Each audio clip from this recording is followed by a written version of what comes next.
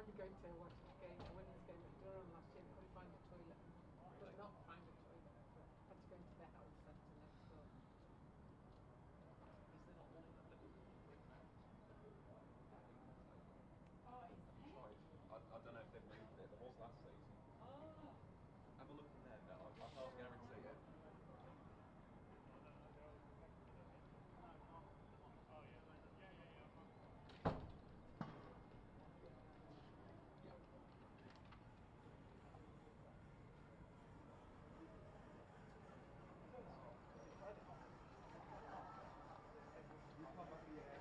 Every time. Really annoying. Yeah, you can rub it out.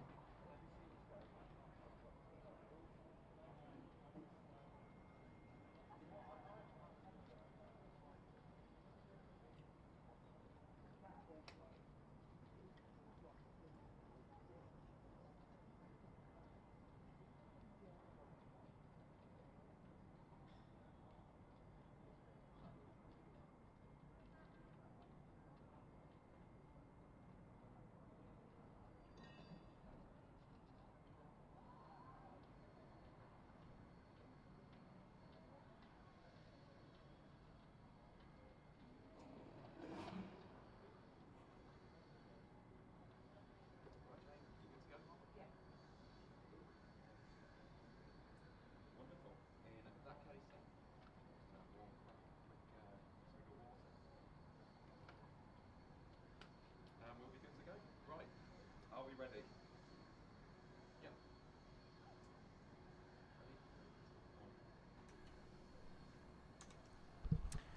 Hello and a very warm welcome to our coverage of this Women's Metrobank One Day Cup fixture between Warwickshire and the Blaze, coming to you live via the Match Centre on edgbaston.com and the Warwickshire CCC YouTube channel. My name is Aaron Viles. Alongside me is Yorkshire President and former England international Dr. Jane Powell. We'll also be joined by esteemed broadcaster Mel Farrell at regular intervals throughout the day. And what an absolute firecracker of a game we have got in store for you on this sun-drenched spring day in the wonderful second city. Starting with the host Warwickshire, it's been exactly the kind of start that Ali Maiden's side would have been hoping for, with the Bears currently sitting in second place in the League One standings following a dramatic tie on the opening day of the season against Hampshire and that remarkable comeback victory against Essex in Chelmsford on Wednesday. Should results go their way across the country in round 3, there's a real chance that they could go to the top of the table, providing that they can beat their Midlands rivals in this tremendously tasty encounter. And whilst it's still very early days, of course, it's always nice to get off to a scintillating start in a competition as intensely competitive as this one. And speaking of that intense competition, the Blaze themselves will be absolutely desperate to keep up with the pace setters, following on from their impressive midweek bonus point victory over Durham at the Riverside. Whilst the season opener against Lancashire didn't quite go to plan at Trent Bridge, that performance midweek in the northeast will settle any early nerves nicely, and with star power frequented throughout the order with the likes of Amy Jones and Tammy Beaumont, Georgia Elwys, the Bryce sisters, to name but a few, they'll certainly fancy their chances of playing spoil sport in Birmingham today. Will the East Midlands outfit be too hot for the host to handle, or can the Bears extinguish the blaze on this first derby day of the season? Only time will tell, of course, but what we do know is that there is plenty of star power taking to the field today. And on that note, let's now take a moment to take a quick look at the two sides, starting with the hosts, Warwickshire. So Ali Maiden names an unchanged side from that victory down in East Anglia. So you've got Abby Freeborn, Stair Callis, Deina Perin, Katie George, Nat Wraith, Chloe Brewer, Emily Arlett, Izzy Wong, Caris Pavley, the captain Georgia Davis, and finally Hannah Baker. As for the visiting Blaze, Tammy Beaumont and Amy Jones are set to open the batting, with the Bryce sisters Catherine and Sarah in at 3 and 4, Georgia Elwys in at 5, Orla Prendergast, Ella Claridge, Sarah Glenn, Josie Groves, Grace Ballinger, and finally Charlie Phillips. As for the toss news, Warwickshire won the toss. They have chosen to have a bowl first, and at this moment I'd like to take the opportunity to introduce an absolute legend of the game here in England and Wales.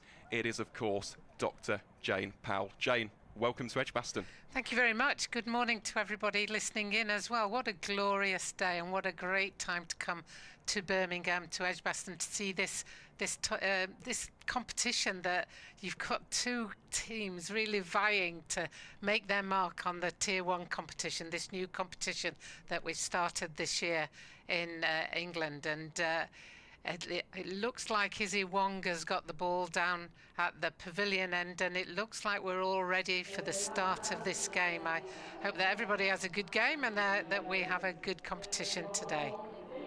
Absolutely, Jane, could not have put it better myself, and it will be Izzy Wong wearing the number 95 to get us started from the pavilion end. It'll be Tammy Beaumont, the Blaze skipper, on strike. Her partner, the former Warwickshire wicketkeeper bat, Amy Jones, at the other end. This one should be an absolute blockbuster. It's second versus fourth. Two sides who will be desperate to keep up that hot start. And as for Warwickshire, it would be absolutely lovely for the Bears to get that first home victory on the board nice and early. So just looking at the field placements in this very early stage, in fact the first over of the game, predominantly offside for the England seam bowler Izzy Wong. And of course, if you are watching in on our match centre via edgbaston.com or indeed via the Warwickshire CCC YouTube channel, please feel free to interact with us over the course of what should be an amazing day's cricket in the second city. So we're just waiting on a slight little interruption in the play. I think we're waiting for the clock to move to 10:30 so that the umpire can say play, and she's just about ready now. The umpires control the game, so nobody can start before they're ready, and here we go. And it will be Izzy Wong then to Tammy Beaumont to kickstart this game. It's Wong to Beaumont, and that is exactly the start that the Blaze would have hoped for. A cracking shot through the cover region. Fielder puts in a desperate dive to no avail.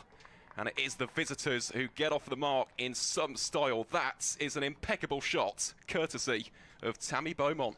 Yeah, just nicely in the slot there for Tammy Beaumont. And one of the things you can't do is allow Tammy the space to swing her arms, because she'll hit through the ball. She has that unusually high backlift. Because she's a small girl, then she really hits through the ball.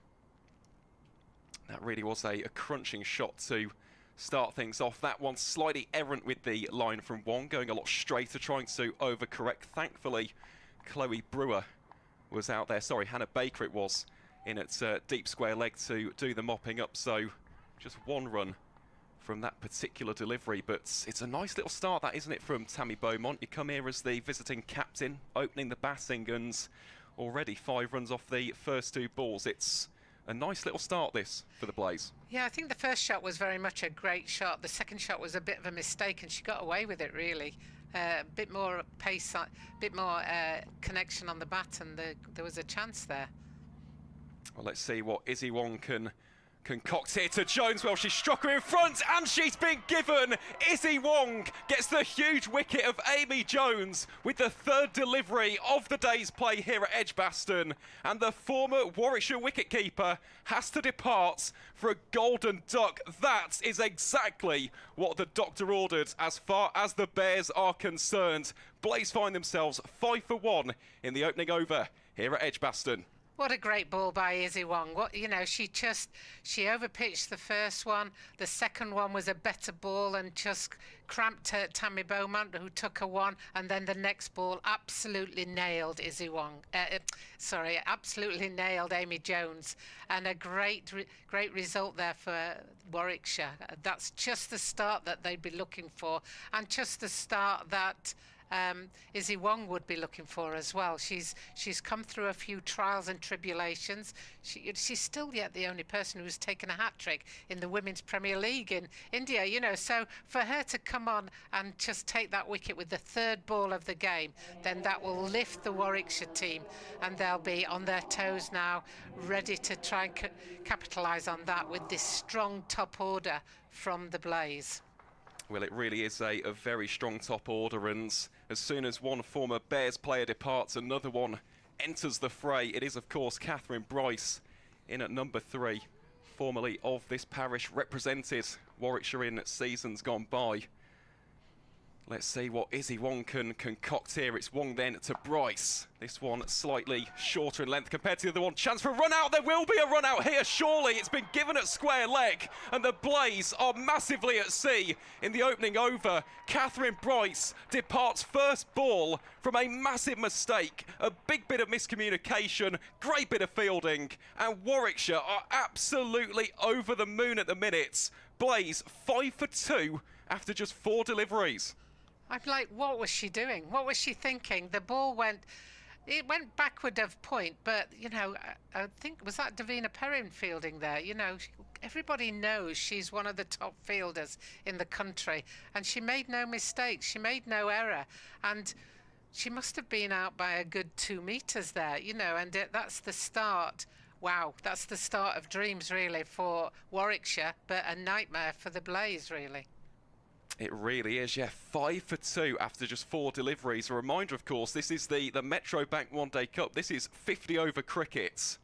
And that is just so unnecessary. It's not what the Blaze would have hoped for at all. And even though we mentioned the strength of that top order, already 2 integral pillars gone within a matter of deliveries. This is an exceptional start from the home side.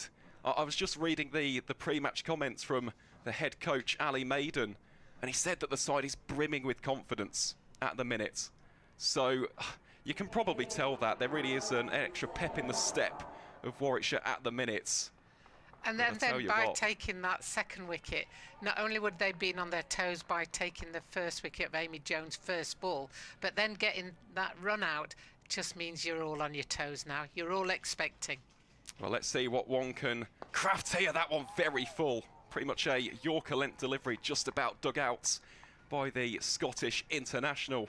Squeezed out for just the 1 run. At least it prevents the tide from going too much in the favour of the hosts as far as the Blaze are concerned. But, I mean, this is a scintillating start from Warwickshire against a side who many people view as potential favourites for this competition. Yes, I think, you know, there's a real depth of strength in this Blaze team, and to have them 2 wickets down already, it's just fascinating, really. But we'll see as we go through, as Izzy Wong comes in from the pavilion end for a final ball of the over, which is defended stoutly by Tammy Beaumont. Well, what a start for Warwickshire, and of course for Izzy Wong, who is richly applauded by the fans in attendance here at Edgbaston today. I mean, we talk about opening bowlers setting the tone, really getting their sides off to exactly the beginning that you hope for, and Georgia Davis, as her captain, must be absolutely ecstatic at the minute. So Blaze currently 6 for 2 after just 1 over here in the second city. And I tell you what, it does not get any easier from here on out, because coming on to bowl from the Birmingham end will be the number 99 of Katie George. So many seam bowling options at the Bears' disposal today. And we haven't even mentioned the in-form Emily Arlott, who had quite the day, didn't she, Jane, in Chelmsford? Interesting, because I've always thought of Emily Arlott as a bowler, and then I look at the score sheet and the news coming through, and over 100 she scored with the bat, so good for her. As Katie George plays that one, and it's just back of a length, and it's almost as if Sarah Bryce went to play that and then just withdrew at the last minute, but there was a few oohs and ahs as that went through. Yeah, nice little bit of shape that early up from Katie George, of course. Different angle of attack now for the Bears. We've seen the right arm seam bowling of Izzy Wong. Now you've got the left arm angle of Katie George. I mean, they say that variety is the spice of life, and so many different styles of bowlers in this Warwickshire outfit. It's George again, this one straying down the leg side, will be clipped off the pads for a single out towards the aforementioned Chloe Brewer, down at deep backward square leg. Moves the score on to 7 for 2, but I mean, at this stage, Jane, I mean, it's not what the Blaze would have been hoping for at all, is it? I know they've still got plenty of batting to come with Georgia Elwys, Orla Prendergast, but you can argue, especially that second dismissal, very unnecessary at yes, this that stage. was gifted. The second dismissal was a gift to the fielding team, and that's what you don't want. You want the fielding team to have to work hard for their wickets, and that they didn't really have to work hard. They just had to play good cricket. As George comes in again, and that one's short and just pulled away by Tammy Beaumont, and that's 4 runs out towards the indoor schools side of the pitch. If you're familiar with Edgbaston, that's where the indoor school is. I've spent many an hour in that indoor school with training squads, so that's the direction that ball went in. The left arm over to a right-handed bat is always a difficult one, but you can't afford to drop it short or keep it almost straight, because you can just help it down the leg side, and both shots this over so far have gone down the leg side. Well, let's see how George can respond here. This one a lot fuller in the block hole there for Beaumont. All she can do is pick out mid-off for no run. And of course with the field placement as well, currently a 6-3. Very heavy on the offside. If you do stray a little bit too straight and too short, a player of Beaumont's quality and calibre, a very strong proponent of the pull shot, she will punish you in that situation. Yes, and Bryce as well, because she's had a good run of knocks with Scotland, so you've got to keep it outside off stump. And again, that one's a bit too straight, and it's just turned around the corner for an easy single.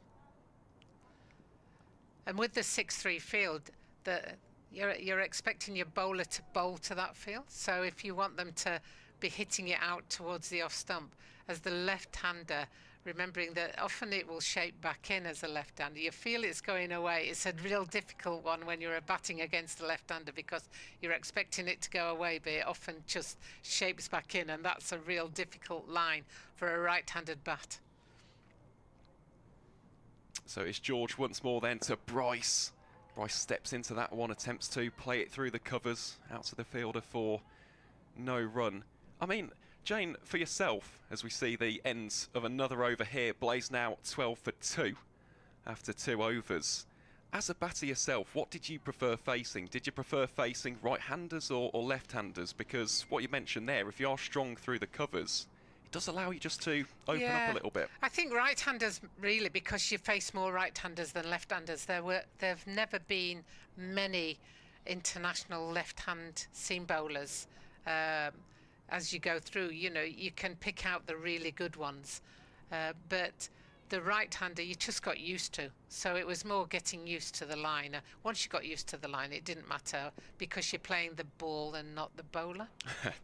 Of course, yes, and talking of quality bowling, here is Wong again, going very straight, played out off the hips there of Tammy Beaumont for no run. I mean, how excited are you to see Izzy in action today? Because she has had a couple of difficult years following that, bursting onto the scene with the 100 and England as well. But watching her here for Warwickshire, she's a product of this club, plays a cricket for Noel and Dorridge. It's just so special. We'll touch upon that point after this delivery. It's Wong into Beaumont. This one wraps her on the pads. Big appeal from Wong. I think that was probably a little bit too high, just judging on gut feel. We'll see the replay of that one in a few moments' time. But, yeah, Warwickshire adamant that could have been their 3rd of the day. Let's have a look. Just going down leg, I think, just on that replay. Only just, though. Tammy will be aware that that's a good ball that's being bowled to her, and she needs to get her bat towards it rather than the pads. But Izzy Wong is definitely, you know, when she burst on the scene, I was very, very excited. Just come back to it after this ball. Well, that one very full and far too wide for the umpire's liking. That is the first extra of the day.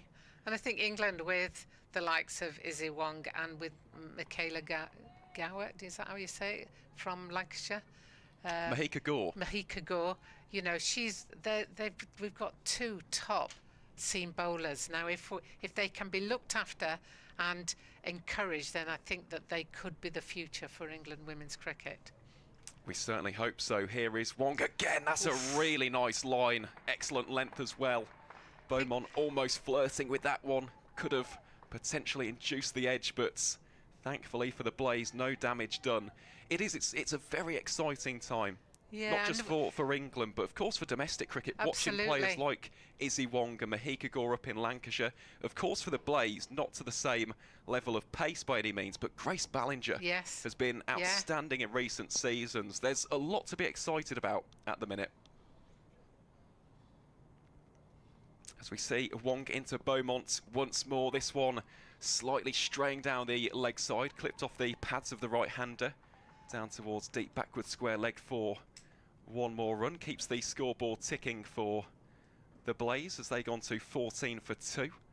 I think what I'm liking about Izzy this morning in particular is, in the past I've seen a ball, that bad ball, and then it's followed by another bad ball, and she's not done that this morning. She's made a couple of little errors, but she's corrected it very quickly with the next ball, and that's got to be good for Izzy Wong and for Warwickshire. Well, it is Wong into Beaumont again, and that is outstanding fielding from Deina Perin. Already seen the run out from the Warwickshire youngster, and that right there, that's exactly what you want to see as a bowler as well. Your fielders backing you up and preventing those easy singles in this early stage. Yeah, I mean, Deina Perin, I've already said it, you know, she's one of the top fielders in the country, and with that run out, she'll be even more excited. And then to make that stop, that one went much more firmly, and a great stop. How can Wong finish out the over then? This one a lot fuller. Squeezed out towards Perin once more. They think about taking the single, wisely opt against it, and that signals the end of the third over at Edgbaston, at the end of which the Blaze 14 for 2. Beaumont currently 11 from 10, and Sarah Bryce, her partner, coming in at number 4 after those early wickets of Amy Jones and Katherine Bryce in the very first over of the game. She is currently on 2 runs from 6 deliveries as Katie George prepares to bowl her second over of the day from the Birmingham end. And this is always one of the great privileges and pleasures in this commentary box, just watching the Birmingham skyline. It's one of the great views, isn't it, Jane, in the county circuit? I just love it. You know, what a place to watch cricket from, let alone be able to commentate on it as well. It's just a real pleasure and privilege as that went through, and there was a half-hearted play at that one, but it just evaded the outside of the bat. And we've seen that a couple of times from Katie George today. It's something which she likes to utilise in those opening overs, just trying to induce the outside edge, maybe using a bit of wobble seam as well. But let's see what George can manufacture with this next delivery. It is the Bears 99 into face Tammy Beaumont. This one again just going a little bit too straight. We have seen that on a few occasions so far from the Bears all-rounder, but Beaumont won't be too against that. It's a real strong suit for the Blaze skipper. Yeah, and you know, Katie George has got a small margin of error in many ways to the right-handed bat, because if she goes too wide, then it'll be called wide. So she's got a narrow second set of stumps line, really, that she should be trying to aim for at this stage. Well, it is George once again to Beaumont, plays that on its merits for no run. And that was a much better line. You see that, and also Tammy had no space to swing her arms. She loves being able to swing her arms, whether that's through the ball, through the covers, or whether that's pulling it round to square leg. And with that ball there, just back of her length, just cramping Tammy up, she wasn't able to do that. No, and that will be the key for Warwickshire, won't it? Even though it's still a very early stage. Here is George to Beaumont. That one a lot fuller, tries to crack it through the covers. It's just keeping Beaumont as quiet as is humanly possible, and that is a much easier thing to be said than done, of course, because Beaumont is one of the finest cricketers in the country. But if they can just limit and restrict those scoring options, not allow those easy runs. We saw the backing up in the field by the likes of Deina Perin and Chloe Brewer. It will help for the Bears to just tighten that metaphorical screw and put the Blaze further under the pump. George to Beaumont again. That one drops short. I think the umpire signalled for a no ball as well on that occasion, and those are very easy runs taken for Tammy Beaumont.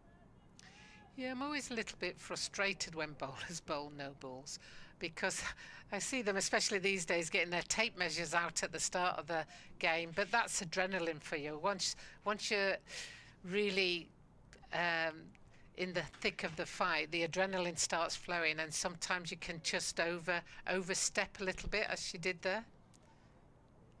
Well, as a result of the overstep, the umpire has signalled for a free hit. So this could be a nice little opportunity for Sarah Bryce just to release the pressure slightly. Yeah, and because it's a different batter, then they were allowed to move the field, so that's the slight hold up there.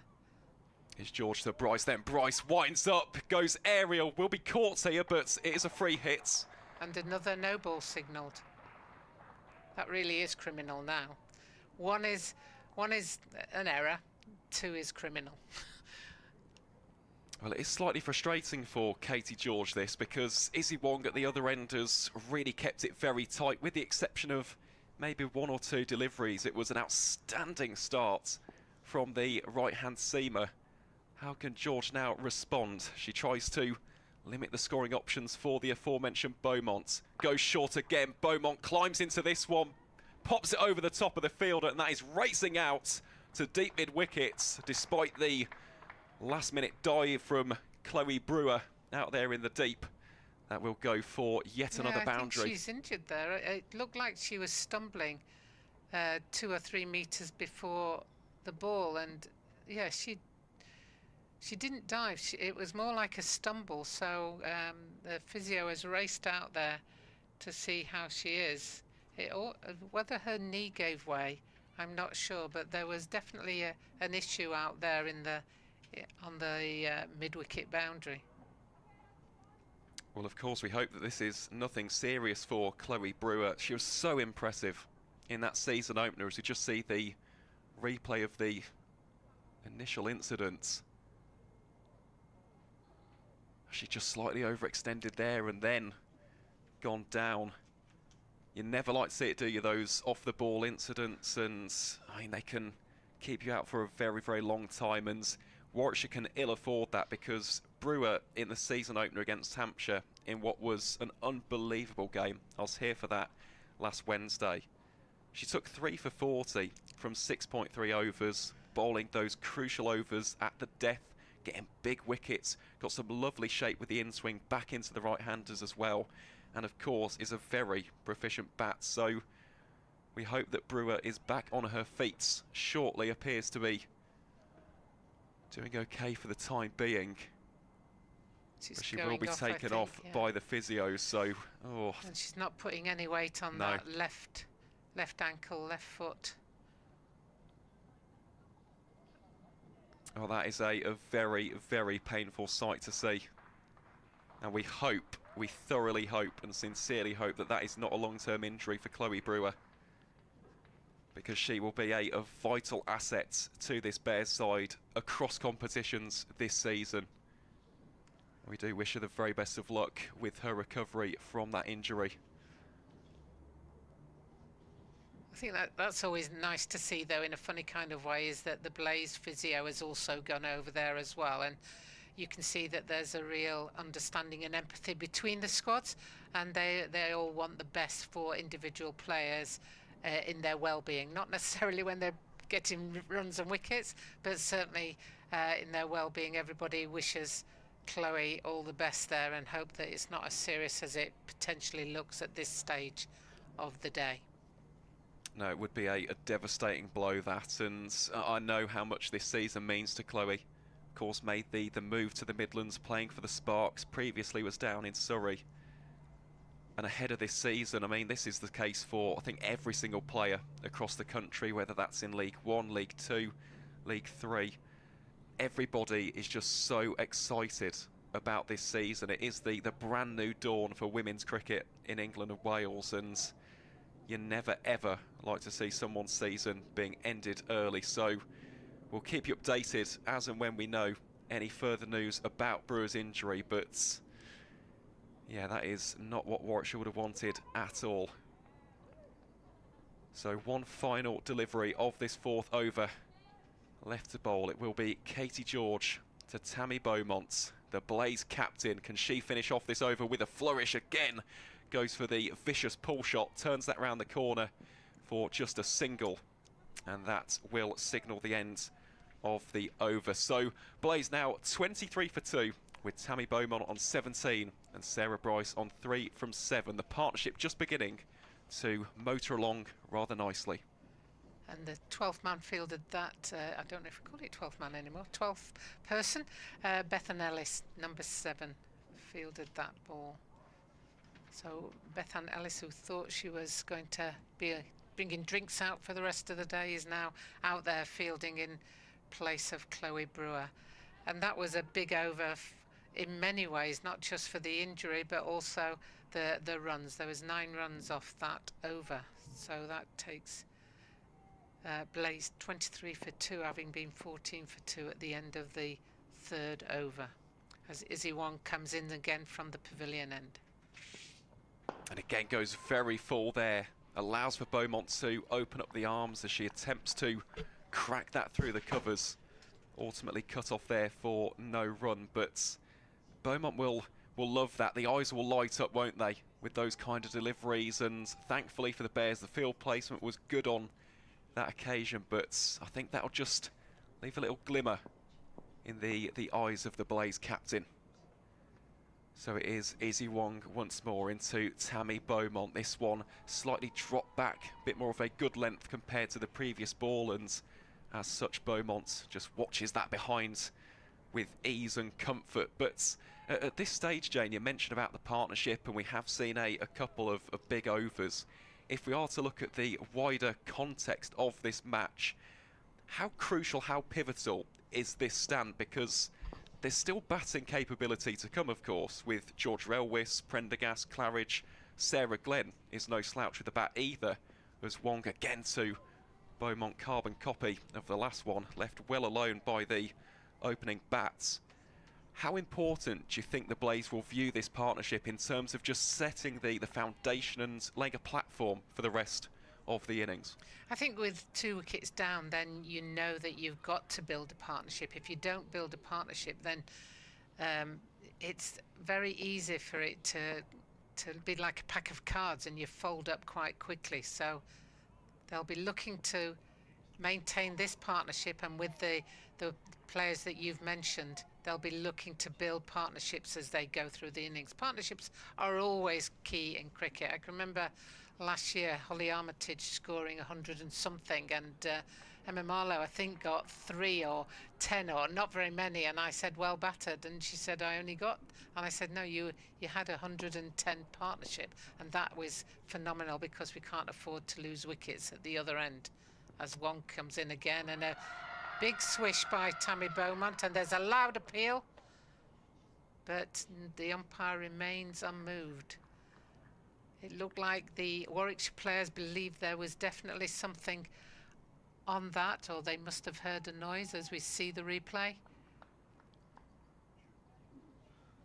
Tell you what, that is a nice bit of shape, isn't it, from Wong? You can just see the late movement into the gloves of Freeborn, and this is wonderful to see. It really is top quality, fast bowling from a born and bred product of the Warwickshire Academy. This is exactly what Project Darwin is all about. So we'll see Wong into bowl for the final delivery of the 5th over. It's Wong to Beaumont, and that one defended resolutely by the Blaze opener for no runs. So that signals the end of the 5th over, at the end of which Blaze are still 23 for 2, and we speak about the promising signs for the Blaze with this partnership, but Jane, how about the over from Izzy Wong? Yeah, really good over from Izzy Wong, you know, and I think she's only gone for 9 runs off 3 overs, and 2 wickets have fallen. Obviously the run out doesn't go to the bowler, so she's 9 for 1, but 2 wickets fell in that first over, so she'll be delighted, as will her teammates, at the way that she's bowling and the way she's able to recover having bowled a ball that she's not happy with. Well, let's see if Katie George can back her up. That one, a very full delivery. Played back to mid-off for no run by Sarah Bryce. I mean, that's a better line as well, isn't it, from Katie George? Slightly swayed onto the leg side at times, especially to the aforementioned Beaumont, but given the field, still very much predominantly on the offside. It's still a 6-3 field with a little bit of protection out at deep backward square leg. So important not to stray too straight. And that one is attempted to be carved away out on the offside, out towards backward point for no run by Sarah Bryce. And yeah, we'll also keep you updated with the other scores on the doors throughout the day's play in what is a wonderful Wednesday in League One of the Metro Bank One Day Cup. Some massive fixtures taking place, and got particular attention on that game up in Southport concerning Lancashire, who at the minute are the table toppers. It's George then to Bryce. That one far too wide, and as a result, umpire has their arms aloft, and that will be, well, it'll have to be re-bowled again. Yeah, it looks like Katie is really struggling to get her line right in this game so far. I think she's a little bit put off by her run-up. The fact that she's bowled 2 no balls doesn't help, because that'll be in the back of her mind as she comes in from the city end, and she really gets that in the right area this time. And that's the sort of ball that her teammates will be expecting from her more often than not throughout the over. That's why you set a 6-3 field. You set it because you want your bowler to pitch it outside, just outside off stump. You don't want to go too wide, because you don't want to allow these batters to be able to free their arms. And it's quite a short boundary on that side, so whether that's affecting her, I don't know.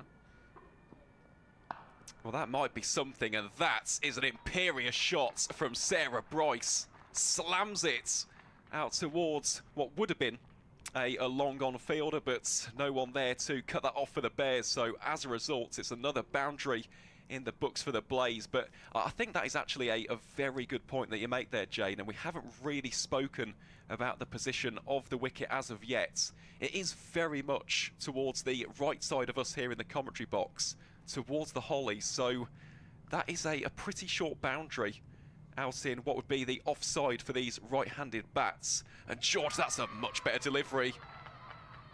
Well, she's celebra appealed. Abby Freeborn looks pretty certain of that one, but the umpire is absolutely unmoved. And yeah, we'd love to see the replay of that one.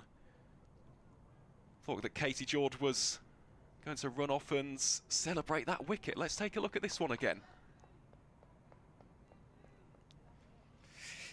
Very close. It's always difficult, isn't it, when you've got one team are absolutely convinced that that was a catch behind, and the other team and the umpires remain unmoved as Katie George comes in once again and played out to Deina Perin.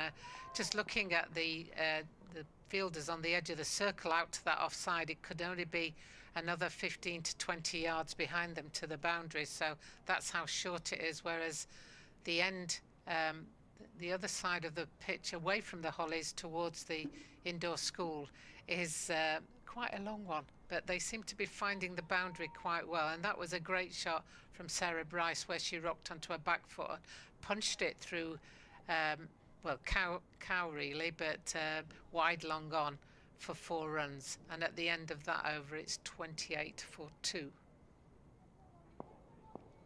And coming back onto bowl from the pavilion at ends is the mightily impressive Izzy Wong.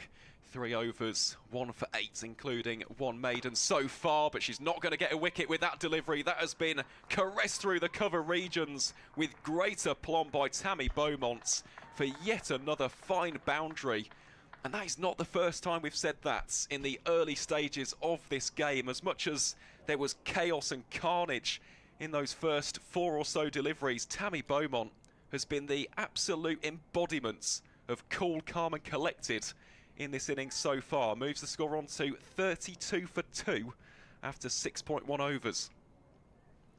Yeah, that's very reminiscent of the first ball of the day, really, where Tammy just freed her arms and stroked it through the covers.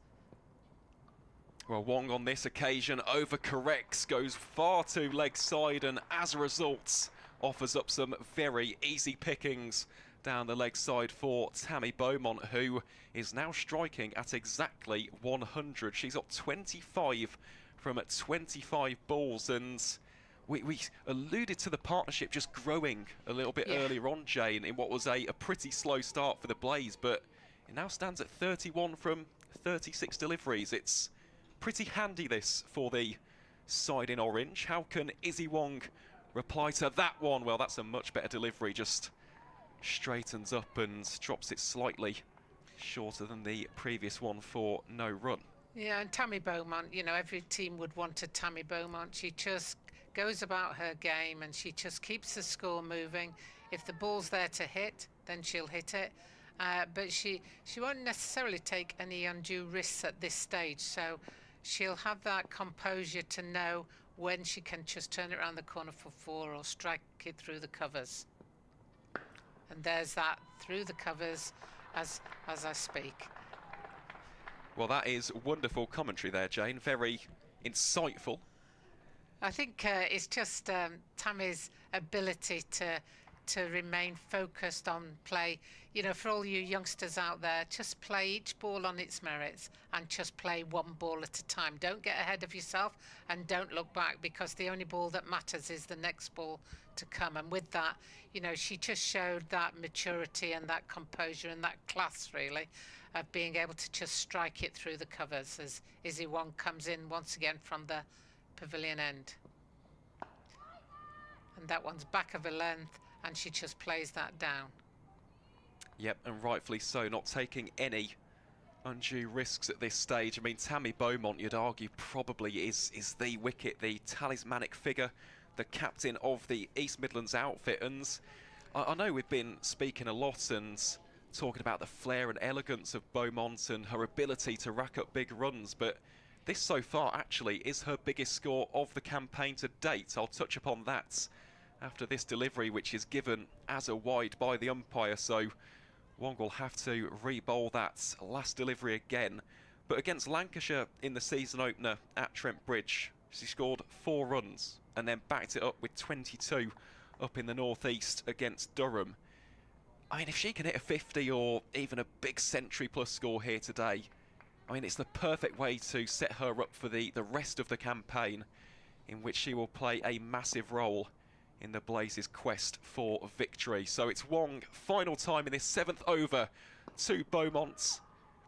Just clipped off the hips out towards the fielder, and that will be no run. So at the end of the 7th over, Blaze 41 for 2. Beaumont striking at exactly 100 on 29 from 29 deliveries, and Sarah Bryce is alongside her on 7 from 13 balls. And just as a little bit of a reminder, if you want to watch Izzy Wong, the likes of Katie George, the likes of Deina Perin and co, not just in the One Day Cup, of course, but in the T20 Blast, tickets are still available on edgbaston.com for Blast-Off against Durham. Early bird tickets are still available from £15 until Wednesday the 7th of May, with both of the sides in action under the guise of the Birmingham Bears. So if you need to get your tickets, I got mine back in January. Please feel free to visit edgbaston.com and grab yourself some tickets ahead of Blast-Off in what should be an amazing tournament in 2025. And as I was touching upon that point, another run was added to the tally there, or another couple I should say, by Sarah Bryce. She now moves on to 9 runs, and yeah, I feel like we might just need to see a change in the tactics here from Katie George. Yeah, I think we'll only see anything more than a single run on the, well, I call it the indoor school side of the field. I don't know what the general terminology is for that side of the field. It's away from the holly stand, but anything towards the holly stand is going to be 1 or 4, I think. I don't think there'll be much chasing of the ball by the fielders out on that side because of the way the wicket is positioned, the pitch is positioned. As that's turned round the corner, interestingly, Tammy Beaumont and Sarah Bryce had a little bit of a debate as to who was running down which line there, but they come through comfortably for 2 runs. I'm always very aware when I say wicket, I have Dickie Bird in my ear going, it's not a wicket, it's a pitch. So I have to correct myself whenever I say it now, because the wicket is the stumps, not the pitch. So forgive me as I get the right terminology. One of the great characters, isn't he? The excellent Dickie Bird, and that shot attempted to be carved away. Backward of point four, no run by Bryce. Unsuccessful on that occasion. It is intriguing, actually, that we mention about the dimensions again, because I'm just looking at the boundary rope just beneath us in the comms area, out towards the south stand where we're situated in the pavilion, and the rope is slightly in, so it's not an exact perfect circle compared to that boundary out on the family stand side of the ground, but could just mean that there could be some easy runs down that end, but instead Bryce goes out to the aforementioned family stand, and that is a wonderful piece of fielding from Stair Callis. The Dutch maestro plucking that one out of the air, and as a result saves a boundary. That is exactly why Warwickshire brought her in. Yeah, a great piece of fielding there. I thought she wasn't moving too quickly, but then at the last minute she put out that trusty left hand and stopped the ball, and a great piece of fielding. As you say, if you can restrict the runs, then that can keep pressure on players. So it will be George to round out her over. Wild swing of the bat there from Bryce. Thankfully, as far as the Blaze are concerned, no damage done, seeing as there was no contact with the willow, but that will signal the end of the 8th over. Blaze 47 for 2. Beaumont still 29 from 29. Bryce motoring along nicely at 13 from 19, and the partnership now stands at 42 from 46 deliveries. And if you are joining us late here via the Match Centre on edgbaston.com, or indeed via the Warwickshire CCC YouTube channel, a little bit of a tale of the tape. Earlier on, we were treated to an absolutely insane first over here at Edgbaston today, with 2 wickets falling. Amy Jones, the former Warwickshire great, being trapped LBW by Izzy Wong on the 3rd delivery of the game, and in the very next delivery, around about 2 minutes later, Katherine Bryce run out by an outstanding piece of fielding by Deina Perin after a slight miscommunication. So Blaze just beginning to rebuild nicely here. That is an absolute seed from Izzy Wong. Would love to see the replay of that, but that is Izzy Wong at her best. You can tell she's really feeling it from deliveries like that. Yeah, she's bowled some exceptional balls. I think she's been quite unlucky, because I think she's had a couple of good appeals. One, an LBW that was turned down. One, a catch behind that wasn't given, or a perceived catch behind that wasn't given, and then she comes in with that ball there, and she's found her line and length quite nicely. It's just every once in a while she just bowls it a little bit too full, but she follows that first ball with another good line and length ball there. You know, I think of some of the greats of cricket, you know, your Catherine Fitzpatrick, who probably not many people remember, but her line and length was impeccable, you know, as one of the great Australian bowlers in the past, you know, and you just think you don't have to do masses, you just have to be consistent and just keep it there or thereabouts. I think that is a great point, Jane, and that is flashed at by Tammy Beaumont. Whistles off the outside edge. That will race away down to the boundary for 4 runs, brings up the team 50 for the Blaze as they move on to a score of 51 for 2. Beaumont's now on 33 from 32 balls. Someone who I always think about in the women's game with regards to reliability. Of course, you'll know her very well, Catherine Brunt, or Yes. Catherine Siverbrunt now, of course. Yes. I mean, just one of those players who, game in, game out, you throw her the ball, she's getting wickets, providing all sorts for the captain. Here is Wong then. That one hits the pads of Beaumont, goes for no run, but it's just so pivotal, isn't it, in every side to have a performer like that who you go, right, we need a wicket, bring them on, and you they go want and do it. competitors, you want people who want to get into the game, you want people who want to make things happen. And even the previous, not the previous ball, the one before that, which Tammy Beaumont flashed for 4, in a funny kind of way, Izzy would have been more happy with that ball than Tammy, because it was an uncontrolled shot. Tammy will be relieved she flashed hard enough for it to fly over the one slip there.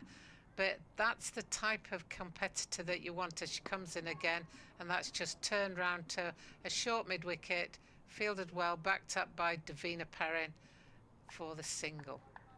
Yeah, that is some good backing up there from Deina Perin. Also, the initial turnaround and throw by Caris Pavley, the fielder on that occasion. This is something which Warwickshire are really passionate about, and it is being live wires in the field, and they've got so many excellent players out there at Edgbaston today. So we've already seen the one run outs. It would not surprise me in the slightest if we see a stunning catch at some point today either. It's Wong then to Bryce, rather hacks at that one, slams it into the ground for... Bryce doesn't look like she's timing it at this moment in time, unlike Tammy, who seems to be stroking it on the offside and the leg side. The only shots that Bryce has been comfortable with has been the short ball that she's been able to hit to mid-wicket or long on. So it's still in the balance very much out there, and if I was the fielding team, I'd still feel that we were slightly on top, even though they've got 50. I'd be like, right, we just need to keep this tight now and just turn the screw a little bit. And there will be a change in the bowling from the Birmingham end. So Katie George has been taken out of the attack by her captain, Georgia Davis, and on in her place is the hero from midweek. It is, of course, Emily Arlott, who has just had a great start to the season. Of course, we alluded to that extraordinary tie to kickstart this new era at Edgbaston a week ago.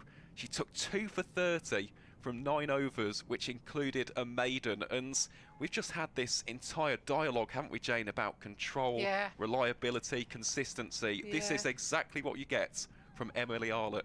Yeah, and I think she was wise, because she spent some of her winter out in Perth in Western Australia playing for Western Australia, and I think it just helps you come into the season, because rather than playing in an indoor school, you're playing out on grass, and you're getting used to your field placings and all sorts of things that you can't replicate in an indoor school. So I think her going out and playing for Western Australia has been a real lift for her, and she's come back and hit the season running. You know, she's one of the few that has really got to her straps quite early on, and her batting performance was sensational the other day.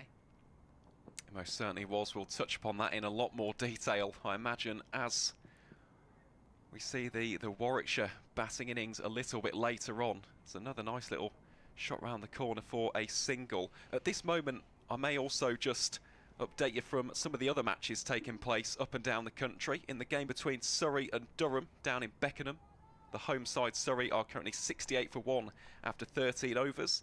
In the big top of the table clash, similar to this one, up at Southport, Lancashire 52 for none after 11. Eve Jones, formerly of this parish, going very nicely indeed alongside the in-form Emma Lamb. And then, of course, in this game at Edgbaston, Blaze currently 53 for 2, with Tammy Beaumont and Sarah Bryce edging ever closer to a 50-run partnership for the fourth wickets after those 2 early indents. So it's Arlott again to Bryce.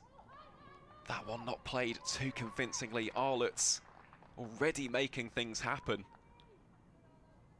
Thankfully for the Blaze, that one has gone to ground before it could have gone to the awaiting hands of Katie George in at that slip position. So 2 more deliveries to go from this 10th over, and then we'll have a slight change in the commentary box. I'll be departing, and you'll be in the very safe hands of the esteemed Mel Farrell. As Arlott's, again, this one very full, just about dug out by Sarah Bryce. Couple of hands-on heads for Warwickshire there, but no further damage done. But what a start this has been from Emily Arlott, who everything she's touching at the minutes just seems to be turning to pure gold. She seems to be getting a bit of lift off the wicket, which is causing both batters some concerns. There again, there's that little bit of extra lift, which certainly Sarah Bryce couldn't get behind that one at all.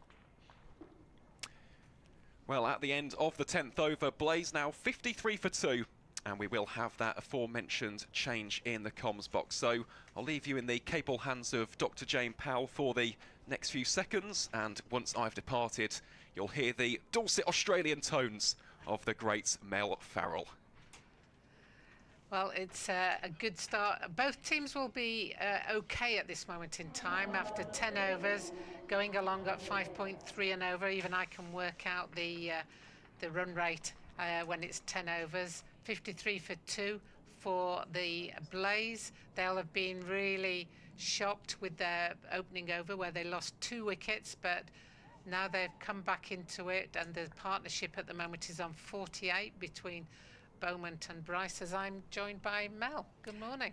Good morning, Jane. Good morning, everyone, wherever you are listening and, of course, watching. A very intriguing game. I think it's fair to say. Those early wickets falling at first over, but it's been a really good fight back from Beaumont and Bryce, as we see another change in the bowling with Baker coming in now. She's coming in front of us. Off spin, first ball just slapped straight to the covers. Yeah, it was such a calamitous start, really, for the Blaze. But when you've got the experience of Tammy Beaumont out there, that one's looped up. But no run. When you've got the experience of someone like Tammy, Sarah Bryce, a lot of international experience as well for Scotland. They've done really well. Again, looped up a little bit shorter. Yeah, Hannah Baker is one of the up-and-coming young spinners, and I think she was named excuse me, in the team of the tournament at the Under-19 World Cup. So she's got some good skills. What they don't have at this age is that experience if somebody starts going after them. So it'll be interesting to see if she can maintain this line and length as she goes through. It does look very slow, but she's controlling Tammy. So if Tammy is showing that respect, then you can't quibble about that at this stage. She's giving it some air. Maybe Beaumont just happy to just have a little bit of a look. And on that occasion, just managing to carve it past the fielder a backward point. So she's just, you're right, showing her respect. Just feeling a way through that over. So just the one single coming off the last ball of the 11th over. 54 for 2 now with Beaumont on 36. Bryce proving to be a good foil on 13. The partnership now 49.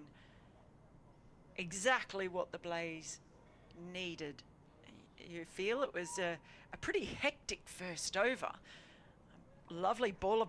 I tell you what, I've been impressed watching Izzy Wong. I know that she's bowled a couple of loose balls, but lovely shape. When she gets the line right, she really does get it right. Yeah, she's a real athlete, isn't she? And she shows that ability to just look like it's effortless, the run in, the approach to the wicket, and the balance she shows, and is coming through strongly now as Emily Arlott comes in from the city end. Just happy to defend that one. I was actually reading a interview piece in the Cricketer with my colleague there, George DeBell, who spoke to Izzy Wong, and a really interesting article. She was talking about all the troubles that she has had, the way she fell away and has come back, and she likened it to being a guitar with a broken neck that had to be glued back together. A short ball, and that has surprised Beaumont a little bit. That could have gone anywhere. Instead, it does fall safely. And they'll pick up the single, but a bit of a surprise short ball there from Arlott. Yeah, I think as I said in the previous over, she's getting a lot of lift, and she was able to just get that one to lift. It didn't look as if it was too short. I think it surprised Tammy that it climbed on her very quickly, and as you say, it was a real miss shot, and she was lucky to get away with that one. But the umpire signalled one for the over, so she'll have to keep it up now, and that's over to the short side, just backward of point, 4 runs, played nicely off the back foot by Sarah Bryce. Well, that's the thing I've been watching. I was looking when Izzy Wong was bowling earlier, and even with George as well, they have a couple of times strayed with their line, and I actually wonder if a big part of that is how much the short boundary is playing on their minds. Not easy to defend. Anything outside the off stump to Sarah Bryce has got a good chance of going. She's in once more, and she flashes. If you're going to flash hard, because it might just get you 4 runs. Goes over the slips cordon and all the way for 4. So Bryce now starting to get a bit of a move on. Couple of boundaries in this over, perhaps enjoying the pace of Violet. Yeah, and you know, this is going back in the day, but I would often put a fly slip, so somebody almost back on the circle edge, because you don't very often get somebody playing a forward defensive that takes the edge to go to what you call a standard slip. And both flashers have been in catchable height if you'd had a fly slip there, but it's not traditional by any means, and that's just carved away through mid-wicket. She's just lost a line and a length this over our lot, and been taken to town by it. Well, I think it might be that the fact that she was sent to the short boundary in that very first ball, and that does play on the minds when you hear it. It is a really short boundary, and the funny thing is, even though the longer boundary is still a long way in, there's another flash and a miss. Even though the other boundary, there's a bit of an optical illusion in that it is a long way in off the fence, but there's still a lot of space out there as we see the end of the over, and it's been a bit of an expensive one. 67 for 2 now, Beaumont on 37, and Sarah Bryce, courtesy of those boundaries, has raced to 25 off 28. 62 now the partnership. So this rebuild has gone beyond a good start and is now a very good partnership. Yeah, exactly what the Blaze would be wanting as Hannah Baker comes back in from the pavilion end. And Warwickshire will really be looking to try and take a wicket, certainly in the next few overs, because if they don't, then there's a danger that these two could pile on the runs and then set a firm base for the others coming in later. Another one tossed up, but just slapped down towards deep cover point. It's that the angle we're at when they play these games on the side pitches, so it's hard to see if she's getting much purchase, but she's certainly tossing it up. Beats the bat on that occasion. Freeborn just reminding her she's there. So it is a little bit tricky when you're looking from here to see if the ball's moving much in the air. Tries to turn that fine. Well taken by Abby Freeborn there, down leg side. Never easy as the wicketkeeper to take that one down leg side. It is given as a wide, so she'll have to re-bowl that one. Oh, she's tossed it up too much, and it's been sent up, absolutely spanked by Sarah Bryce. That has gone absolutely miles. Someone's going to have to go find that ball. It was a full toss, it was an invitation, and boy oh boy did Sarah Bryce take it. Thank you very much.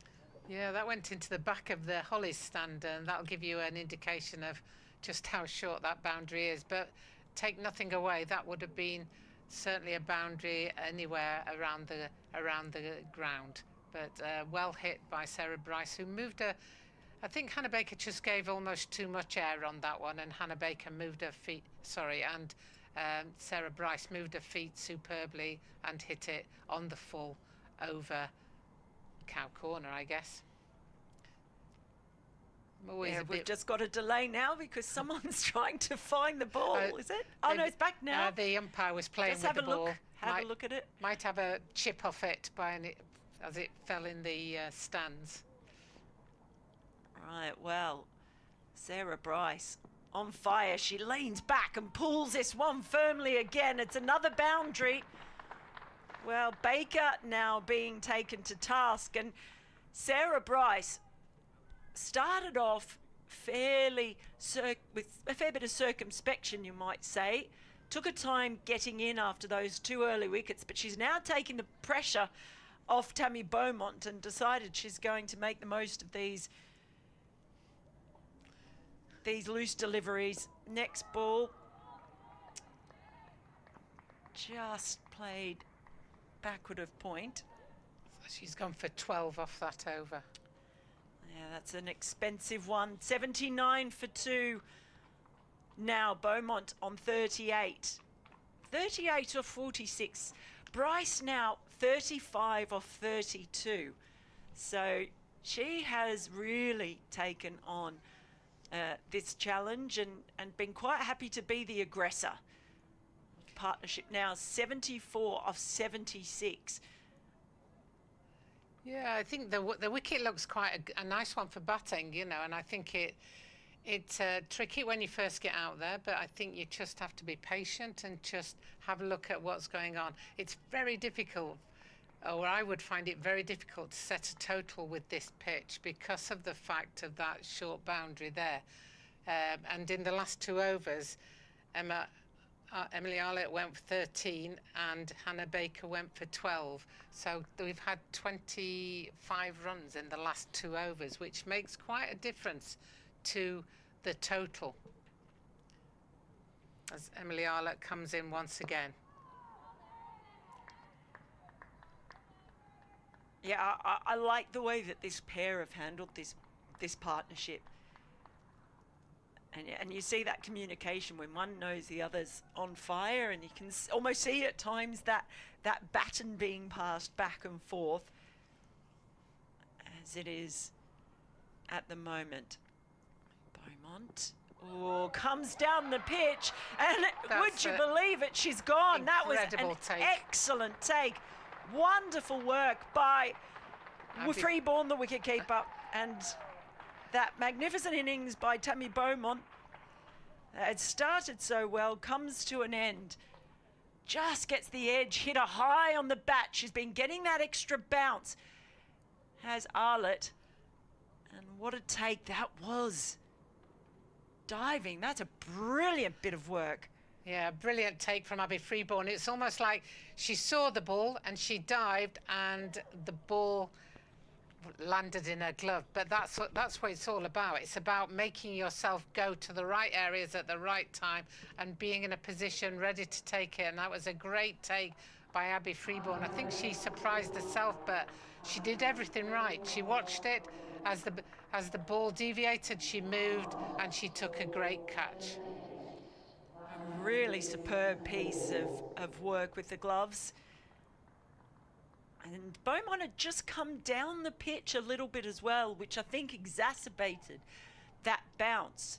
We said Arlett was getting a good bit of extra lift out of this pitch.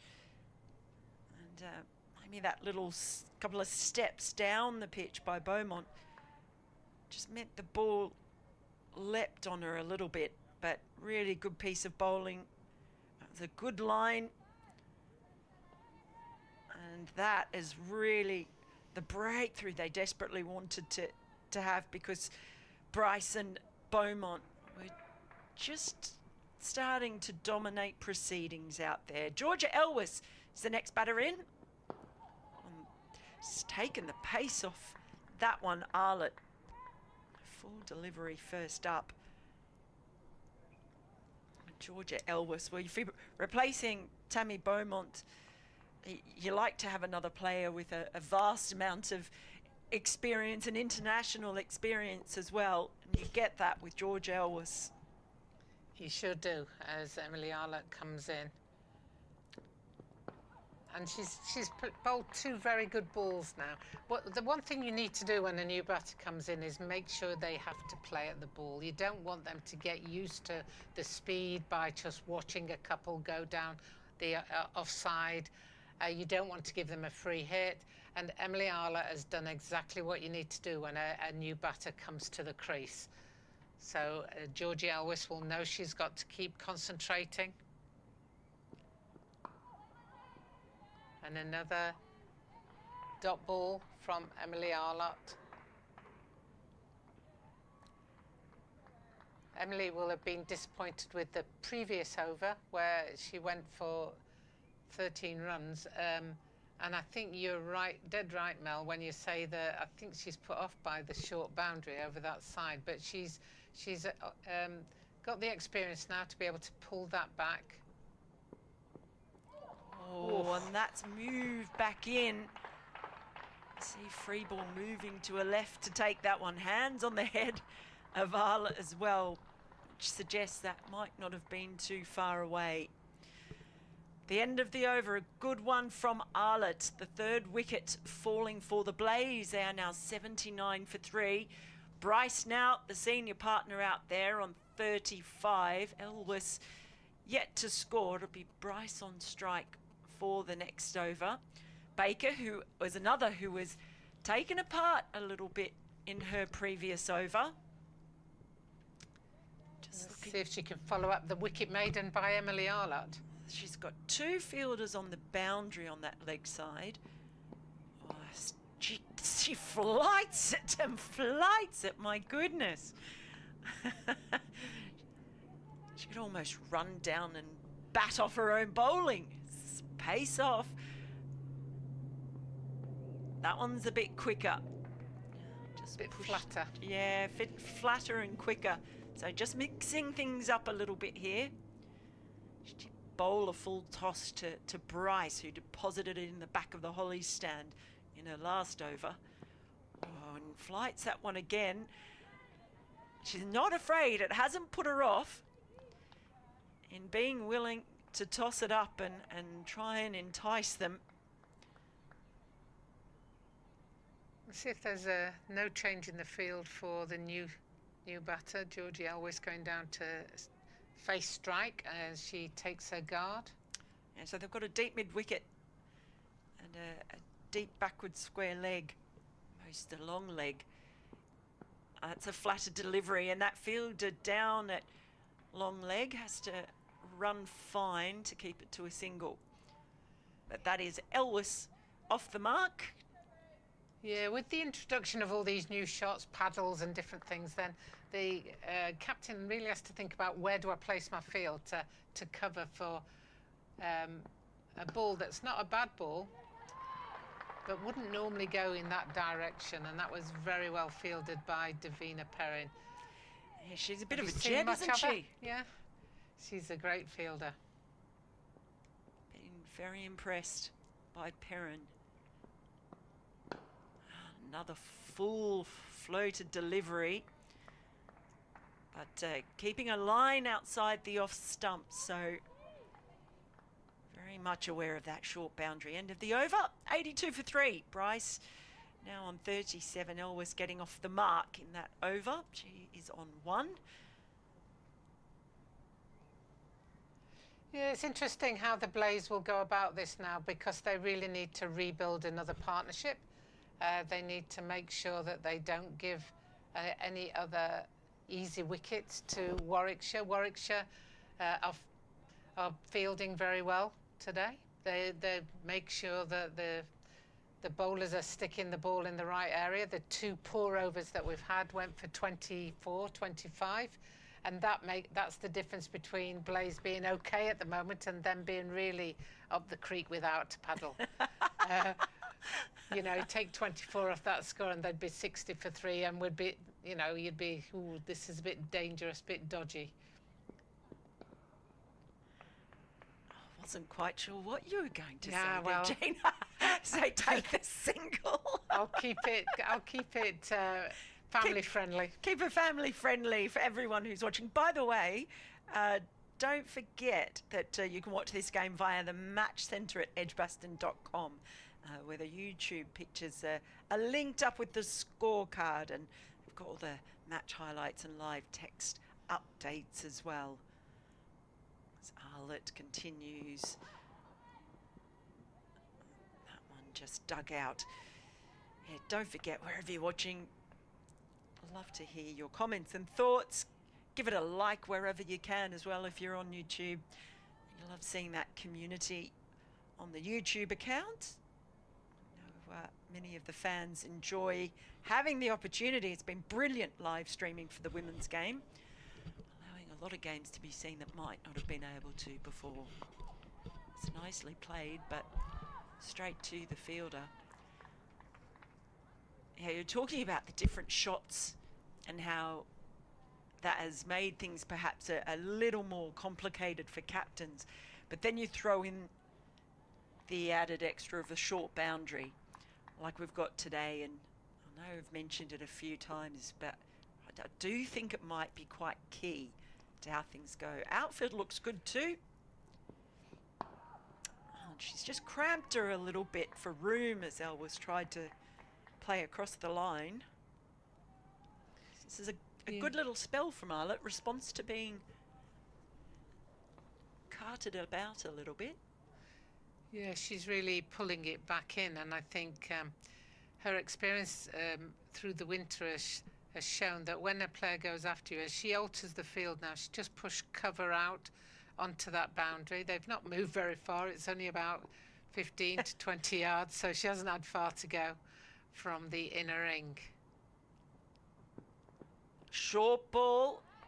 She's really got that ability to get the ball up past the batter's eye line, which is nice to see. I mean, she's a tall girl, is Emily Arlott, but at the same time, there's a lot of tall girls playing who don't put their back into it, so to speak. But she's got that ability to just hit the wicket hard and get the lift from the wicket that she's getting at the moment. Another full ball. Gee, that's well fielded off her own bowling as well, as the over finishes with the Blaze 83 for 3. That's it's the thing she's got to get right as well, because bowling from the Birmingham end, there's acres and acres of vacant space out on the leg side. So if she doesn't get that short ball right, there's a lot of space for the batters to be able to get those runs, or if she doesn't get the line right as well, the space is there. Yeah, you'd count yourself unlucky if you get caught out on that leg side from the Birmingham end, as that drifts down leg side, and must have caught the pad because no wide has been given there. Well taken again by Abby Freeborn. Yeah, she's been good, hasn't she? Took a magnificent catch to dismiss Tammy Beaumont. Diving full length. That's nicely played off the back foot. What that wicket has, that catch from Freeborn as they take the single, has done, it has slowed down the scoring significantly. So Bryce she's still 39 of 40. She hasn't had as much of the strike. Elvis 1 off 10. That is nice, clever little shot. Just turning the ball around the corner. Elvis just getting Bryce on strike, which I think is what she has to do now, because you don't want Bryce being stalled. No, Bryce was just starting to motor, wasn't she, as she comes in there and just rocks back onto her back foot and hits it out to cover point for the single. Oops, that's just caught the edge of the matting that's obviously covering the next pitch for the next game, whatever that is here at Edgbaston. They're looking for that back foot shot as well. They've got two fielders, sort of a backward point and then a wide gully. It's always two backward points actually. And that is why there's that shot. But wouldn't you know it, she's managed to beat one of those fielders. Further protection out wide. They'll nick a couple, but they know that that is a strong area for Bryce. Yeah, and it's nice to see the field being adjusted for the individual batters, because each batter will prefer one shot to another. This time it's Elwes just getting down the other end and keeping the singles coming, but she's now on 5. And it was Elwes, so I should have been saying Elwes. Give me a punch on the arm, will you? We're a long way away. No coffee.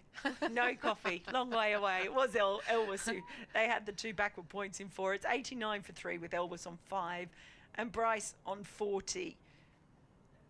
Yeah, we've had 1, 2, 3, 4, 5 overs since the wicket fell, and we've had 10 runs. With the Warwickshire was Blaze was 79 for 2, and they're 89 for 3 now. So you can just see how they've stalled the runs in with taking the wicket, and that's one of the things you say. If you can keep taking wickets, that really stalls the batting and the score. It's one of the reasons I love 50 over cricket. Just the fact that you have all these back and forths, punches, counter punches that play out. We've seen 3 distinct phases so far in this innings. As Arlott continues from the Birmingham end. Oh, tried to turn that down the leg side, Elwes, and I don't think she had any idea where that ball went as it trickled out to the offside. Yeah, she looked to be turning that and not getting anywhere near it, really. So Emily Arlott will be encouraged by that, because she'll know that she's not picking the line very well yet.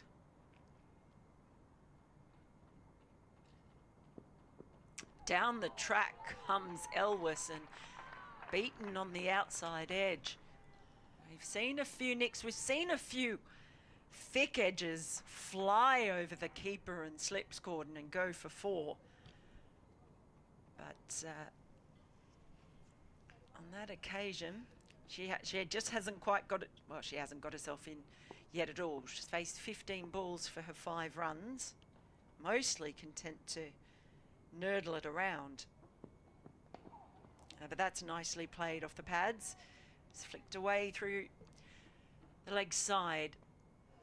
Yeah, I mean, at the moment, that's the first shot in anger in many ways that Elwes has played. She's played a couple of paddles that have resulted in a few runs, but that's the first swing of the bat, and a nice shot to just turn it round the corner.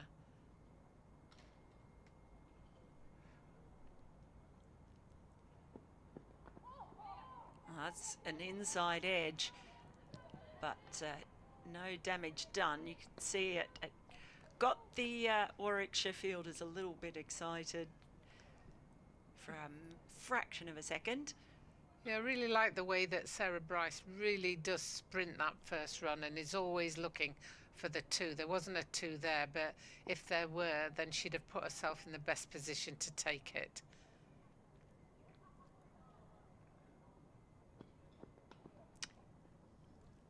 Nicely manoeuvred by Elwes.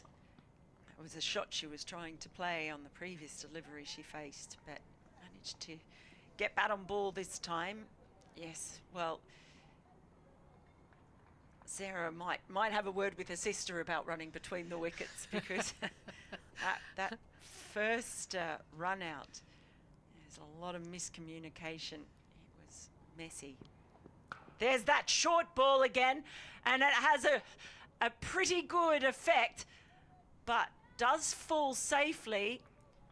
But it's a real weapon for Emily Arlott as well. The second time she's banged it in and got a top edge. Ball falling safely on both occasions, but really love seeing that from the Warwickshire bowler.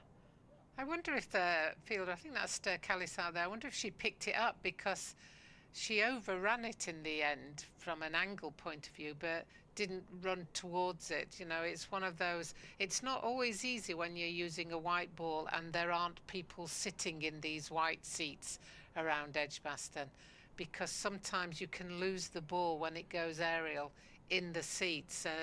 Obviously, when you're playing some of the bigger competitions here, it's filled with people, so you'll be able to see the white ball, but when the seats are visible, it's quite hard to pick up that white ball when you're in the field.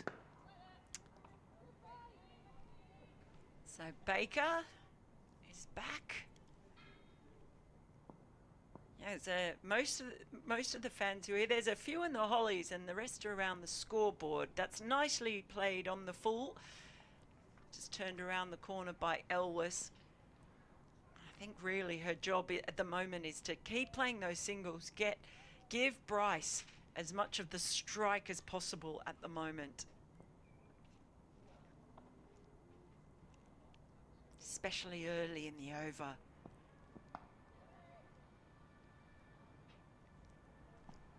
Yeah, most of them are congregated around the Scribbing scoreboard. stand. Yeah, soaking in that sun. I hope they're all wearing sunscreen and being sun safe. Beautiful day. Down the track comes Bryce. I have to say, I think that's where you Aussies are much better disciplined when it comes to sunshine. Well, when you've had a melanoma cut out of your Yeah. leg like I have, you're very careful. Tosses it up again, gives it plenty of air. No, very wise advice. You know, I just think that there are times when we're caught out by it and forget that we need to put sunscreen on and slip, slap, slop and all that. So yes, slip, slap, slop, slide is the official Australian mantra. Oh, flatter delivery in the air, drops short. So Baker does mix it up. She gives it plenty of air time, hang time on the ball for quite a few of her deliveries, and then she darts one in. I kind of like the way that she does take the risk. She has been carted a few times, but I like the way she keeps maybe offering those little tempters. Yeah, and that's why they've got those two gullies or backward points, and it fell just short. Change of bowler coming on from the city end.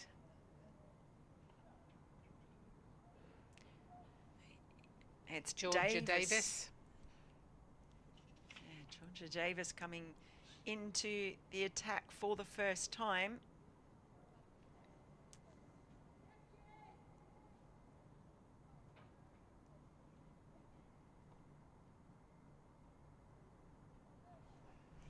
She's been one of the top wicket takers in the country at domestic level.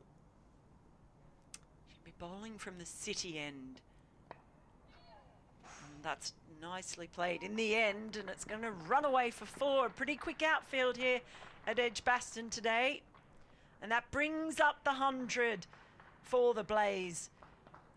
Very shaky start to their innings, lost 2 wickets in the first over.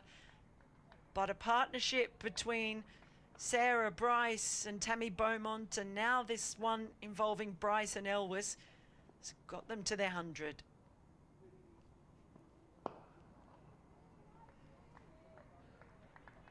Yeah, that last 4 was chased by Deina Perin, and not even the speed of Deina Perin could cut that one off. It was a little bit aerial as well, so they'll be excited by that, as that one is played at outside off stump but through to the keeper.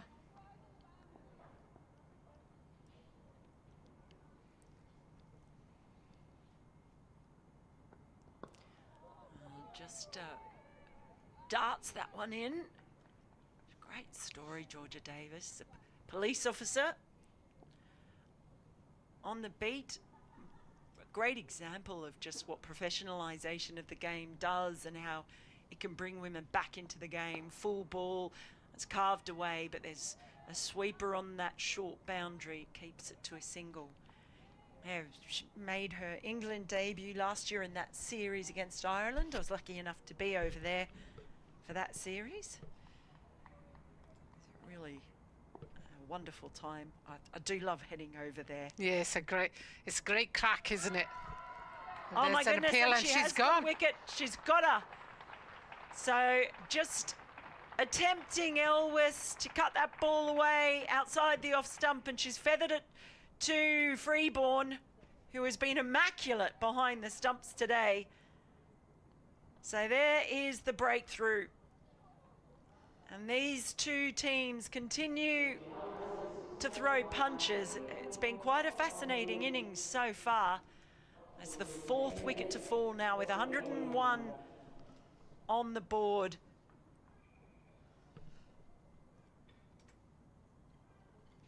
That was a good take as we see the replay now. Abby Freeborn standing up.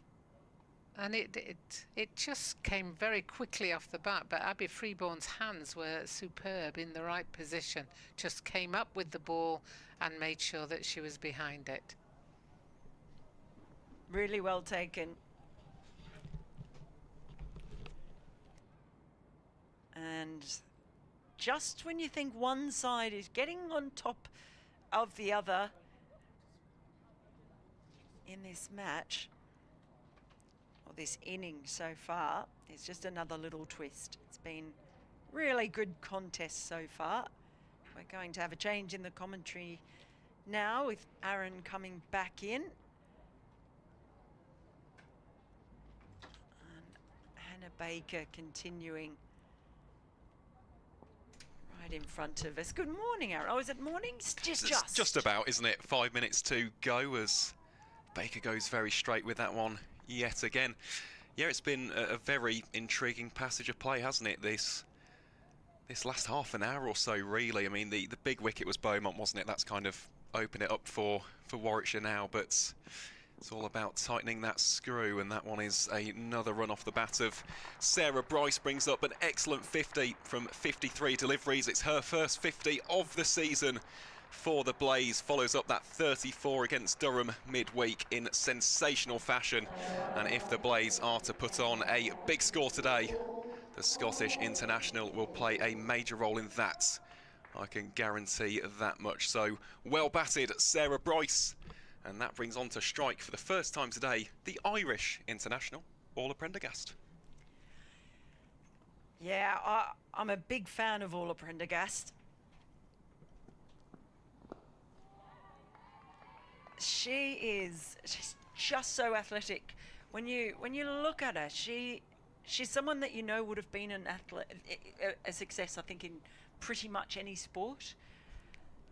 But oh, she doesn't make the most of that one. Oh, that's a brilliant hit, and she's safe home. But great piece of fielding. We've already seen one run out in this innings.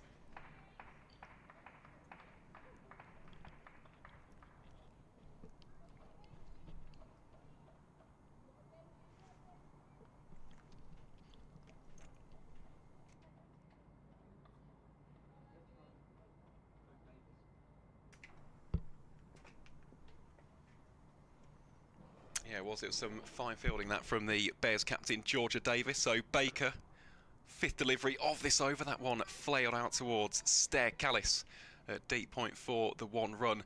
I know we've also seen some tremendous bits of keeping there in the past 30 minutes, Mel. What have you made of the efforts of Abby Freeborn? That catch to dismiss Tammy Beaumont was absolutely top draw as Baker looks to end her over in fine fashion. That one taken by the aforementioned Freeborn, and that will bring us to an end to over number 21, at the end of which Blaze 104 for 4. But yeah, in terms of Freeborn's glove work, in terms of positioning, in terms of the reflexes and that amazing diving catch, she's been a real standout so far, hasn't she? She really has. I hope we see that doing the rounds of social media highlights with the excellent pictures that we are receiving today on the live stream, because it really deserves to be. That was a brilliant take. Certainly was, and it's Davis, the wicket taker, who comes in to bowl this next over from the Birmingham end. But it's not just that. There was obviously the other catch, but even, there have been a few wides bowled, and just her presence behind the stumps, she's been really solid in everything that she's done. It's been a fine job from her. I think she reminds them that she's there quite a few times as well. Doesn't every good keeper? It's Davis again then, this time to Prendergast. That one squirted off the bat out towards backward point for no run. I mean, it's a big comeback this for Abby, because I think back to that season opener against Hampshire, and there were a lot of extras. If you look at the scorecard on that game, I think there was about 40 odd extras as Prendergast plays that one a lot more comfortably out towards deep point for a single. And in terms of just bringing back those wider deliveries, they weren't quite nestling into the gloves. It was taking deflections, going for an extra one or two in some cases. Has been some comeback this for Abby Freeborn, and she's taken a brilliant catch there. Abby Freeborn's on fire. Georgia Davis wheels off in celebration, and Warwickshire have their fifth. It's the huge wicket of Sarah Bryce. She departs for 52 from 57 deliveries, and is that the opener for Warwickshire to maybe just get into this Blaze tail? That is a wonderful catch from the Bears keeper. Well, we were just singing her praises, weren't we? Just a dominant presence behind the stumps. She's been outstanding, whether keeping back and flying in all directions or up to the stumps. Absolute magnets in her mitts. She really has had a fantastic day with the gloves. Lightning reflexes. And that now, 106 for 5. Well, thanks largely to Abby Freeborn, and let's give a bit of credit to the bowlers as well. They've now, you would say, wrestled themselves back on top. When it was 2 wickets down, Blaze had just started to settle into their groove with Beaumont and Sarah Bryce at the crease, but now both gone. And there's a bit more of a mountain now for the Blaze to climb. Yeah, I mean, this is another big partnership, and Ella Claridge comes to the crease, the leading run scorer for the Blaze in last season's Rachel Hayhoe Flint Trophy. 324 runs to her name over the course of that campaign.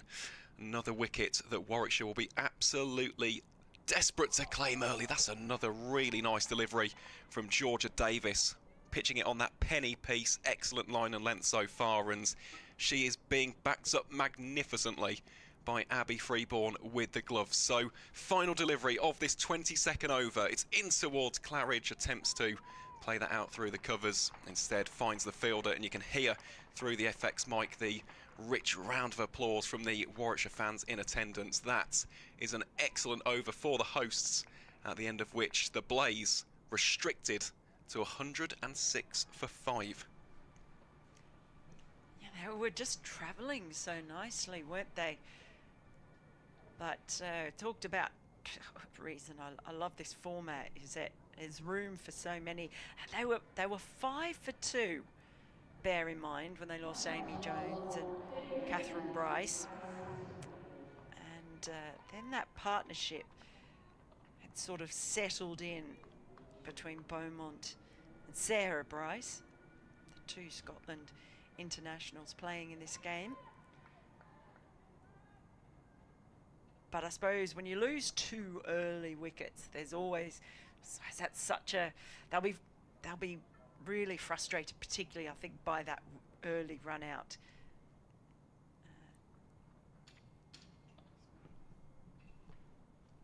They certainly will be. Changing the bowling then from the pavilion end, it's Caris Pavley with some left arm finger spin to continue the action. The first time that we're seeing her in action today, formerly of Worcestershire. Now of course it's this side of the West Midlands in the second city of Birmingham, and she is just a wonderful character. Really, really good player to have in any team. It's Pavley then towards Prendergast, cut away, beats the dive of the fielder. Plenty of pace in the outfield today. Not enough to take it all the way down to the boundary, but that will be another couple of runs added to the Irish internationals' score. Moves her on to 4 from 7 deliveries. And just touching upon that point, Mel, now is very much a case of consolidation. It is a long format, this, isn't it? 50 overs. There's still 27 overs remaining after this one, as Pavely has to re-bowl that one, given unsurprisingly as a wide. In terms of the actual tactics and setup now for Prendergast and Claridge, how do you think they'll set up their batting heading into the next 10-15 overs?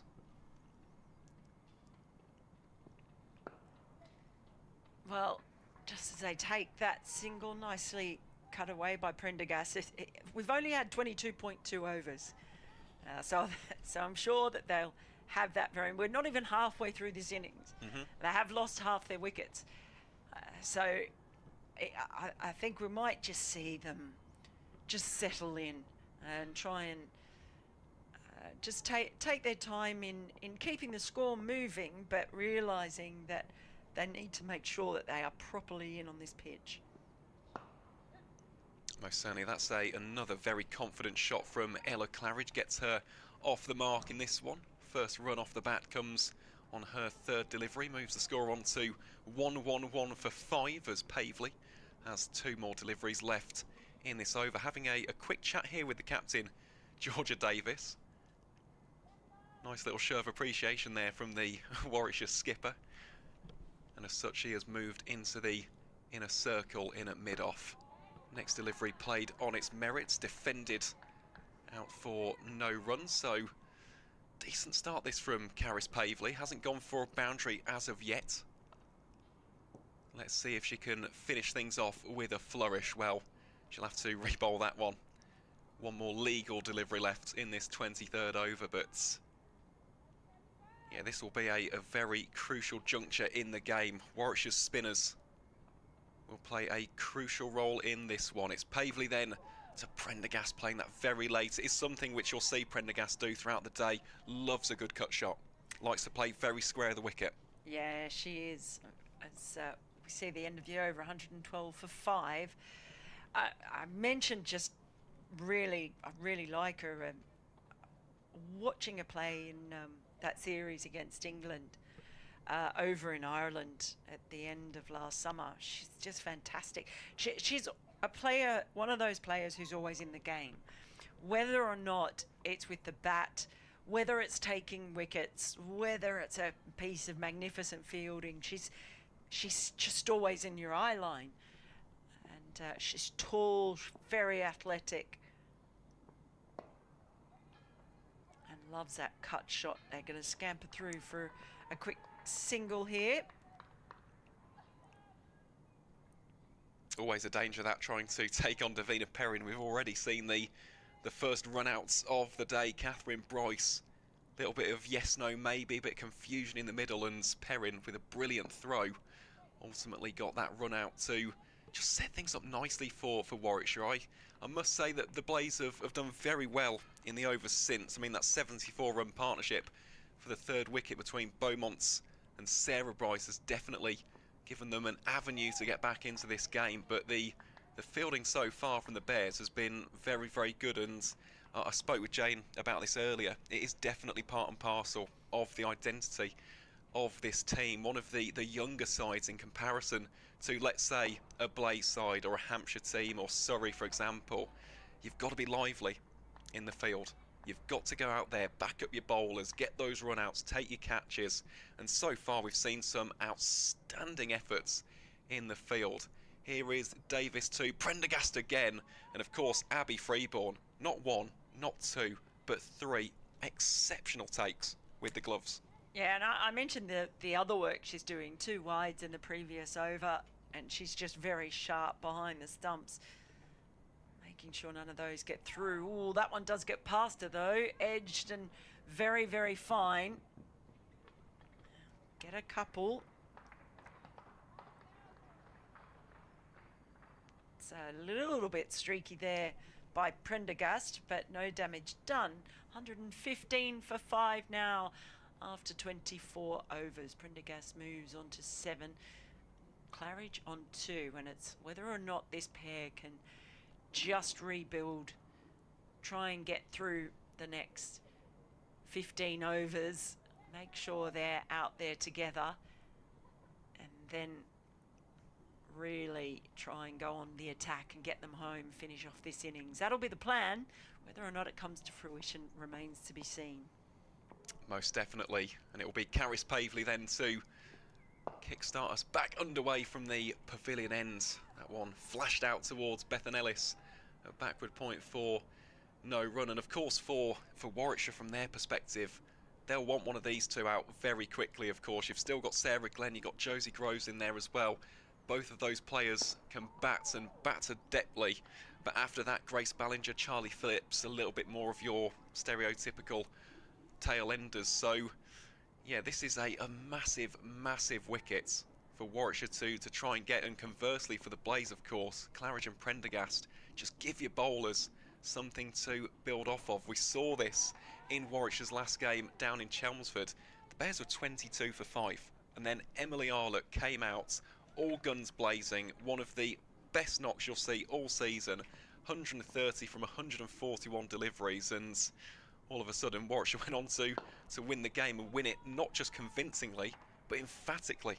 They picked up a bonus point win after being 22 for 5. So this is why you can never ride the highs and lows of cricket too much. You've got to remain level-headed, just take things over by over, give your bowlers something to work with. That one shorter by Pavley, whipped away by Ella Claridge for another single, and Claridge is an exceptional bat, I must say. Already spoken about the depth and strength of this Blaze outfit, but Claridge really will play a big role this season with those middle order runs, taking runs off spinners.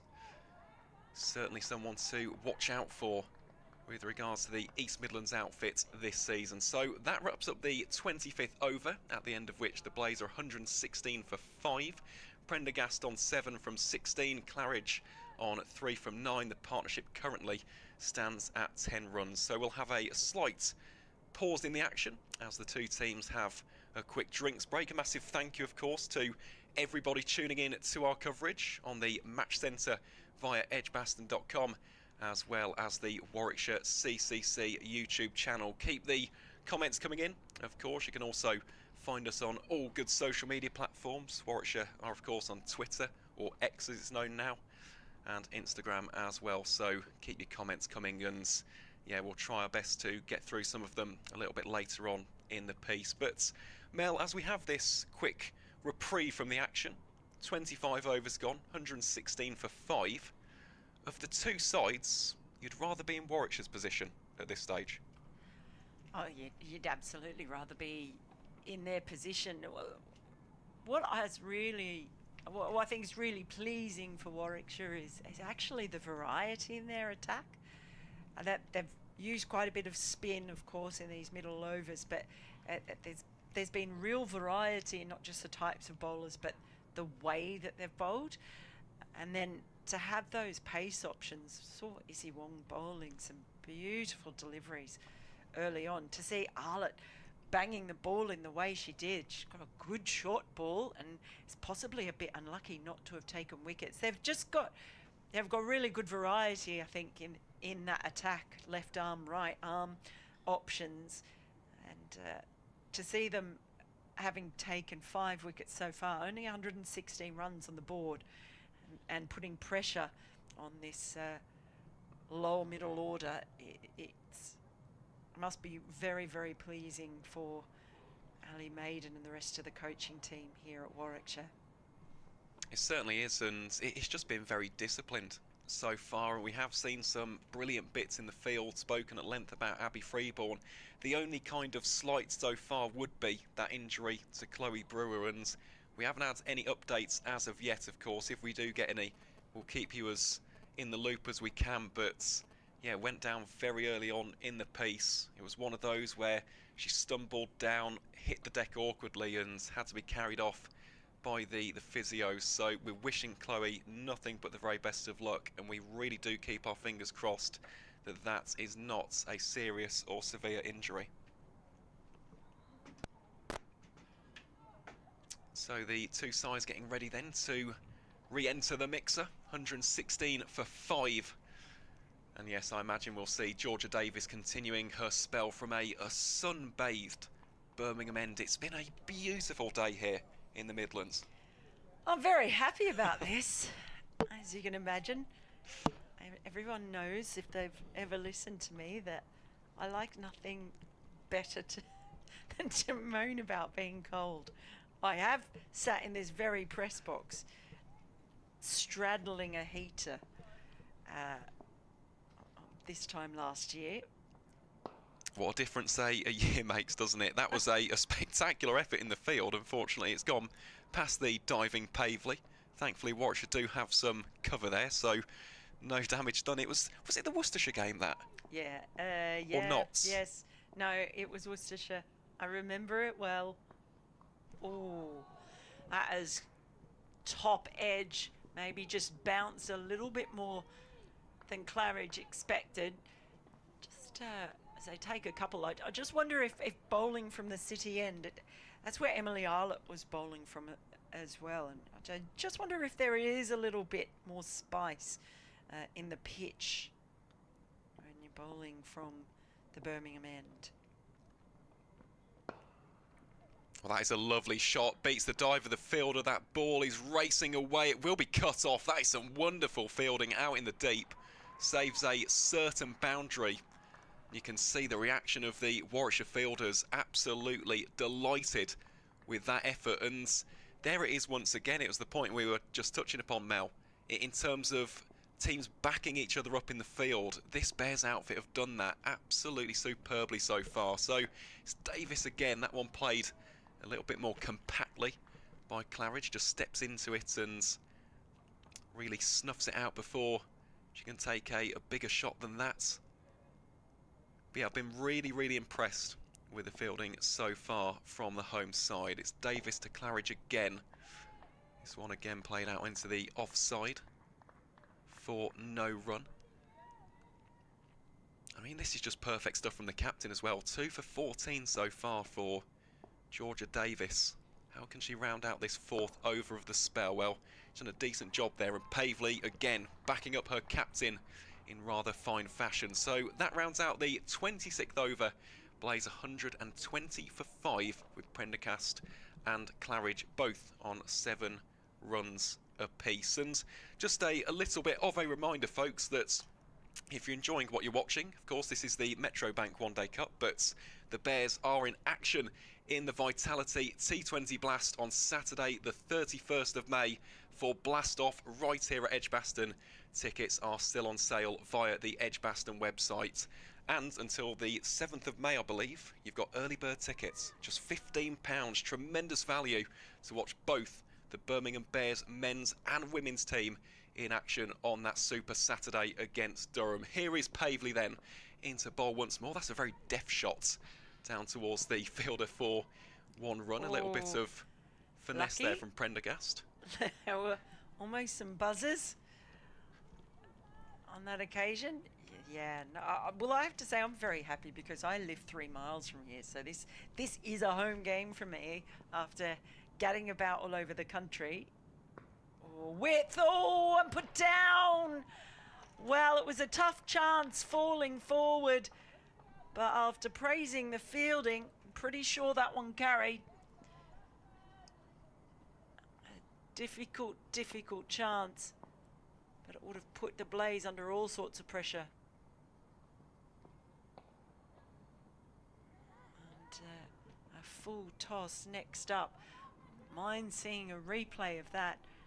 I have got those 2 fielders who have been hovering sort of at backward point and gully for precisely that reason.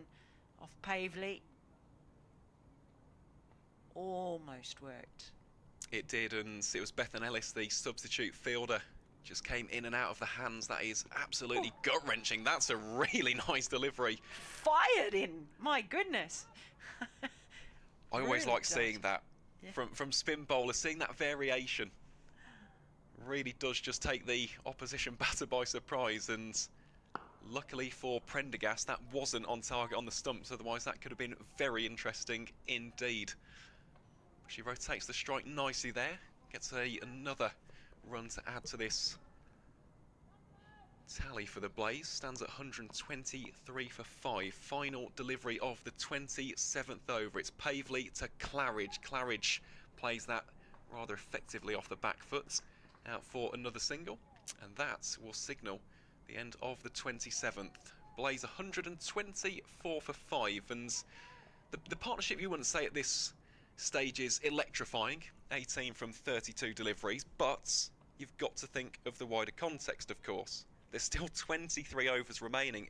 As much as we've had a blistering start to this first innings in terms of that great partnership, we had that insane first over, and wickets have fallen since then. 50 over cricket is always a lot longer than you think it is. That is nicely swept. It's going to beat the diving fielder. Lovely shot from Claridge. Beautifully timed. Picked up the length well and put away. And that will just give them a little bit of encouragement out in the middle. You talk about this partnership. I think it's been good so far from this pair. It'll all come to naught, of course, if one of them gets out now. But I think they've played this situation exactly how they should. They've been willing to manoeuvre it, just turn the strike over, get themselves settled in. But that was beautifully played, and it's actually that fielder has just stayed out in the boundaries. That Stair Callis out there, pulls this one across the line, and Stair Callis it is doing the fielding out there at deep square leg.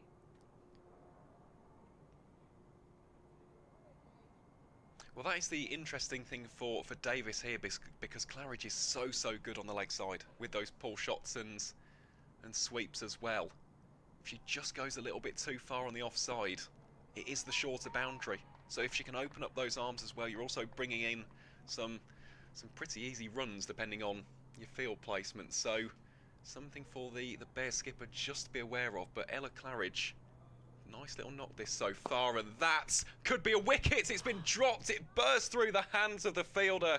It's Izzy Wong on that occasion. Orla Prendergast, the latest Blaze batter, to get a second bite of the cherry, an extra life in this innings. And not only is it a drop catch to rub salt in the wounds for the Bears, it goes for 4. Well, Izzy Wong won't like to see the replay of that. The ball wasn't hit overly hard by Prendergast.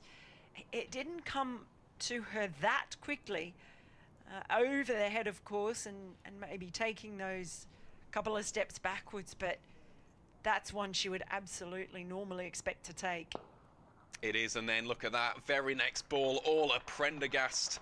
Well, that is an area of real strength for the Irish all-rounder. Climbs into that one, and that over, which started off quite well for Georgia Davis, ends with back-to-back boundaries, gives the Blaze a little bit of impetus, and at the end of the 28th, it is the visitors who move on to 137 for 5. Also, very interestingly, I mentioned about that partnership, it was 18 from 32. Within the blink of an eye, it's now 31 from 38. Yeah, that's why I was saying I thought that they'd played it really well. Okay, there have been 2 drop catches, and that's hurting Warwickshire, because yeah, they could have had them on the rope 7 down. But sometimes you do get a bit of luck. And that next one, is that going to be leg by, signalled by the umpire? Yes, it is. Just off the pads there. Still adds another to the score. But yeah, this pair have hung around. They've been a bit lucky. Question is whether they can make it count. Most certainly is, and I mean, we see it all the time in cricket. All it takes is for 1 wicket to fall, and you can see 2 or 3 at this stage of an innings. So this really is pivotal for the East Midlands outfit, just to maintain a little bit of control in this innings, and both of these players will have a rather prominent role to play in this stage of the game. No run there for Prendergast at the end of this over as well. I'll keep you updated with the other scores on the doors taking place around League One of the Metrobank One Day Cup on this fine Wednesday. Beautiful sunny weather here in Birmingham. It's the exact kind of day that you love to see some cricket on. Oh, you do. It's a magnificent week as well, I believe, for the weather. I'm not even wearing a jumper. I'm in a t-shirt today, and I'm not wearing jeans. I've got my cotton cargos on. That's how good it is. Oh, it is. It's absolutely fantastic. I think it's set to be around about 25 degrees here in Birmingham a little bit later on. Looking at the current forecast, I think it's 21 at the minute. So if you say heat wave, I'm going to punch you. I'm not going to say heat wave. I will punch you. I don't believe in violence, but if you say heat wave, I will punch you. It's not quite heat wave as of yet. That is a wide for Caris Pavley. Although I was looking on social media the other day, and I was reminded of the summer of 2022, where here in Birmingham it reached 39 degrees. That's a heat wave. Is that the day I was in Durham, I think? That's a very nice shot off the back foot from Prendergast. They scamper through for the single, and that will signal the end of the over. Blaze 140 for 5. In terms of those other scores on the doors, Surrey currently 176 for 2 down in Beckenham against Durham. Alice Capsey and Sophia Dunkley going nicely for the Brown Caps in that one. And how about this score so far up in Southport? Lancashire 184 for none against Hampshire. Emma Lamb and former Warwickshire opener Eve Jones both in the 80s. Lamb on 85, Jones on 83. The Red Rose, the table toppers, firmly in control on home soil. So yeah, that is a great start, that. And I've been reliably informed that the weather up in Southport is stunning today as well. I think it's around about 22 degrees, if my sources are to be believed.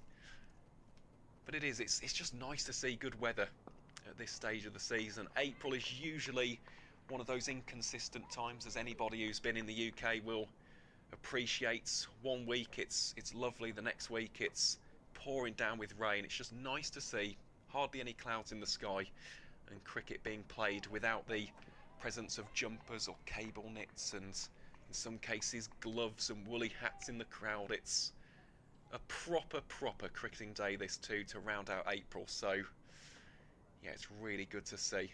It's Davis to Prendergast then, and Prendergast goes aerial. That could go all the way. Will it go? No, it won't. It's beaten the fielder. One of those opportunities that you hate out in the deep, where it goes over the fielder's head for 4 runs. And I tell you what, Prendergast living life a little bit dangerously there, but in the end it is another 4 valuable runs for the side in orange. Well, that is the long boundary, and the fielder can't quite make out who it is out there, but she was in quite a way off the boundary rope, as they have been, because it is the long boundary. I think she might have lost that one, because as they take off for a quick single, she was just too far in. If she'd been another couple of steps back, but I think she lost it. I don't think she realised maybe where the rope was, and just losing that ball in the sunshine, perhaps because she was definitely within range of being able to get back to take it. She certainly was, and it goes back to Hannah Baker, who is the fielder out there. This time, no mistake from the Warwickshire fielder to fire that one in. Yeah, it's one of those that you look back on, maybe with a little bit of regret, and I do feel for her in the field, because I think everybody's been there when you've been out in the deep, especially with the sun in your eyes, as Prendergast plays that one confidently down to long on for a single. It is difficult at times to judge where you are in terms of the rope and your positioning out on the field, but for the Blaze it is a big reprieve. I'm going to leave you for a little bit, but yeah, a really interesting spot. End of the over, 147 for 5. Prendergast on 24 and Claridge on 15. Well, thank you once again to the brilliant Mel Farrell. She'll be joining us again very shortly, and after a little monologue from myself, you'll hear the dulcet tones of Yorkshire president and former England international Dr. Jane Powell. So the current situation here at Edgbaston, Blaze 147 for 5. Prendergast on 24 from 33. Claridge 15 from 22. It will be Caris Pavley to continue from the pavilion end. And I'm absolutely delighted to say that alongside me is the great Dr. Jane Powell. Jane, what did you make of those last 10 overs? It's been a real roller coaster for both sides. Yeah, it's definitely swinging, isn't it? Left and right, up and down. And that's the beauty of 50 over cricket, the fact that it will keep punching one way, then punching the other. Just watch this ball. I think the two drop catches could be quite crucial because they would really have been on the ropes with those. But these two are building a nice partnership. 41 now off 52 balls, and this is what Blaze need. They need a few partnerships to go along the way. They most certainly do as they edge ever closer to that 150 mark. Prendergast again advancing down the track, looking to utilise her footwork against the left arm finger spin of Caris Pavley. I mean, it is quite an enticing hit that into the hollies, and of course here in the south stand we saw that a little bit early on from Sarah Bryce. That was a thumping shot which cracked into the seats just to the right of us here in the commentary position. Yeah, and I think the more positively you can play, the more you can play with intent, the more likely you are to be able to middle it and get the runs. The more you hang around in your crease and not move your feet, the more the Warwickshire will come into play. Most definitely. It's so important against spin. I know that a lot of players like to stand and deliver, but I'm telling you now, members of the Spinners Union absolutely love that. They relish it when they see a player cemented concrete in the crease. Honestly, a spinner's eyes immediately light up. You hate it when they use their footwork. Absolutely. So, you know, that's where you have to play with intent, and that's what Prendergast is doing. She most definitely is, and that is a very nice way to bring up the team. 150 for the Blaze. It comes up at the end of the 31st over. Blaze 150 for 5, and yeah, we spoke about those previous drop chances. Claridge dropped on 7. Prendergast, the big wickets, dropped on 13 by Izzy Wong. How crucial could those moments be in the wider context of this encounter? Only time will tell. Still 19 overs remaining.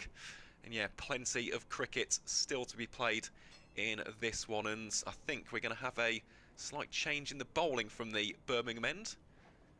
Don't think Georgia Davis is going to continue her spell. I think that Hannah Baker is getting ready to bowl from that side of the ground on this sun-drenched day in the second city. It really is looking spectacular. The skyline is fabulous. Of course, Edgbaston, this historic venue, an icon of world cricket, looking splendid as it has done since the 1880s. It is Hannah Baker then with her leg spin to continue. Nice sweep shot that from Prendergast, very conventional. Keeps the scoreboard ticking with another single. And yeah, in terms of what you've seen of Hannah Baker so far, Jane, what has really stood out to you with regards to her game and how she's bowled in this match so far? Yeah, I think apart from one over where she did get hit a fair bit, she's shown great control. She's got that variation of flight, but she can punch one in every so often, and I think she can control where she's putting it and what she's doing with it, and for a young player that's a real top-notch bowling. Most certainly is. It's Baker then to Prendergast, fenced back to the bowler for no run. Leg spin is always more difficult, you know, and I think the great Shane Warne said that you only start being a bowler when you're about 26, 27, so she's got another 6-7 years development, but there's one that don't think it was the googly, and if it was, then she's got a good shout there, but if she is actually putting leg spin on, then it'll be turning away from the right-handed bat. It certainly will, and yes, what an incredibly high ceiling Hannah Baker possesses. Really is one of the standout players in the bowling department for this Warwickshire side. There'll be a quick single taken here. Izzy Wong couldn't quite get a footing there to release the quick throw, so that's a smart single taken there from the Blaze batters, but it is so true, and this would be my advice to any young spin bowler.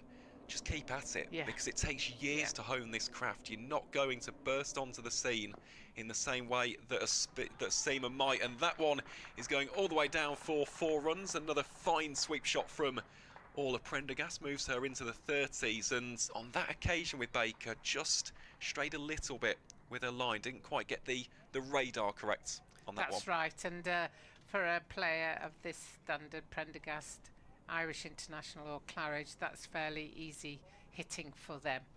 I noticed in that last over that Deina Perin went back to backward points, you know, and that's where one of the catchers went down and she wasn't there, and we saw her do that fantastic piece of fielding in the first over of the game, and you just think, if only Deina Perin had been there, would that have been another wicket? It was unfortunately Hannah Baker who dropped it, so obviously she can't field a backward point off her own bowling, so that may have been the reason. But I can see now that Deina Perin has gone back to backward point.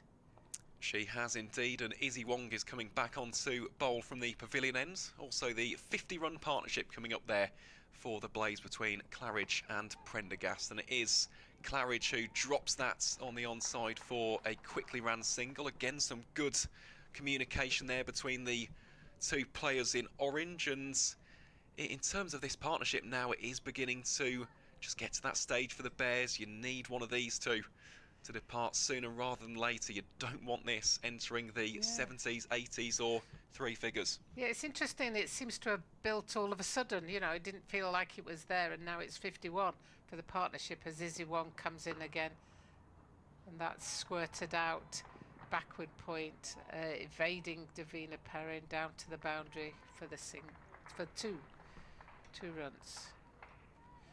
It's such a long boundary that if you're the coach, you'd be like, you've got to run 2.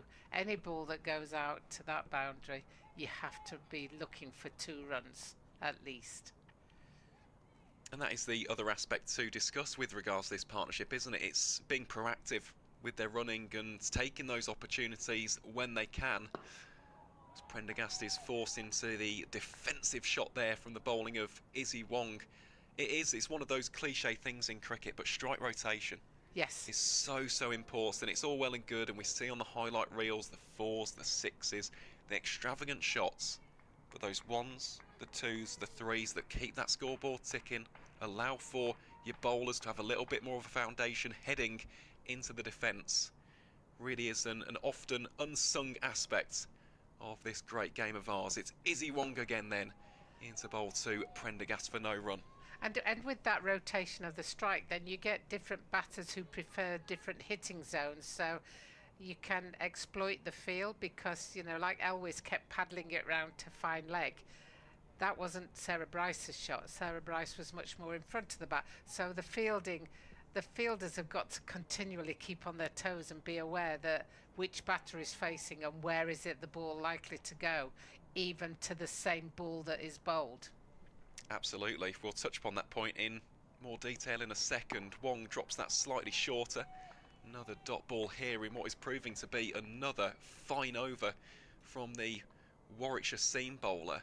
For you as a batter, Jane, was that very much in the psyche then, when you're out there in the middle, in terms of you and your partner, you're playing to each other's strengths and trying to pick apart definitely. You know, different I bowlers? scored most of my runs against India, and I basically had 2 shots. One was a sweep shot and the other was a drive off the back foot. I wasn't a front foot driver, but I knew what my strengths were and I knew what I could do. So, you know, I could defend. So I knew how to defend and I knew how to play those 2 shots. So I waited for the ball to arrive in those 2 areas so that I could play the shots that I knew I could play. Anything else was just defended. And I think sometimes young players don't learn which are their shots and which aren't their shots, because 2020 cricket, which is the majority of cricket, is just bang, crash, wallop, and you don't get a chance to learn which your shot is. That was almost came off the thigh pad, I think. I must have come off the bat because there's no signal, but it was very fine as she helped that round the corner. It was a very stylish shot, that, wasn't it, from Orla Prendergast? Swivels it round the corner for another single. So the score now at the end of the 33rd over is 161 for 5. with Prendergast on 34 and Claridge on 18. Just to pick up this conversation, because Jane, I can talk about batting, bowling, anything about cricket really for hours, as you can imagine. It is interesting. Do you think that the advent of this T20 explosion has very much changed that then, in terms of especially younger cricketers almost playing too many shots then out there in the centre? Yeah, I think they do, but you know, the real positive is Sarah Bryce and that punch through mid-wicket. I'm not sure that would necessarily have been a standard shot that we would have played, as that's bowled wide outside the leg, and the fielder is chasing this down and stops it from going to the boundary. Yep, some nice work that from Bethan Ellis. It has been given as a wide then, so Baker will have to re-bowl this to start the 34th over. And also these days, everybody has to be a 360-degree batter. You've got to be able to exploit anywhere in the ground, as there is a muted appeal there by Baker. Looking back on that one, looked to be sliding down leg immediately. There wasn't really too many convincing shouts there as far as the side in blue are concerned. It's Baker again to Prendergast, and Prendergast, what a catch that is! Izzy Wong, take a bow. That is super. What an outrageous catch that was. She dropped one earlier that appeared from up here in the commentator's box to go straight to it, and that one was evading it all the way, and she just stuck out her right hand, and there it was. Great catch. Oh, that is absolutely exceptional. Let's just bask in this one once more. That is incredible from Izzy Wong. That is one of the catches of the season. That one competes with Abby Freeborn's dive to her right today as well. I'm sure Ali Maiden, the coach, will be just revelling in seeing his side fielding at this level. As you see it here, I think it's just off screen, but you can see the surprise on nearly everybody's face, I think, really, because I think they thought it had gone past her, but it hadn't. She had that firmly in her grasp. It was never going to hit the floor. Great catch. It's not often, Jane, that I'm awestruck as a commentator. Obviously, it's our job to put words to describe the action, but that's exceptional. That's outstanding. If there's any word in the English language, we need a thesaurus up in here in the comms bot. That is absolutely extraordinary from Izzy Wong, and that is the poetic nature of cricket right there. She dropped Prendergast earlier on 13 in what was a much easier chance, then gets her out with one of the most extreme catches that we'll see across the Metro Bank One Day Cup in 2025. As a result, Sarah Glenn now comes into the middle, batting in at number 8 for the Blaze, and gets off with a single as the England international. Oh, and again, that's some really nice work from Abby Freeborn. Always good as a spin bowler when you've got the reliability of your wicketkeeper standing up to the stumps, maybe giving a little bit of chirp as well in the batter's ear. Really has been a standout performance, this, from the former Sussex wicketkeeper bat as well, of course. Also plied her trade a little bit closer to home here in the Midlands, played for Staffordshire as well in seasons gone by. But yeah, Abby Freeborn's been electrifying, and how about Izzy Wong? That is one of those catches that deserves to do the rounds on social media. We've got 2 catches today that have been absolutely outstanding. If you take any of those in a season, you know that you've earned your money. Yeah, incredible, absolutely amazing. And that brings an end to what was a terrific over from Hannah Baker. Moves the score on to 166 for 6. Claridge on 19, the new batter Sarah Glenn 1 from 2.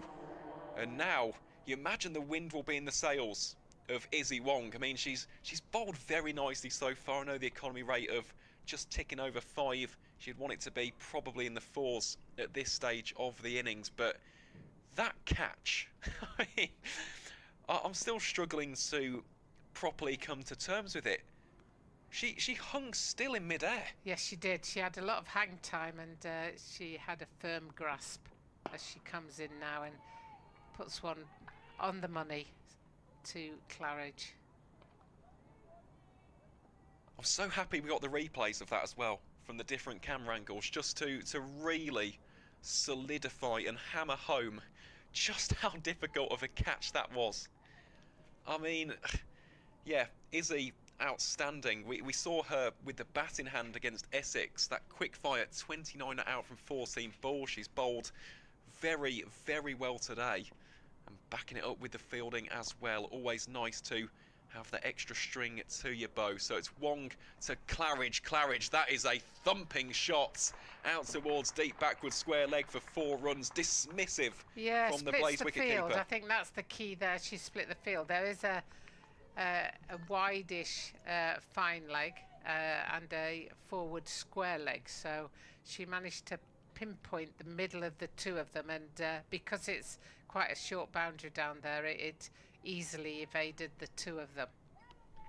It's a great shot, isn't it? Bisecting the fielders, and also some smart fielding outside of the boundary by the paramedics as well. Shout out to them and all the hard work that they do on match days like this, as Claridge, smart cricket there. Boundary, follows it up with a single, keeps the scoreboard moving, moves the score on to 170 for 6, and yeah, that's a real shot of intent there from Claridge. Very much playing within herself for the time being. I think she appreciates and recognises the importance of her wickets in terms of the batting depth still to come. You've got Josie Groves and then 2 more defined tail-enders in Grace Ballinger and Charlie Phillips, but anything which is short, she will hack away for 4, and that really was an impeccable way to bring up another boundary for her count. So Wong, ever since, I think she's been pretty disciplined here, just getting the control of this over back after that boundary. And for Sarah Glenjane, how do you think she approaches this innings? Yeah, it's a difficult one for Sarah Glenn. I know that she rates herself very highly as a batter and wants to bat more, and she's a decent batter, but she can't play her natural game at this stage. She's got to utilise her partnerships. And that one was just a bit too quick for her, really, and had passed her before she realised. She's got to utilise as many balls as possible, but at the same time she's got to try and build the partnership.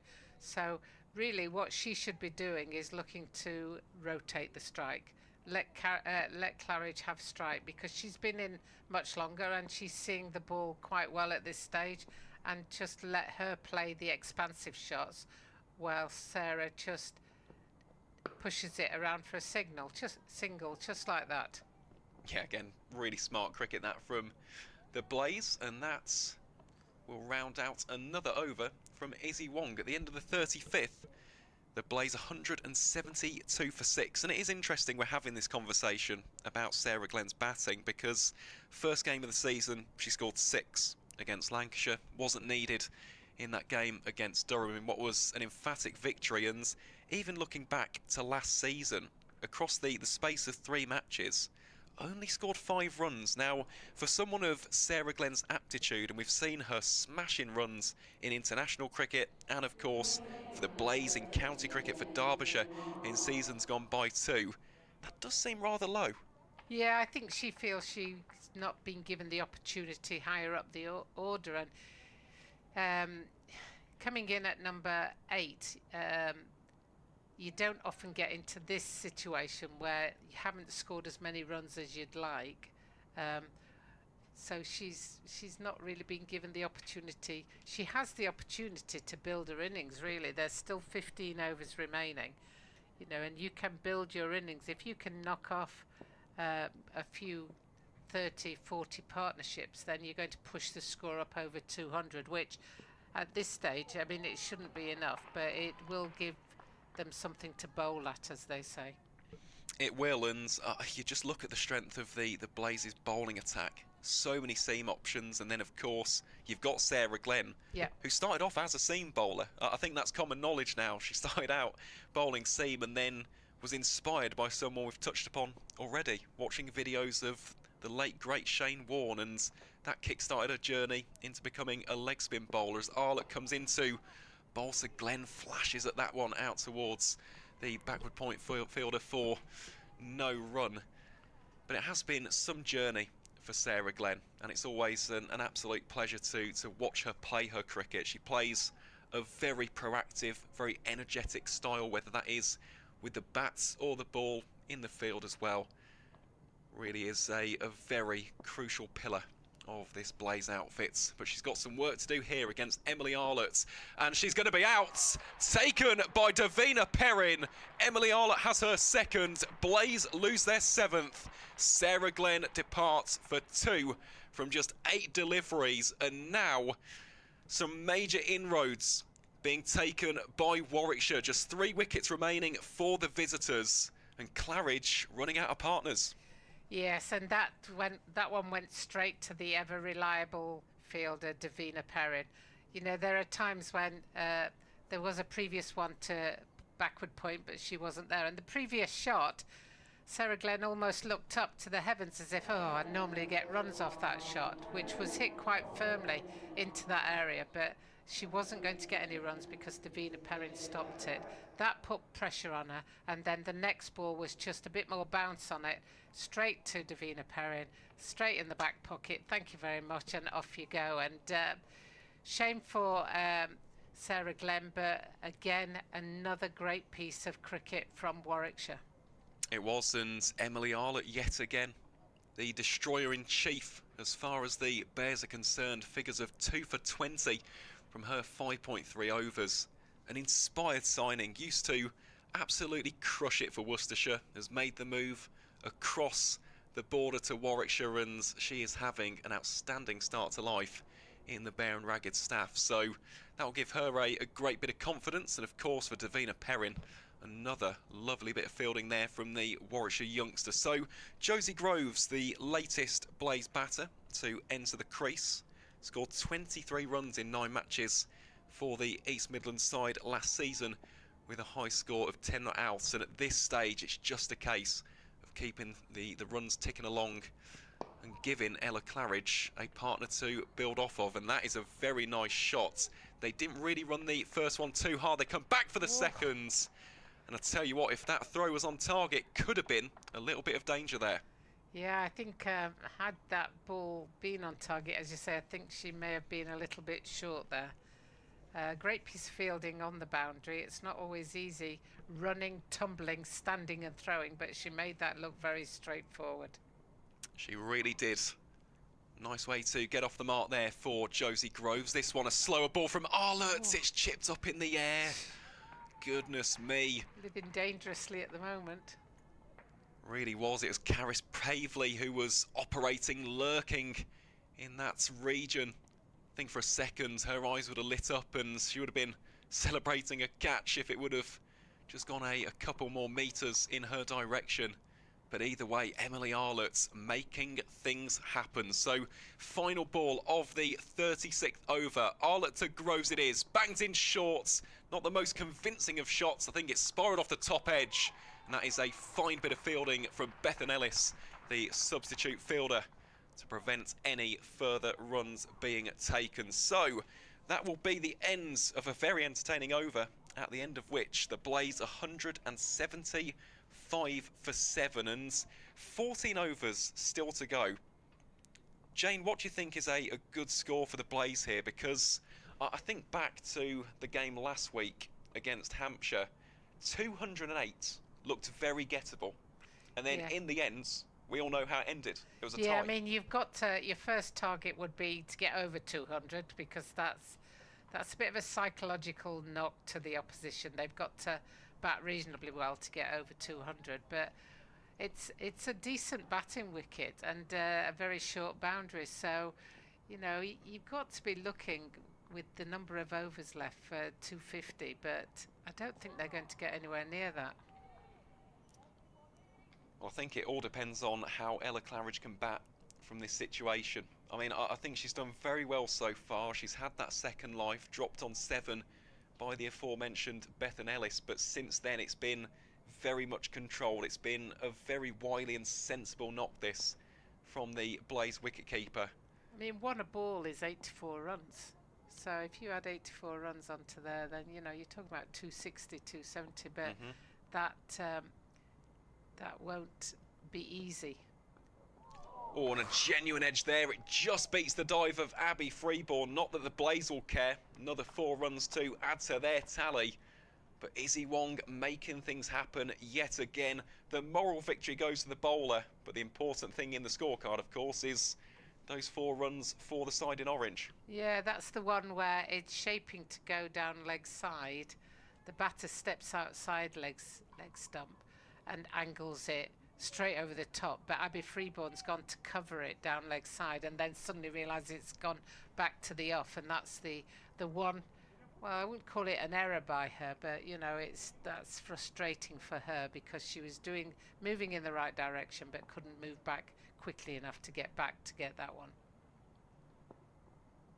And another big swing of the bat there from Josie Groves. No connection, so will be a looks dot like ball. Josie Groves is just coming out and having a swing, doesn't it?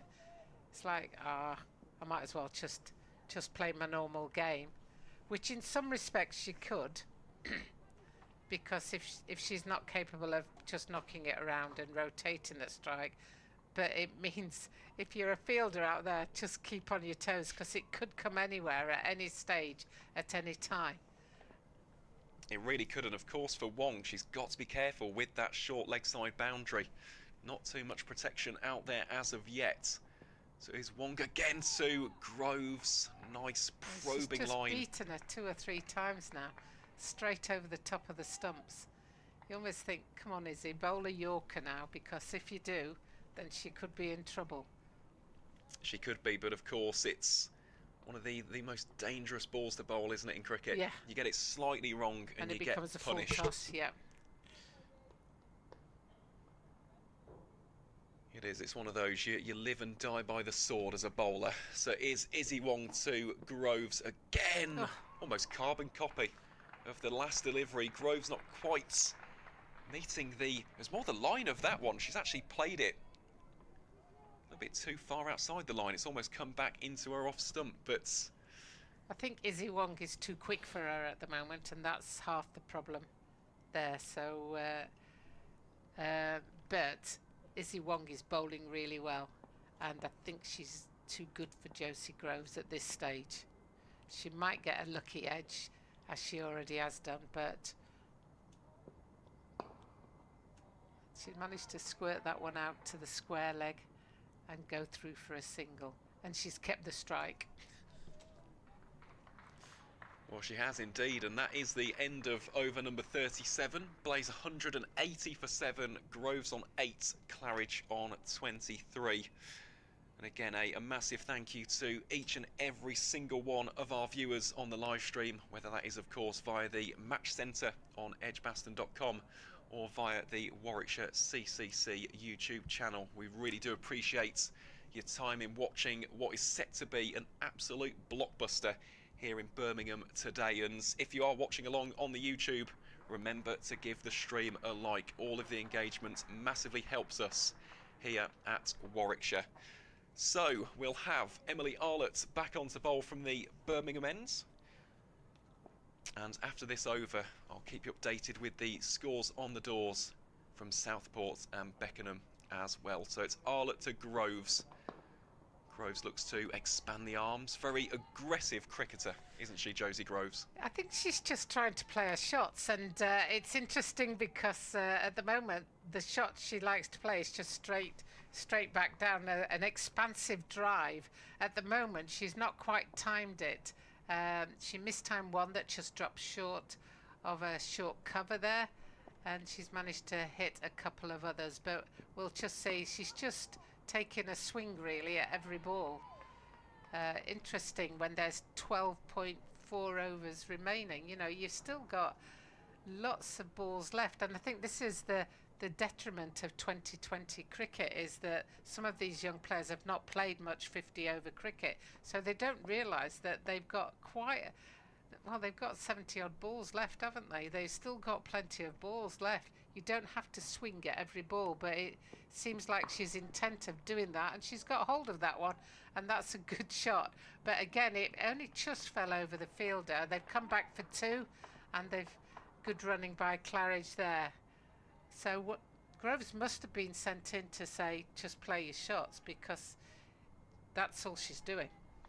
It is, yeah. It's a very interesting tactic, but so far it's been effective. 10 from 12 deliveries. In fact, she scored all of the runs in this partnership so far. Claridge hasn't actually had the strike as of yet, so very much a deliberate tactic this, maybe from Groves, just to put the Bears on the back foot a little bit. But yeah, just looking at the remnants of that Blaze batting order. I mean, Ballinger, she won't go out there and start smashing 4s and 6s, but she has got a pretty good defensive shot in the locker. So whether the Blaze have come up with that tactic, Craig Cummins has just said, you know what, you go out there, Josie, play your shots, and if Grace is needed to consolidate, well, that one is spliced away. Will it beat the dive of the fielder? Yes, it does. Another boundary for Josie Groves, who's getting into her groove here in Birmingham. I do wonder if that is the thought process behind it, if we're just looking at the coaching. It definitely gets into your head as a fielding team when you know you should be able to get this player out, and they're still there and they're just swinging. And yet, like that one there, it flew over Deina Perin's head and couldn't be cut off by the other fielder. And it just is frustrating. So there could be something to do with that in the mentality of the coaching from the Blaze.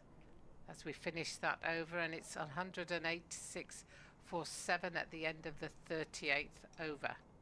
It certainly is, Dr. Jane Powell, and at this moment I'll take us through the scores up and down the country. We'll start in that top of the table clash between Lancashire and Hampshire. Lancs 236 for 2. There's still 10 overs remaining in that one as well. Former Warwickshire opener Eve Jones on 96 from 116 deliveries with 9 4s and 1 6 to her name. And down in Beckenham, Surrey going along, well, I was going to say going along a decent tick. They're 250 for 3 after 40.5. Sophia Dunkley, 91 from 92 balls. That is some knock from the England batter. So yeah, some very high-scoring games in those two matches. Not so much the case here in Birmingham, but just looking at the Blazes bowling options, I know I mentioned this, and we've seen some frailties in that Warwickshire top order in the first couple of games. Even if you're looking at low 200s, it is game on here at Edgbaston. It is a deceptively low-scoring ground at times. It is Wong then to Claridge. Claridge attempts to play that a little bit later, and Wong there, I think, has just beaten us for pace. Yeah, an interesting field that Davis has set here. She's sort of spread them, but sensibly spread in a funny kind of way. You've got 2 catchers in, one at short mid-wicket and one at a short cover. You've got Deina Perin at backward point, who I'm sure the viewers are fed up of me saying what a great fielder she is. And then you've got cover out on the 4 corners of the pitch almost. And again, that's straight to that catching position at short mid-wicket. But a really good bowling spell here at the moment from Izzy Wong. She's really tantalising the batters to try and drive her, but she's almost too quick for them. And we saw the one in the previous over to Groves where she stepped to the leg side and angled it past Abby Freeborn behind the stumps. And I think there's going to be something that will happen very shortly in this competition. The pressure's building. It is. It is. It just feels like there's going to be a release at some point, and whether that is a big over for the Blaze or it is maybe some stumps going flying for Warwickshire. Does have that feel, doesn't it? There's something brewing in these final few overs. And Claridge will feel that more than Groves at the moment, because, as you say, the partnership between these two is 14. Groves has scored 14, so Claridge has not scored a run since Groves came into bat. And as I say that, there we go. There's a single for Claridge. The positive curse of the commentator there, Dr. Powell. I'm impressed that I could have any impression on what's going on out there, but I I do like this contest between Izzy Wong and Josie Groves, and it'll be interesting to see who comes out on top. It is. It makes for good viewing, doesn't it? These matchups. This is why we love this new era for each of these counties. It's Wong then to Groves, and Groves there just plays that on its merits.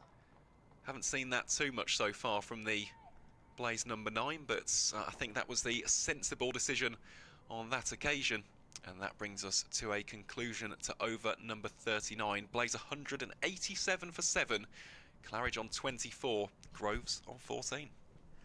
Yeah, I thought that was the most sensible shot I've seen Josie Groves play this innings so far. Not that the others aren't sensible. She's obviously trying to upset the Warwickshire fielders and bowlers by trying to play her shots, and all credit to her, because you don't get anything for just staying there. You do need to keep the scoreboard ticking over, and she's done the bulk of the scoring in this partnership, which is quite a good one at this stage in the game. You know, for the 7th wicket to have scored 15, that's commendable. You know, that's not to be sniffed at, because you'd be expecting your top order partnerships to have got the bulk of it as Katie George comes back on from the City end. Yeah, and that is a very nice shot there from Ella Claridge out into the covers for 1 run. It was a difficult start, wasn't it, for Katie George earlier on, opening the bowling with Izzy Wong.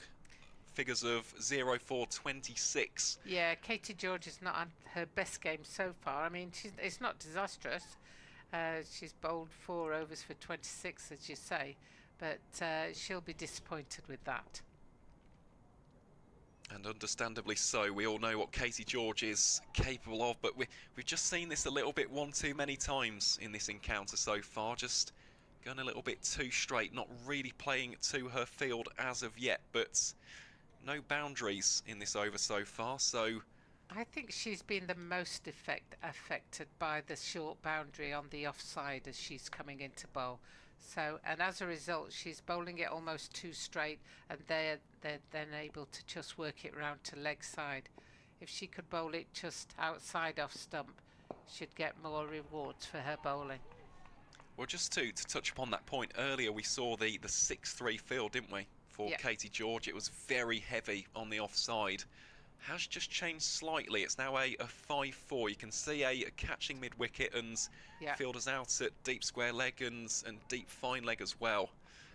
You can just tell that there's probably been a little bit of a conversation there between bowler and captain as they look to just change things up slightly and almost go to a little bit of damage control if they do stray down the leg side, which George has done there.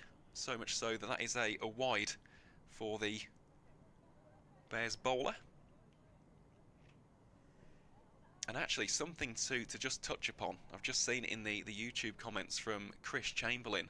Chloe Brewer against Hampshire bowled some of the big overs at the death, and of course without her she's out of action for the time being. We haven't quite got an update with regards to what the exact injury is as of yet, but Warwickshire will miss that in those final few overs, so maybe that's just something as well for the Blaze to be considerate of. Like, who will Georgia Davis actually turn to now that Brewer will not return to the field and bowl those final few overs? So decisions. Although looking at the amount of overs Katie George has left, imagine it could be the Bears number 99. So is George to Groves again? That one played back to the bowler for no run as the side in orange continue to tick the scoreboard along. Yeah, Wong has got 1 over left, which you would anticipate she'll bowl out the next over.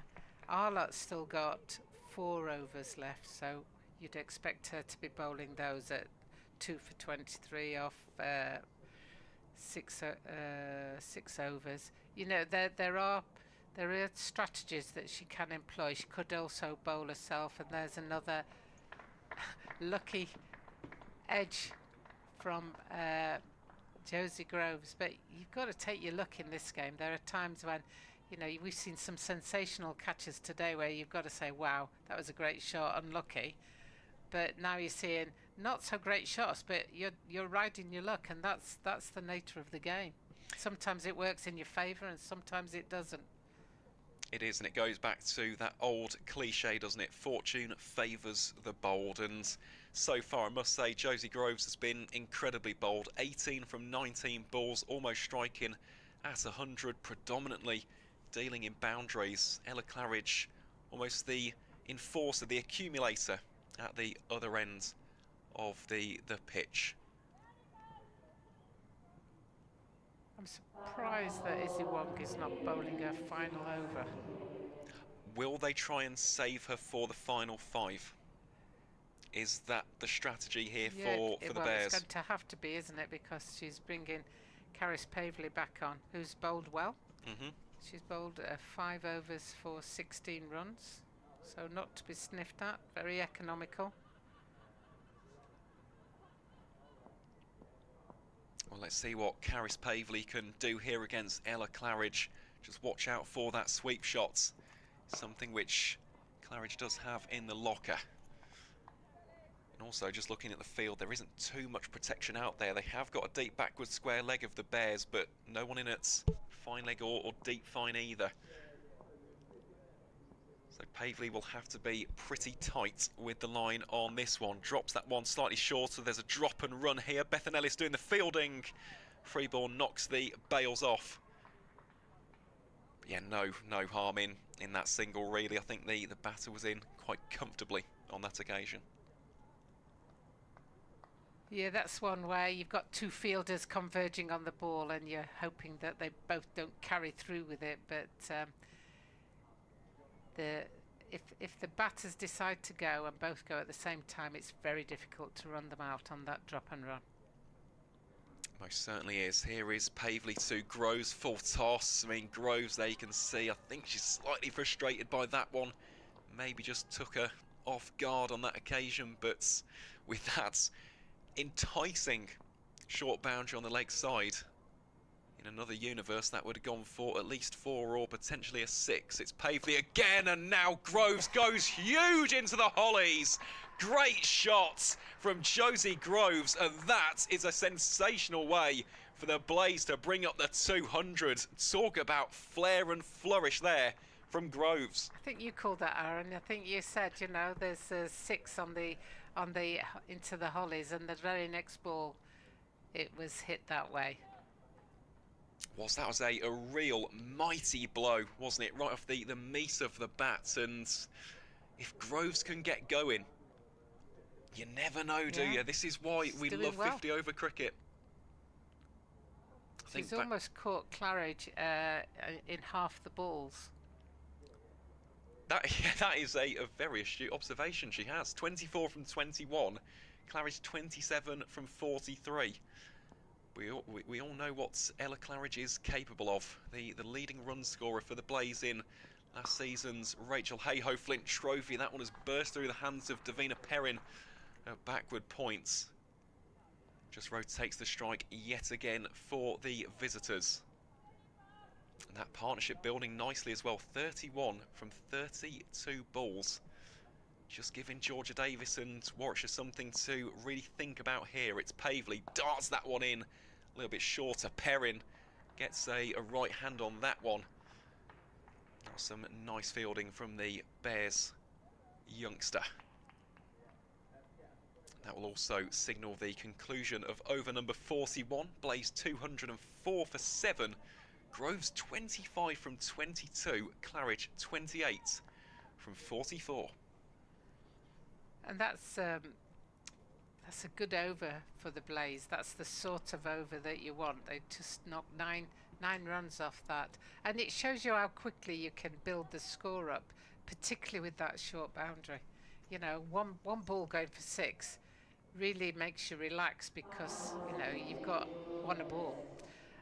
So anything on top of that is a real bonus, and you don't have to go crazy. So you just got to wait for the bad ball and put that away. But the good balls at this stage in the competition, you've got to be getting a run off them. You do. And again, it comes back to strike rotation. At this stage, that one is flashed off the bat. There's a chase on for Deina Perin. Picks it up cleanly. Oh, well, I say she's picked it up cleanly. How on earth has that happened? It's gone for 4. After all of that, it's looped off the hands of the Bears youngster. And what should have been a single instead goes to the boundary. Oh, goodness me. We'll see the replay of this. And even Perin herself is absolutely flabbergasted that that's happened. And is that the pressure just telling now for Warwickshire a little bit? I don't think I've ever seen anything like that before. I have, just not to that extent. I saw it here last season in a men's game, Warwickshire versus Worcestershire. It was one of the funniest moments of the season. Nathan Smith went to throw the ball back at Michael Burgess. It clattered off one of his fingers and it hit the New Zealand all-rounder in the head for what was a rather comical moment. But I don't think I've ever seen that actually on the boundary, especially not in 50-over cricket here at Edgbaston. But yeah, for Perin, just put it to the back of the mind and get back into the contest. That's a drilled shot low through the covers. Oh. Chance here. If that would have hit, Groves would have been gone. Yeah, Groves is... She's not unathletic, but she didn't look like she was putting the 5th gear on there. It looked like I was just going to 2nd or 3rd gear, and she really needs to run that one. If she's going to hit down the ground and hit to a fielder and take a single, you've got to run it quickly. That was a very close call, I think. It really was. Just needed to hit the target. Warwickshire now maybe just beginning to get slightly frustrated by this partnership, and there you go, more frustration for Georgia Davis. Looks very exasperated on that occasion. Another pair of runs to add to the scoreboard for the Blaze. Partnership moves up to 40 from 37 balls, and tell you what, this now is laying a rather nice foundation for the visiting side. Claridge back on strike. This one chips up in the air. Chance here with the outstretched hand of the fielder. Again, we've already seen that extraordinary effort from Izzy Wong. Almost another one to back it up in the field. No damage done though for the Blaze or Ella Claridge, who survives yet again. Now on 36 from 48. Tell you what, we could be in for a very entertaining final few overs here as Groves plays that watchfully. The damage is on Warwickshire at the moment because they will be getting incredibly frustrated. Yep. Incredibly frustrated. And there's nothing worse when you're out in the field with the opposition. What were they when they took the 7th wicket? 175 for 7. And these guys have now put on 41. And they've given half chances, full chances that haven't been taken. And you're just like, surely we can get these 2 out. I'd like to see, we've still got 1 over of Wong left and 4 overs of Arlott left. I'd like to see one or either of those come on, really, because I think the pace is more than they can cope with. Well, I think Georgia Davis has been listening to the commentary, Jane, because Emily Arlott is coming on to bowl here from the pavilion end. So, changing end for Arlott, and of course a change of bowler here for the Warwickshire captain as she looks to shuffle the pack and just try and get this key breakthrough. Davis is discussing with Arlott where she's going to put the field. It's a tricky one because I don't think it matters where you put them if you bowl a bad ball for that leg side, because even a bad shot could clear the boundary. So it's an interesting field placing that you have to consider, and I think you've just got to go with what your standard field would be, but knowing that the chances are it might sail over the top of them. And as soon as you mention that, Caris Pavley has gone down to the deep boundary as well. So 3 Warwickshire players operating on that leg side in the deep. Not the longest of boundaries, of course. And as a result, Emily Arlott rather sensibly drops that into the offside. Yeah. There is still scoring options though here for the Blaze, especially through the covers. There's plenty of green grass out here if they can open up the arms and maybe also for the straight hit as Yeah, well. I wonder whether Arlott's going to bowl a bouncer though, because if she does, there's top edge or anything, there's chance that it could go to one of those backward square. But that's the gap through the covers that you're talking about, where there's a straightforward single. Collected by Abby Freeborn, but covered quite nicely there. They thought about a second and then realised there wasn't two there. Never run on a misfield, I think, was the old adage. It certainly is. How many times have we seen run-outs from that exact situation? Not what the Blaze wants at this stage either, with the partnership almost reaching 50 at this stage. There is the aforementioned short ball from Emily Arlott, too short for the taste of the umpire. That's given as a wide. I do think sometimes we over protect the batters, you know. You're saying that's one over. They've just signalled one above the shoulder, if you like. It was wide, she couldn't get anywhere near it, so why are you calling that one above the shoulder? Because it's like, well, it was nowhere near a shoulder. Well, how can Arlott respond after that one? Does pitch it up, this one. Gone go. aerial, big chance for the Bears to get a wicket. Nestles into the hands of Hannah Baker at mid-on. And that is exactly what the Bears required. It's the big wickets of the hard-hitting Josie Groves. Blaze, 215 for 8. And that's one of the reasons I thought that they should bring the seam back on, is because I think they're too quick for these two. And the spinners means that they can swing their bat without danger, whereas Emily Arlott, you know, she might have just upset her a little bit with that wide bouncer and her thinking, oh sugar, what's coming next? And then what happens next is she doesn't quite middle one because it races onto her bat, cramps up her space and hits it straight to mid-on for the catch. Yeah, really smart bowling that, and an inspired change as well from Georgia Davis. Really good captaincy. It was something which Ali Maiden mentioned actually in the pre-match thoughts. He said that her manufacturing of field placements and the rotation of the bowlers was absolutely bang on the money. And so far that has been the case here today as well. And Emily Arlott continues this outstanding start to life in a Warwickshire shirt.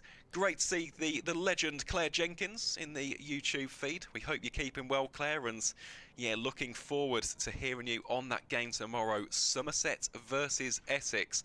Two sides who have had slightly different starts to the season. Essex, who before a ball was bowled in anger, were seen by plenty of people as a dark horse, currently sat in 8th place in the League One table, having suffered 2 losses in 2 matches. Somerset, meanwhile, well, I think we've all seen that extraordinary run chase against Surrey in the season opener, but they did taste defeat the other day. So even though it's still very early doors, big game that. I think the thing is with this new Tier 1 competition, it's actually every game counts. And I don't think you can write anybody off at this stage, because everybody has a decent array of quality players who on their day will beat anybody else. Most definitely. And Ballinger, well, went aerial. There wasn't a fielder in that position, but Bethan Ellis was lurking, cuts it down to a single. So Grace Ballinger gets off the mark. One of the great things I like in cricket is seeing a left-handed bowler actually bat left-handed. We see it quite a lot nowadays that left-hand bats bat right-handed, especially for tail-enders. Yeah, and I think I've always said if ever I come back in this life, I want to be left-handed, because I think left-handers just look so cool, don't they, when they're batting? Oh, they certainly do. And that's elicited a response from the returning Mel Farrell. We'll hear from Mel for the final few overs. Yeah, we'll have a quick change. I'll swap out after this delivery, and you can hear the dulcet tones of Mel Farrell for the final few overs. I'll change back in for Dr. Jane Powell with 2 overs to go, just to take us to the ends of this first innings. But yeah, good over this for Emily Arlott. How can she round it out from the pavilion end? Well, Ballinger climbs into that one, plays it confidently through towards point for 1 run. Blaze 218 for 8. I will depart, and very shortly you'll hear the words of the great Mel Farrell. And a great shot there by Grace Ballinger, who just leant into it and just pushed it out into the cover for a very simple single. And it's just what you'd want from your number 10 coming in, just to rotate the strike and make sure that the strike is being rotated, particularly when you're left-handed and you're batting with a right-hander. There's nothing that will upset the bowler more than a left-hander, right-hander combination, because the line that you bowl has to be different. So welcome back, Mel. Thank you very much. As a left-hander myself, I approve of these messages. Although I'm I'm a weird one. You know how you see bowlers who bowl with their right arm and bat with their you bat left-handed. That's another why. There've been a few of those. I do everything pretty much with my right-handed except for right. A right left-handed.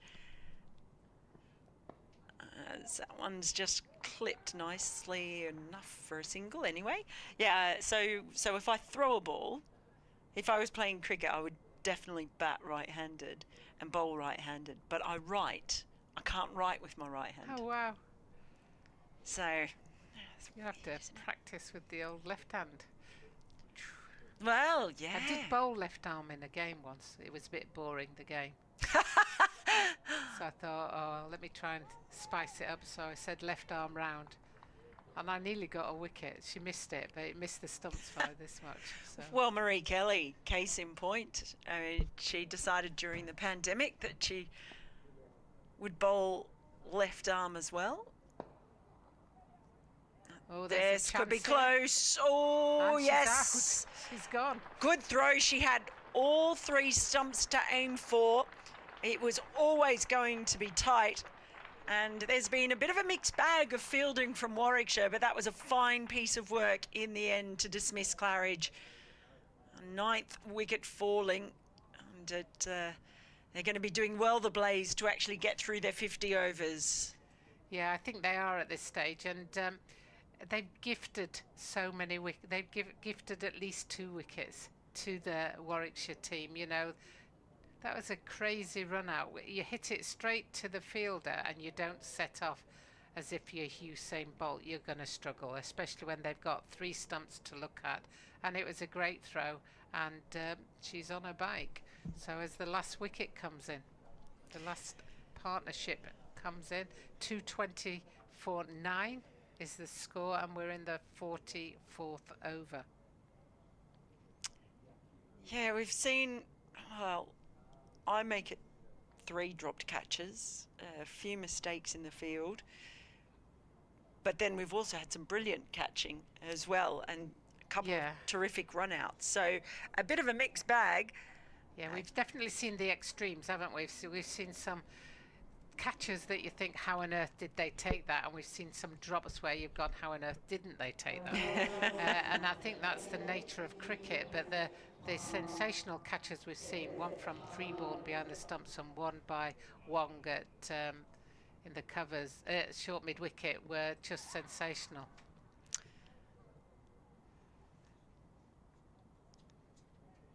Davies continues from the city end.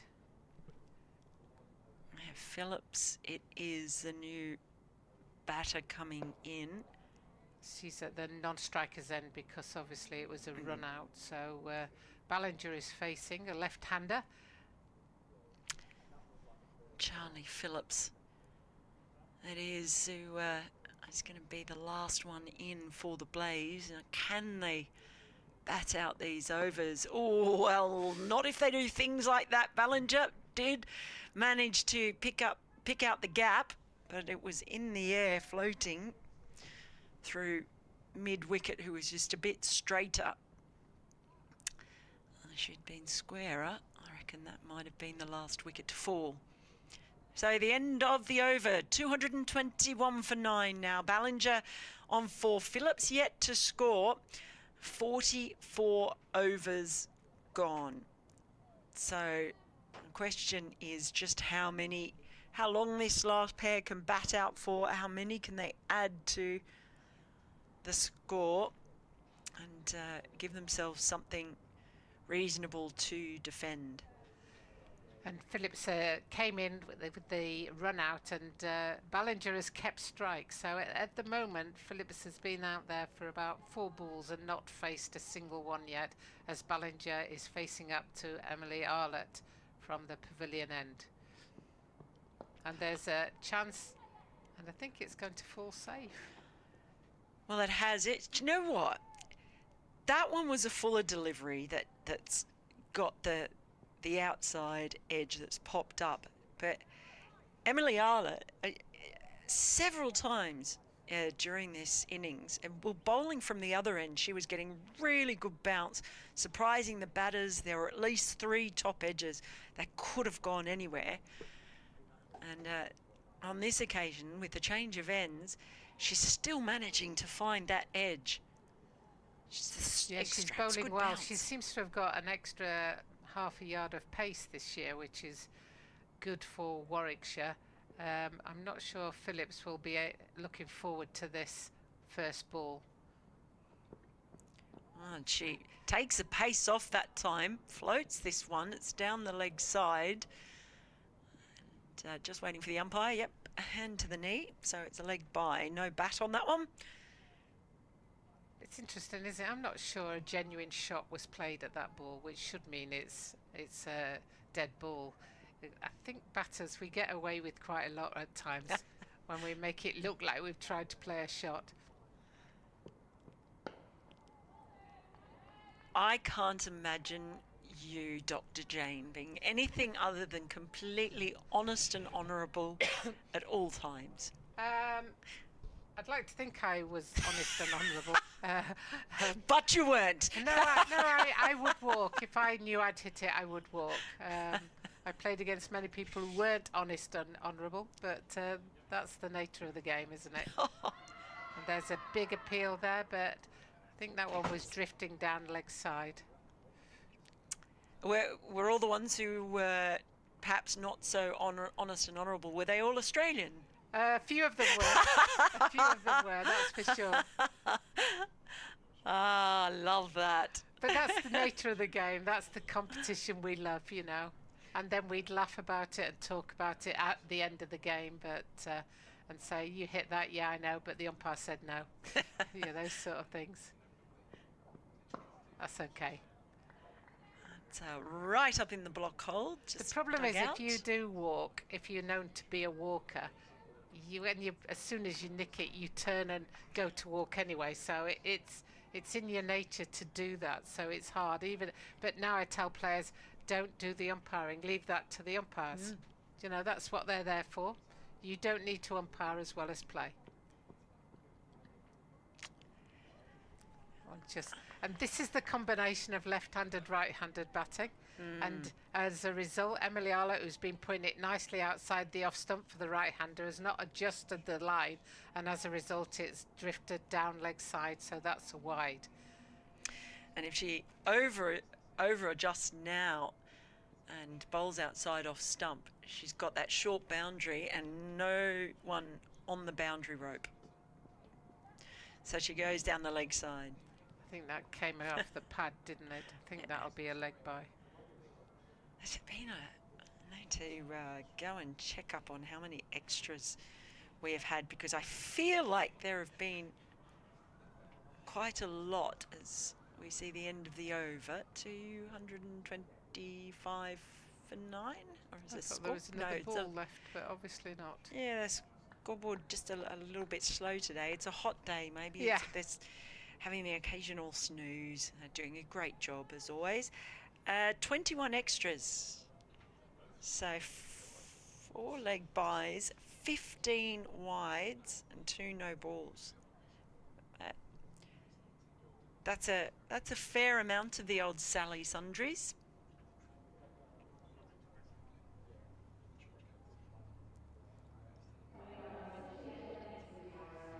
As I'm going to see another change in the bowling towards the end here. Is that Pavley? Yes, it is. Pavley it is, coming back. more of her left arm over the wicket, and that is scooped in the air. And we've talked about the fielding being hit and miss, and in the end, the miss means 4 runs. Yeah, that's one of those not tough ones because, you know, it's coming to you. Do you go for the catch or do you stop the boundary? And she went for the catch, but obviously wasn't in line to it. You see, for me, it's go for the catch, but make sure your body's behind it. So if you don't take the catch, you're stopping it. Nervous to run to Deina Perin. There was a one there, I think, but they just didn't take it. Well, that's the value, the added value of a great fielder, isn't it? When you actually, you don't even have to field the ball to stop the run. Reputation. This is very quick to bring a bottom hand in, is Grace Ballinger, so everything is being turned to the leg side if it's on her body. It's not a huge amount of protection though. She slaps that one through the offside. Yeah, nicely. Fielder in Grace Ballinger has got some nice cover drives, and she's shown 2 or 3 of those already in this game, and I've not seen much of Phillips, so I'm not sure what she can do, but if she's coming in at number 11, you would suggest that she's not really a top order batter or done much batting. Waverley's trying to wave to her field to move a little bit. Comes in from the city end, and that's a nice guider down to backward point. Dropped 2 fielders on the leg side out to the boundary, albeit they're a long way in from the boundary because of the size of it. Trying to give her the single, perhaps keep her on strike, but no, she stays where she is, and it'll be Ballinger on strike. How long can Ballinger keep this going? 230 for 9. Ballinger is on 10. Phillips yet to score. 4 overs remaining. Yeah, what did you make of the extras? 21? Yeah, quite a few leg buys though, aren't they? I think only 5 now. So it's 15 wides is probably the... Katie George bowled 2 no balls as well, consecutive no balls. You know, and I think that was the nature of the bowlers. Hadn't quite got a run up right, and then was struggling with getting her line and length, and that's where the wides come. The wides more recently have been left-hand, right-handed bat combinations.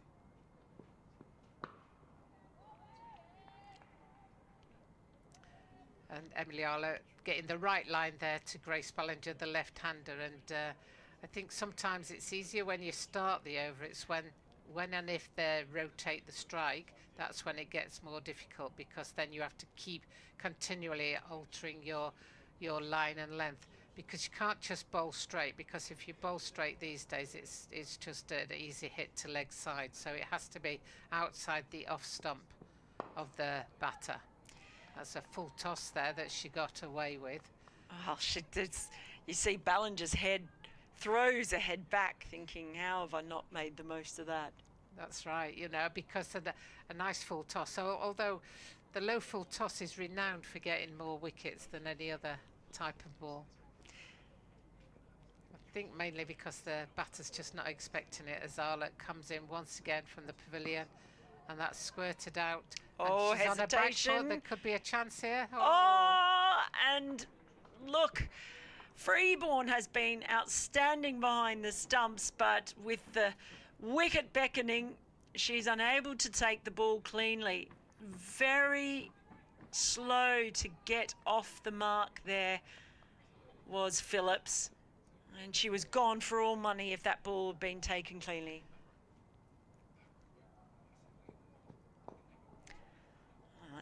In the air. Thick outside edge, down to third man, down to the fielder for a single. Oh, she'll be frustrated, Abby Freeborn, because we have been praising her work behind the stumps. Yeah. She's been very sharp.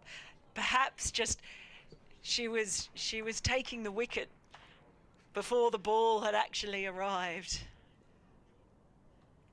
Mentally, at least. Oh, just cuts her in half. And I think Warwickshire will be pleased, but at the same time incredibly frustrated, because I think they're looking at what they've done and what they haven't done, and probably thinking we could have kept them to under a 200 here quite easily, which would have made the chase so much more gettable. Yeah, just the inconsistency in the field. Good drive there. They're risking it again, and do you know, I think she might have been in trouble again had that been a direct hit. They're chancing it as we see the end of the 47th over, 233 for 9. Ballinger now on 12, Phillips on 1.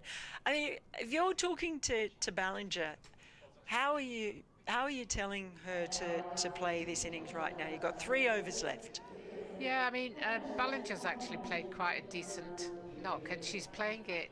I'd probably be saying play with intent, play straight. Don't look to sort of play cross-battered shots. You know, there's plenty of space.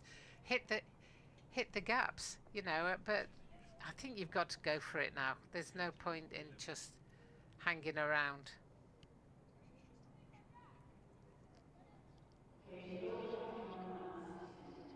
So we've got another change in the bowling. Just Pavley coming in for that 1 over, but now that's Katie George coming back into the attack. That left arm. They get the single first up. I was saying, I'm amazed that they haven't bowled. You know, I wouldn't leave Wong for the last over. You know, bowler now, get the last wicket. one thing I agree, when you're down to the last wicket, why not? This Warwickshire attack, what I like about it, I was saying this before when Aaron was on, they've got really good variety. Yes. In the attack. Ooh. I'm going to hop off and pass on to Aaron. We've been going hard. Thank you, Dr. Jane, for your cricket diagnosis. As we just get ready to wrap up this innings. It's been a tussle back and forth. But mostly it's been Warwickshire on top without being able to really put their foot down. That's nicely whipped away through mid-wicket. They'll only get the single though. As we welcome Aaron back. Thank you very much for the last rights of this particular innings. Certainly is, yeah. 2.3 overs still to go. And at this stage, Mel, I know we've still got, well, a maximum of 15 deliveries, legal deliveries that is. Who do you think will be the happier of these two teams? Yeah, it's an interesting one, and I'm actually not sure. That's really well played. It was in the air, but just wide of the fielder, and I think that's not going to quite run away. It's a very, very long boundary, and while that might have gone for 4, in most places they'll have to settle for 3, but well played. Takes. It's a funny one because especially if they don't bat out, which they may actually bat out. I think if they bat out their 50 overs, if they can manage to get it up to 250, I think Blaze will be pretty pleased with that, particularly after the start they had. No, I think that is very, very fair, and of course the assumption, it's not official at this stage, but given the severity of the injury to Chloe Brewer, Warwickshire will have to go into that chase against a stacked bowling attack with one less batter. So that is also something to consider, and we have seen it in both of the opening matches in this one-day cup campaign. There has been a little bit of frailty in the top 4, top 5, so we'll take a big effort from at least one of those batters if the home side are to emerge victorious in this one, but should be a great chase nonetheless. Yeah, it will be quite interesting as we see the end of the 48th over. 2 overs remaining, 239 for 9 now. I mean, Warwickshire really had their opportunities. had them 2 down in the first over. Then they were able to rebuild with that partnership with Katherine Bryce and Tammy Beaumont. Good partnership too. And Warwickshire have just kept chipping away, and they've done a pretty good job at not allowing any big partnerships to build. But when they've had an opening, doors opened a little bit and they haven't been able to kick it open. Really assert their authority. There are times you've definitely felt they've been on top, but Blaze have found ways to come back. Well, they have, and it is a testament, isn't it, to the character of this side. It's something which Kirsty Gordon, who unfortunately isn't playing today, is a big proponent of. It's tenacity. It's a case of when you are down, you've got to roll with the punches and just dig and claw your way back into this game. And they've done that because after what was a very difficult start, you saw them 5 for 2 and 2 very different wickets. That second one would have been very, very painful at that stage as Wong comes into bowl here to former Warwickshire seam bowler Grace Ballinger. Oh, well, I think Ballinger may have got bat on that one in the end, so no damage done. But the key thing about the Blaze, it hasn't been one huge partnership of, let's say, 130, 150 plus. It's been consistent partnerships here and there. So, for example, that first one between Sarah Bryce and Tammy Beaumont, that got them back into a little bit of a glimmer, got them into a groove. And then, of course, that last partnership between Ella Claridge and Josie Groves, also upping the ante in fine fashion. It's Wong again, this one very full. And driven on the up by Ballinger for no run. Full toss. Ballinger, that's the second time she's got herself a full toss and hasn't been able to put it away, and looks very frustrated by it as well.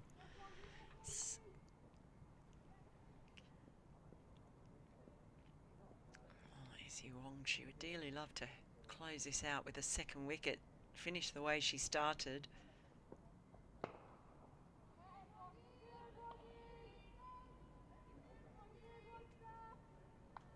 You can see there, Ballinger maybe just slightly frustrated to have not got a better connection on that one. But again, it's proactive batting, and it's a really valuable 16 runs this from someone who will know a lot of these players very well. I mean, Grace was at the Bears for the vast majority of her county career. She's facing off against former teammate Izzy Wong. This one spliced high into the sky, but well short of the fielder, so the Blaze duo can come back for one more run. But I was looking at her pre-match comments, and as much as Trent Bridge has become her home now, she's been there for a number of years, she's attended university in the East Midlands, she said that Edgbaston will always hold a very special place, and rightfully so, because this is where she kind of had her cricketing education, very much part and parcel of the pathway. And to see her doing so well, whether it is in competitions like the One Day Cup or indeed the 100, is really fantastic to see. And yeah, very valuable little cameo this from the Blaze number 10. So that brings us to an end to the 49th over. Blaze 243 for 9, Ballinger on 17, Charlie Phillips on 9, and this last wicket partnership ticks over to 23. That could be a pretty useful little advantage for the Blaze to take into the run chase. And that's what I was talking about before. It's not that necessarily had huge partnerships throughout, but they've been partnerships of a sort, and this will undoubtedly be frustrating for Warwickshire, having a 10th wicket partnership of 23 runs. Really frustrating. They should have really, even if you eliminated one or two of the drops, they should have bowled them out under 200, I think. But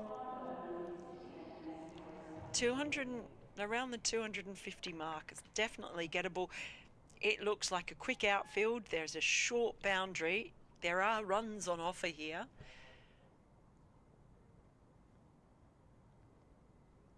And it will be Pavely then to bowl this final over. That one whipped out towards deep backward square leg for a single, a rather stylish one there for Grace Ballinger, the left-hander. At the end of this over, of course, and the end of the innings, we'll take you through the scores on the doors around the country. Just taking a look at the one in Beckenham, Surrey, that is a monster total for a 50-over game. Lancashire, meanwhile, well, they've just slipped a little bit compared to the incredibly strong footing they had after 40 overs.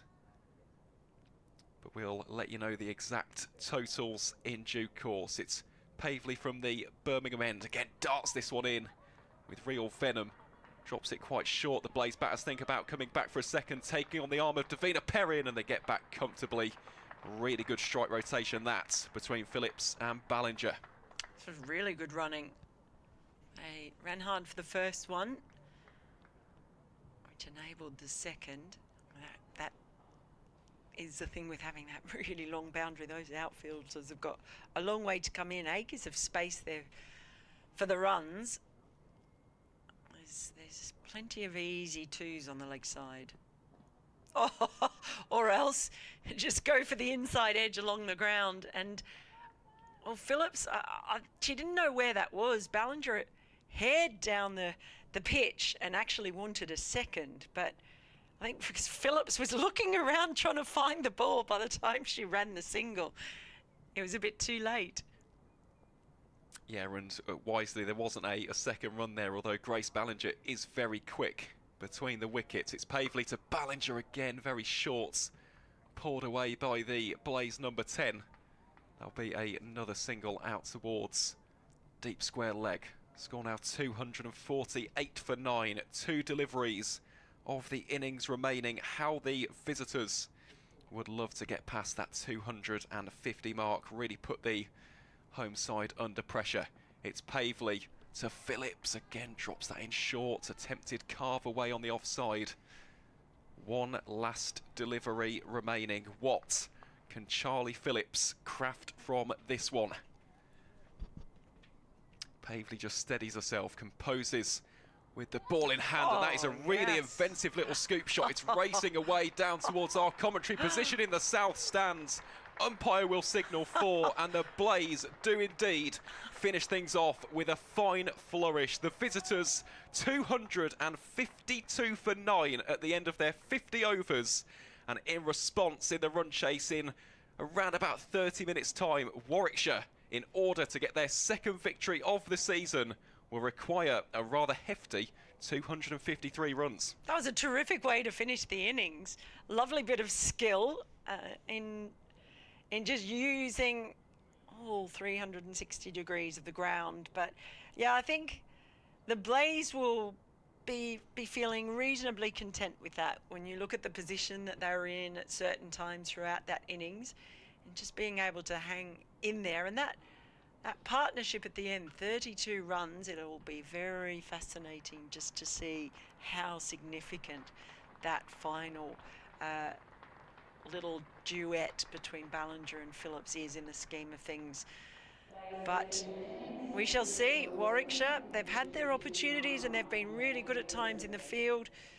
There's been some terrific bowling as well. I think at times the extras, the short boundary, perhaps, and the thought of it leading to a few too many wides in particular, but they will now reset themselves. It's a gettable total, but it's not going to be a cakewalk. It isn't, and this will be a difficult run chase for Warwickshire. Just to go through some of the standout scores from that first innings, Sarah Bryce, the Scottish international, 52 from 56. There are also some very handy contributions from the captain, Tammy Beaumont, scoring 38 at the top of the order, as well as scores of 38 and 34 from Ella Claridge and Orla Prendergast, respectively. Josie Groves came out with a real desire and intent to score runs quickly, smashing 26 from 25 balls, which included 3 fours and a 6 to boot. And then, of course, that final wicket partnership between Grace Ballinger and Charlie Phillips. Ballinger unbeaten on 19, Phillips on 11 not out, has boosted the Blaze up to 252 for 9 from their 50 overs. So we'll take a short break here in the commentary position, enjoy a quick bite to eat, a snack and a drink, and we'll rejoin you in around about 25 minutes or so time as Warwickshire look set to chase 253 to win. Yes, it will be.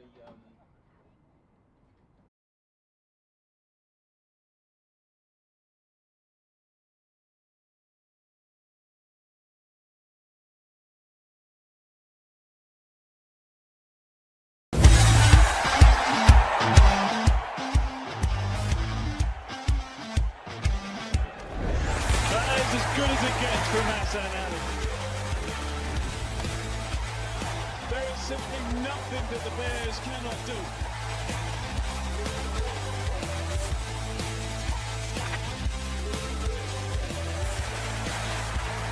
Oh my goodness! Oh yes! Oh yes!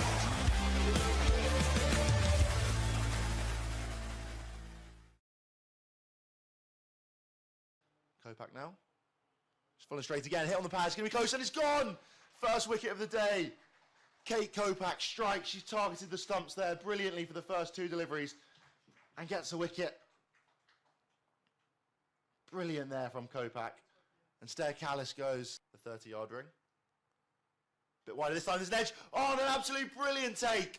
What a grab from behind the stumps there from Amara Carr. A thick edge and diving to her right. Takes a stunning catch.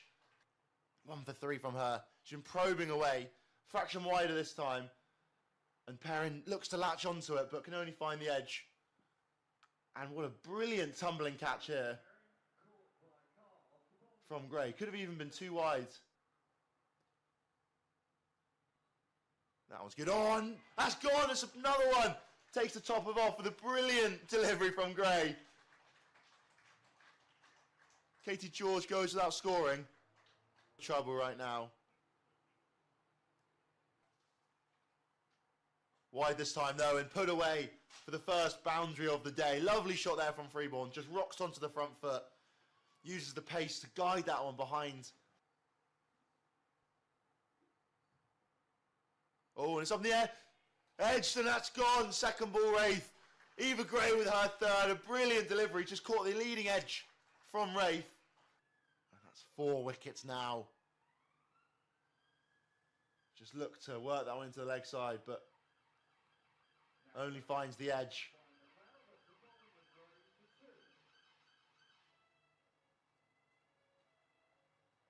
And you can see there.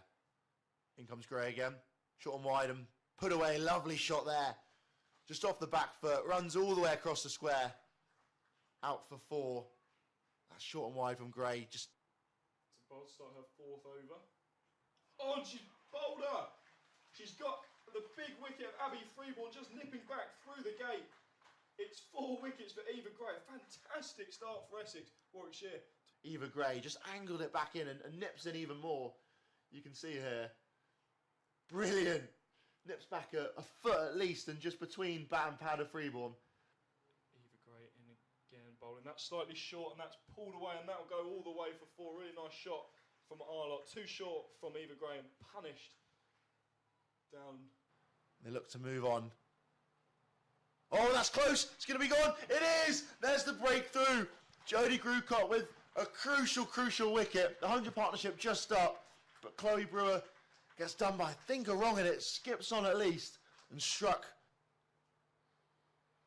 That's pulled away nicely. Brilliant shot there. No fielder out there, and it's going to run away to the ropes. And that's 50 for Em Arlott with a gorgeous strike to the boundary. 77 deliveries she takes to get to her half century from the Sir Alistair Cook end. Tucks stumps there. Oh, almost an absolutely stunning catch.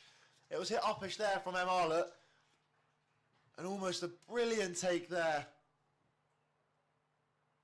It's up in the air, could be caught. Oh, and it doesn't quite land in the hands of Sophia Smale. Bringing the Essex. Oh, big shot there. Huge 6 from Em Arlott. Sends that one deep into the stands. Just picks that one nicely, short from Monroe. And there it is. That's the 100. Brilliant shot. Just tickled it round the corner. And what an innings from Em Arlott. Her first list day century. A brilliant performance. Real trouble Warwickshire found themselves in when she came to the crease. 22 for 5, and she's still there now, 215 for 6. And that one's up in the air again. It's going to clear the fielder and the rope down there over long on with another monstrous strike from Em Arlett. At times, but how did that miss?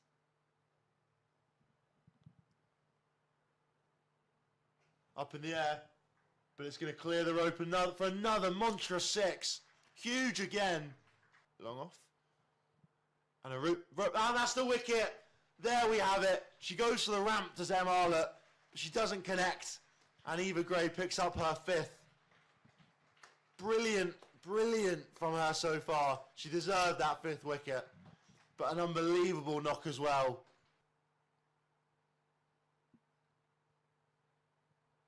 And that's another wicket. She gets her first. Chas Pavley has to go. And that's Munro's first wicket. Brilliantly bowled. And that one slapped through the leg side. They're going to think about 2 here. George Davis is quick off the mark, and there's a bit of a mix-up. Oh, going to be run out perhaps? There is indeed. Well gathered in the end from Amara Carr. Yeah, it wasn't pretty, was it? But it got the job done in the end. Duggan again, it's up in the air. Could be a simple catch. It is indeed. Well taken there from Sophia Smith. No, that's Eva Gray, sorry. Took that catch, yes. Good take in the end, and that brings Warwickshire's innings to a close. 289 for 9. It's off all out in the end. Women's T20 World Cup qualifiers. There's Izzy Wong. Bowls Gardner through the gate. That one again just nips back. Really good ball, but Gardner's left a gap between bat and pad, and she's on her way. Just a fraction under 6.9 now. That was short this time though, and pulled through the gap it is. Lovely shot there from the skipper. And that brings up her 50. Lovely from Scrivens. Just cashed in on a ball that's too short from Pavley. But there should be opportunities in the rest of the squad. And that's it, that's the breakthrough. Brilliant from Charis Pavley. Oh, and there's the breakthrough. Davis bowls it on, it's Boulder. With relative ease, they're 164 for 2. As Griffith comes down the track and hits that over the boundary rope for 6. That's an imperious stroke from the Essex number 3. Well, I agree. I mean, if they get to the last over and they require 7, then I think they'll be quite happy. They'll take their odds.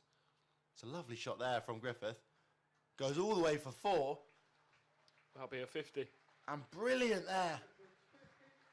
Lovely knock so far from Cordelia Griffith. So the left arm. George bowls and that's chipped. That's a really soft dismissal. Chipped by Flo Miller. Straight into the hands of the fielder. Chloe Brewer takes the catch. Catching mid-on. Catching mid-wicket. Very straight mid-wicket in a catching position. And Flo Miller will be kicking herself there. She just sort of... I'll just talk you through his delivery. George bowls on. That's a leading edge by McLeod. Straight up in the air. Fielder underneath it. Holds on to it. Essex are 5 down. It's another wicket for George. 2 in 2 overs. And I think that might be Brewer again with the catch. It is. No, that's disappointing to see. It was up in the air for a long, long time. Brewer didn't look too comfortable under it. Just watching it well, and then you can see the relief, I think, when Smell goes down the ground and beats the fielders there, going to run away to the boundary. Lovely shot there from Smale. Just muscles that one straight.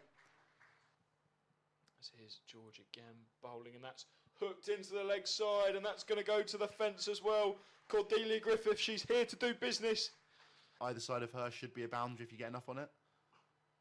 Oh no, Schmale was just clipped it to short mid-wicket, and that wasn't a great delivery from George. He dug it in halfway to the fielder. George claims her 3rd wicket in 4 overs, and Sophia Schmale did really well to get herself in, and she's just whipped that from sort of off stump. That was pulled away, and it's going to be gone. It is. There's another one. Markar goes, she picks out mid-wicket, inch perfectly again. Pavely that is, with a simple catch. Again, it wasn't a great delivery. It was just back of a length. Yeah, just back of a length. We sort of set up nicely for her to hit, and she puts her hands for it. I think it was just on her, to be fair, a little bit quicker than... Oh, she's gone! Between bat and pad, a lovely in-swinging delivery from Chloe Brewer. Brilliant. And Eva Gray can't add to the score sheet. She did it against Hampshire, and she's doing it against Essex. Another victim, bowled, she just nips it back. Started it on off stump, and it just straightened a fraction and give you some momentum for the next match.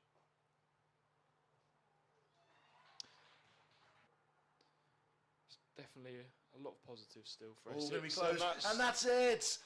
That's the end of the match. Chloe Brewer with her third of the game, and Munro gets done LBW, and a huge win for Warwickshire.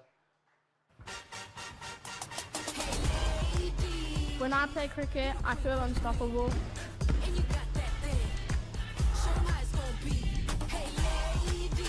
This is our turn to be in the spotlight.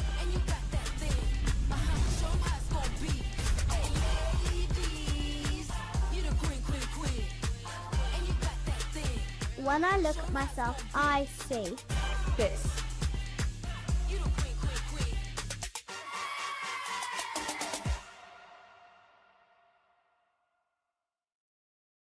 Tell by the looks on your faces, some very special memories.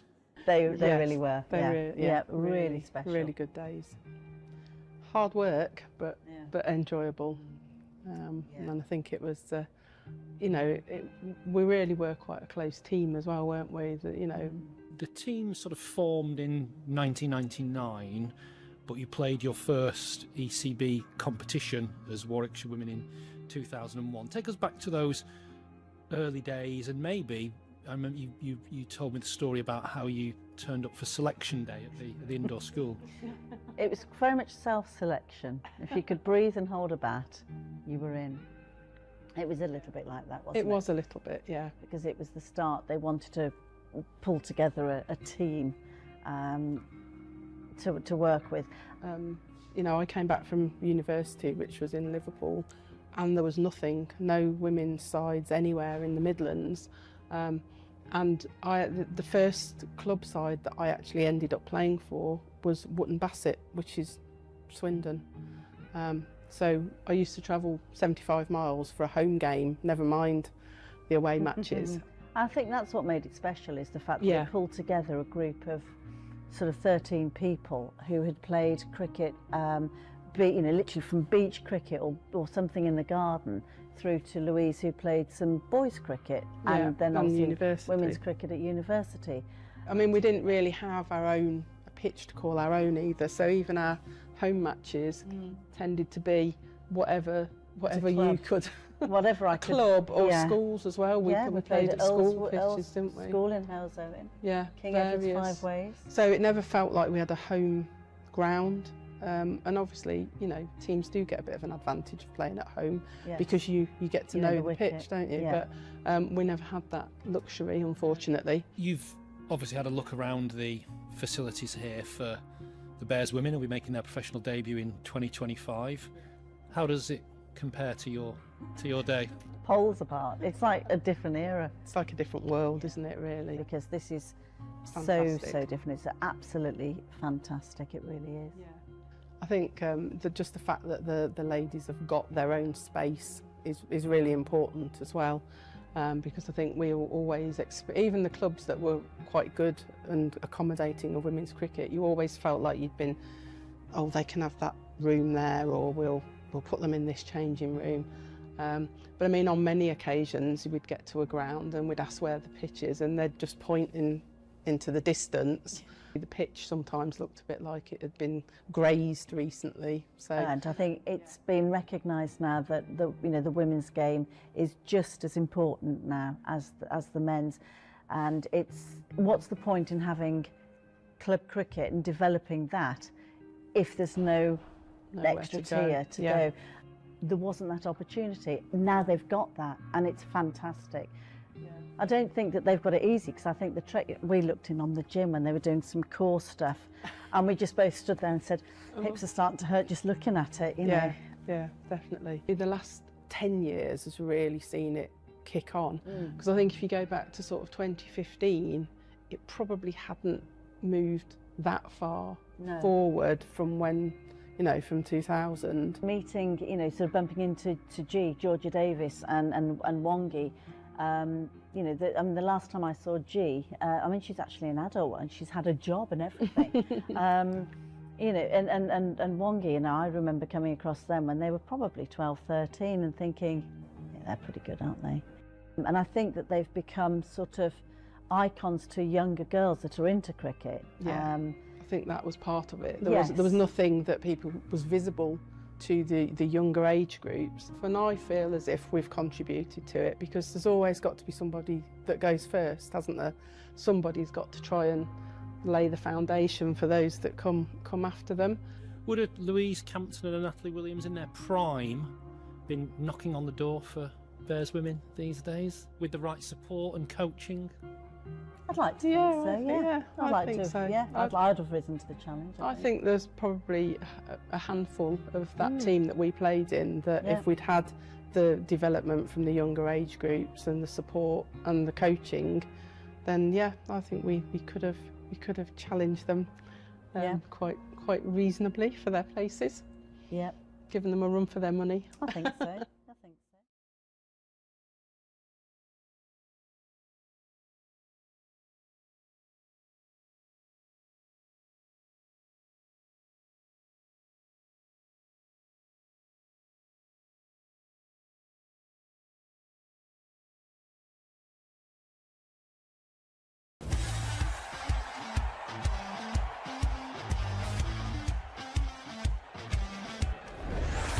As good as it gets from Hassan Ali. There is simply nothing that the Bears cannot do.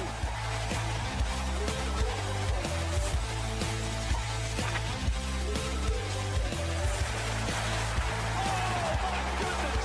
Oh yes! Oh yes!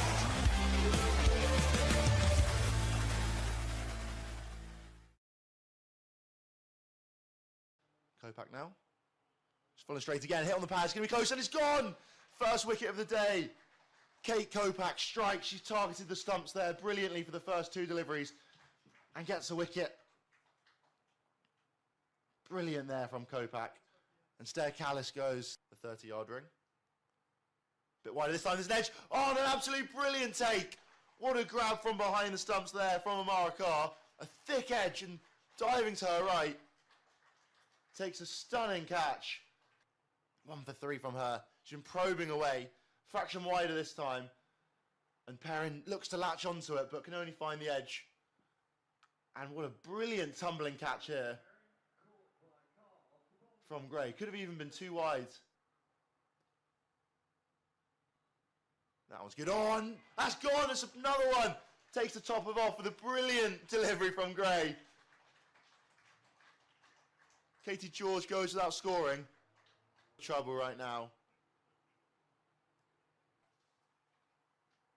Wide this time though, and put away for the first boundary of the day. Lovely shot there from Freeborn. Just rocks onto the front foot.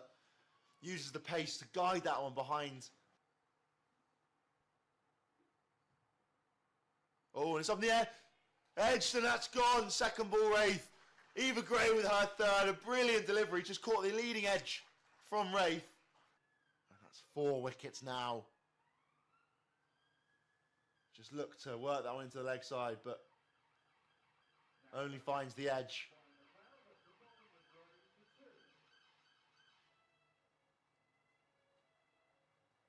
And you can see there. In comes Gray again. Short and wide and put away. Lovely shot there. Just off the back foot. Runs all the way across the square. Out for 4. That's short and wide from Gray. Just Start her 4th over. Oh, and she's bowled her. She's got the big wicket of Abby Freeborn just nipping back through the gate. It's 4 wickets for Eva Gray. Fantastic start for Essex, Warwickshire. Eva Gray just angled it back in and nips in even more. you can see here. Brilliant. Nips back a foot at least, and just between bat and pad of Freeborn. Eva Gray in again, bowling. That's slightly short, and that's pulled away, and that'll go all the way for 4. Really nice shot from Arlott. Too short from Eva Gray, and punished down. They look to move on. Oh, that's close. It's going to be gone. It is. There's the breakthrough. Jodie Grucott with a crucial wicket. The 100 partnership just up, but Chloe Brewer gets done by, I think, a wrong, and it skips on at least and struck. That's pulled away nicely. Brilliant shot there. No fielder out there, and it's going to run away to the ropes. And that's 50 for Em Arlott with a gorgeous strike to the boundary. 77 delivery she takes to get to her half century from the Sir Alistair Cook end. Tucks stumps there, and oh, almost an absolutely stunning catch. It was hit uppish there from Em Arlott, and almost a brilliant take there. It's up in the air, could be caught. Oh, and it doesn't quite land in the hands of Sophia Smale. Bringing the Essex. Oh, big shot there, huge 6 from Em Arlott. Sends that one deep into the stands. Just picks that on nicely, short from Monroe. And there it is, that's the 100. Brilliant shot, just tickled it round the corner. And what an innings from Em Arlott. Her first list day century, a brilliant performance. Real trouble Warwickshire found themselves in when she came to the crease. 22 for 5, and she's still there now, 215 for 6. And that one's up in the air again. It's going to clear the fielder and the rope down there over long on with another monstrous strike from Em Arlott. At times, but how did that miss?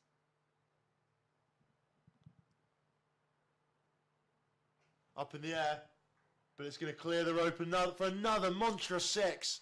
Huge again. Long off. And a rope, and that's the wicket. There we have it. She goes to the ramp, does Em Arlott, but she doesn't connect.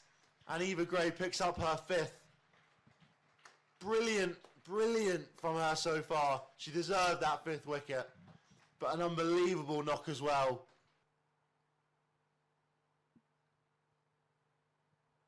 And that's another wicket. She gets her first. Chas Pavley has to go. And that's Munro's first wicket. Brilliantly bowled. And that one slapped through the leg side. They're going to think about 2 here. George Davis is quick off the mark, and there's a bit of a mix-up. Oh, going to be run out perhaps? There is indeed. Well gathered in the end from Amara Carr. Yeah, it wasn't pretty, was it? But it got the job done in the end. Duggan again, it's up in the air. Could be a simple catch. It is indeed. Well taken there from Sophia Smith. No, that's Eva Gray, sorry. Took that catch, yes. Good take in the end, and that brings Warwickshire's innings to a close. 289 for 9. It's off all out in the end. Women's T20 World Cup qualifiers. This is Wong. Bowls Gardner through the gate. That one again just nips back. Really good ball, but Gardner's left a gap between bat and pad, and she's on her way. Just a fraction under 6.9 now. That was short this time though, and pulled through the gap it is. Lovely shot there from the skipper. And that brings up her 50. Lovely from Scrivens. Just cashed in on a ball that's too short from Pavley. But there should be opportunities in the rest of the squad. And that's it, that's the breakthrough. Brilliant from Charis Pavley. Oh, and there's the breakthrough. Davis bowls it on, it's Boulder. With relative ease, they're 164 for 2.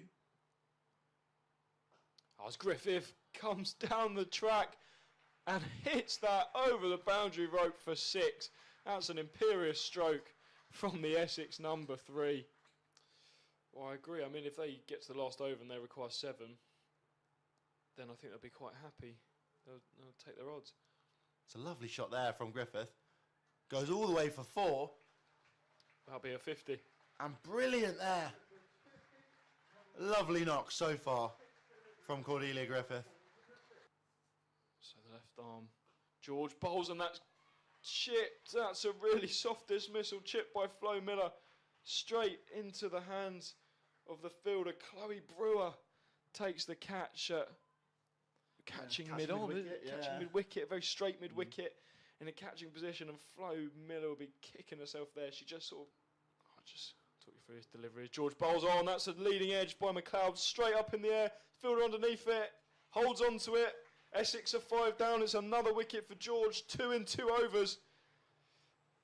And I think that might be Brewer again with the catch, it is. No, that's disappointing to see. It was up in the air for a long, long time. Brewer didn't look too comfortable under it. Just watching it well, and then you can see the relief, I think, when Smell goes down the ground and beats the fielders there, going to run away to the boundary. Lovely shot there from Smale. Just muscles that one straight. Here's George again bowling, and that's hooked into the leg side, and that's going to go to the fence as well. Cordelia Griffith, she's here to do business. Either side of her should be a boundary if you get enough on it. Oh no, Schmale was just clipped it to short mid-wicket, and that wasn't a great delivery from George. She dug it in halfway to the fielder. George claims her 3rd wicket in 4 overs, and Sophia Schmale did really well to get herself in, and she's just whipped that from sort of off stump. That was pulled away and it's going to be gone. It is. There's another one. The Markar goes. She picks out mid-wicket. Inch perfectly again. Pavely that is, with a simple catch. Again, it wasn't a great delivery. It was just back of a length. Yeah, just back of a length. It sort of set up nicely for her to hit, and she puts her hands for it. I think it was just on her, to be fair, a little bit quicker than... Oh, she's gone! Between bat and pad. A lovely in-swinging delivery from Chloe Brewer. Brilliant. And Eva Gray can't add to the score sheet. She did it against Hampshire, and she's doing it against Essex. Another victim bowled. She just nips it back. Started it on off stump, and it just straightened a fraction and give you some momentum for the next match.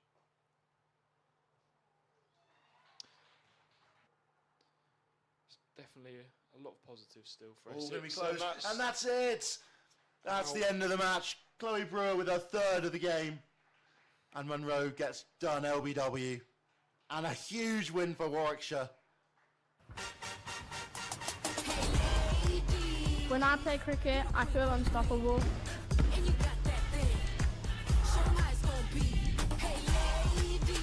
This is hard to be in the spotlight.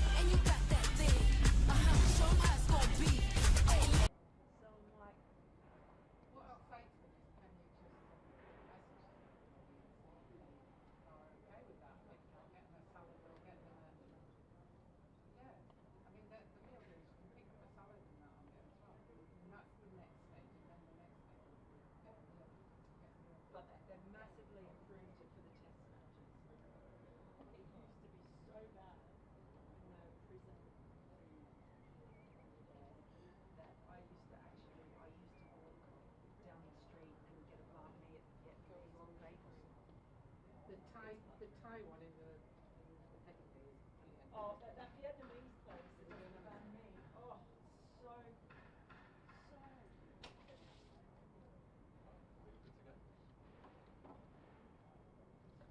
Okay. Well, I'll introduce us back in that case, Jane.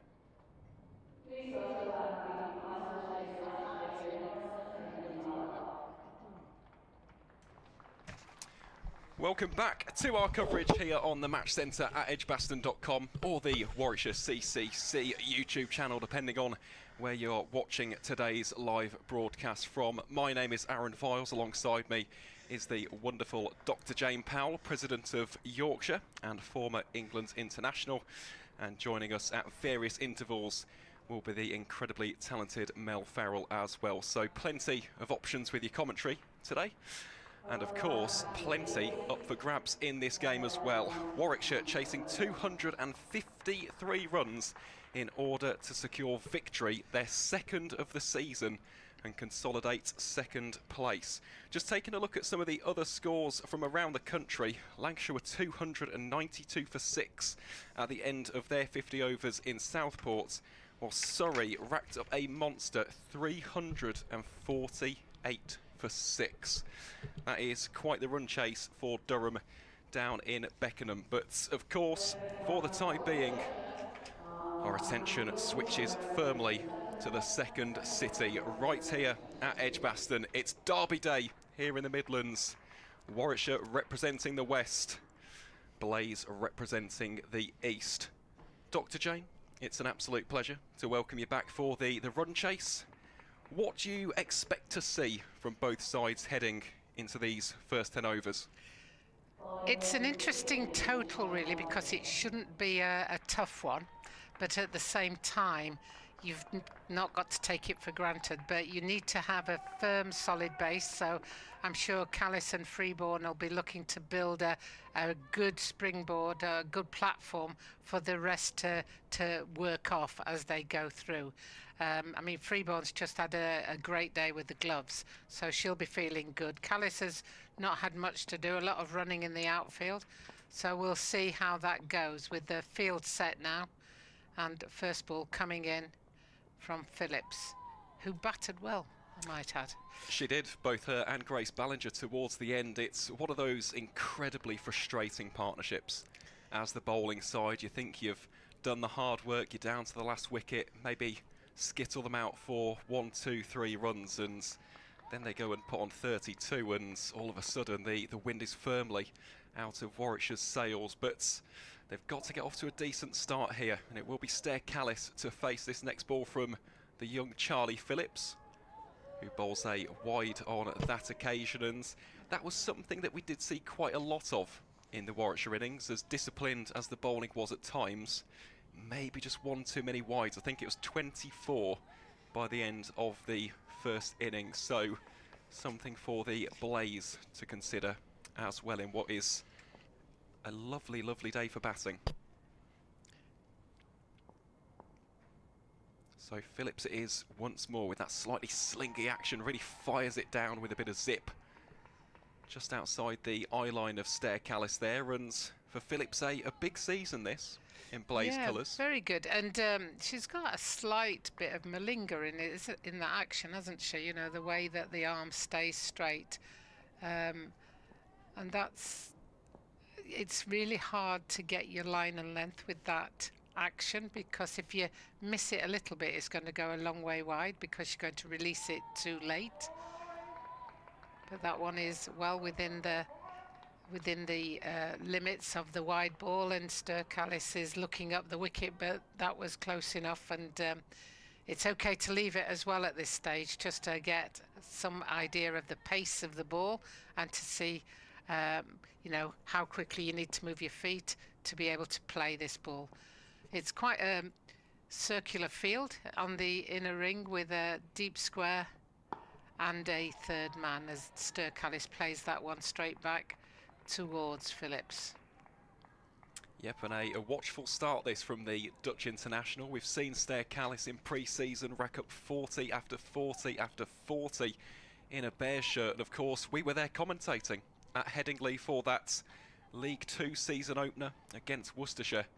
Well, unfortunately on that day for the White Rose, she was the only batter who really got going, so it's a prized wicket if the Blaze can get Callis early, but again, steps into the lead, watches it well outside the eyes, and it's a sensible start this from Stair Callis against a bowler who can be very, very dangerous with the new ball. Yeah, and Callis has had a decent start to the season. I mean, it doesn't worry me because 40 is better than nothing, but to just get 40s in each game without going on as an opener, you'd start to think, I need to go on here at some stage, because that's when you get to see the really top batters is the ones who can convert 20s and 30s to 50s, 50s to 75s, 75s to 100s.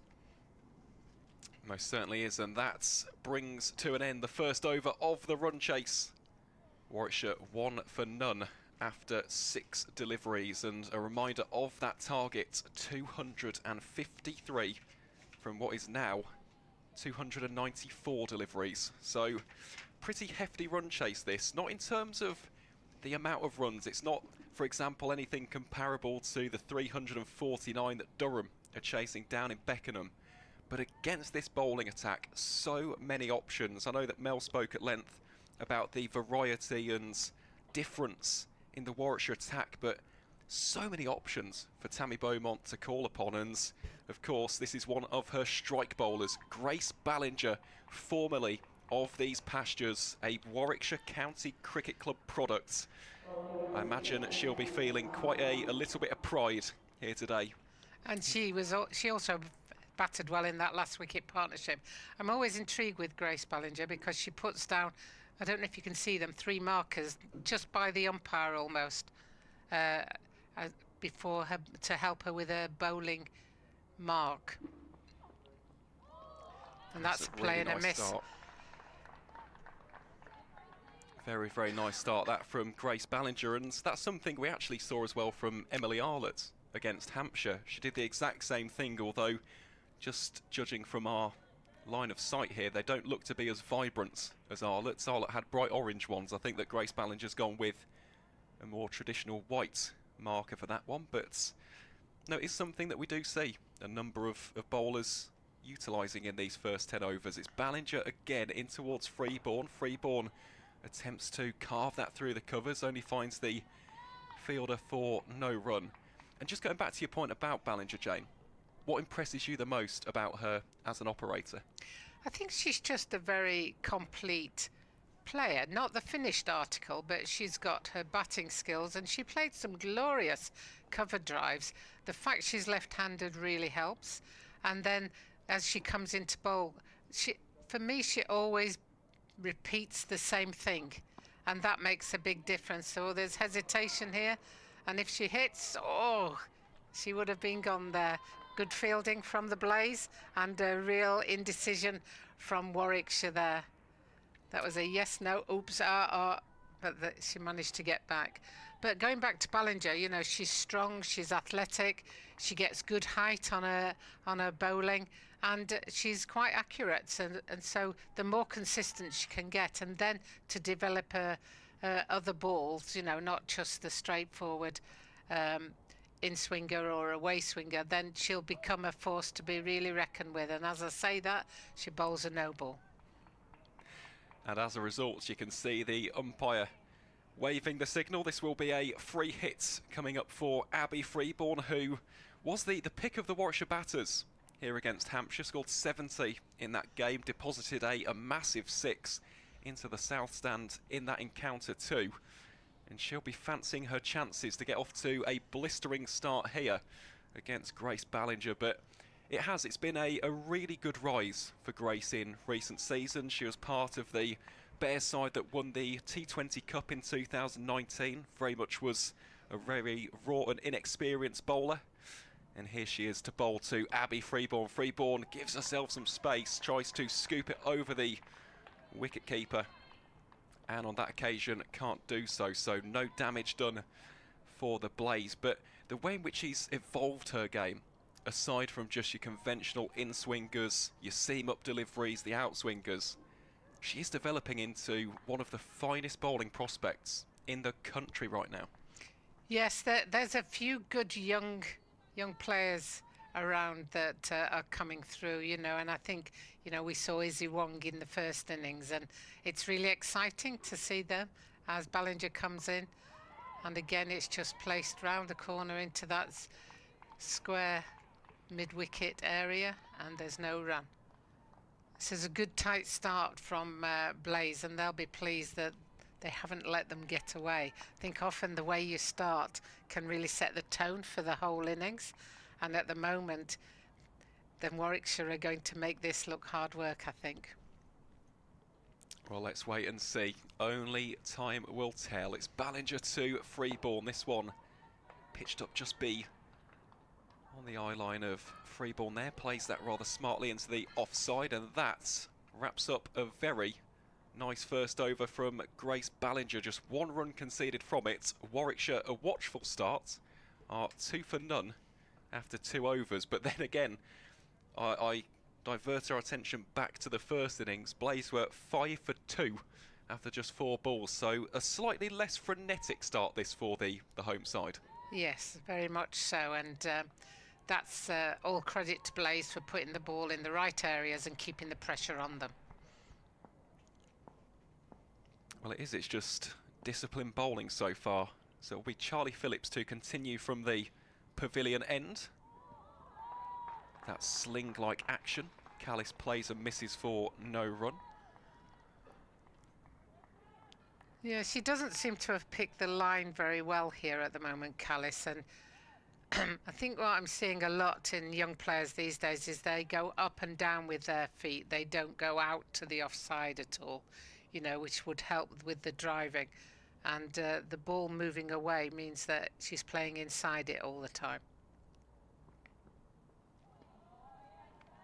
Well, there you go. It's another big swing and a miss from Stair Callis, and it is something which has become rather reminiscent of her game in recent years. She does stand very still compared to other batters. I know you've just seen her there rock onto the back foot, but it's a play style which would be described as stand and deliver. She's very strong, yes, hitting down the ground, but it's just a case of manipulating your field just to take that out of contention.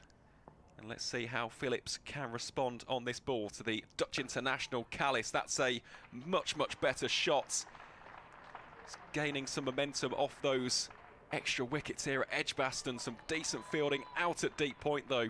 Restricts the boundary.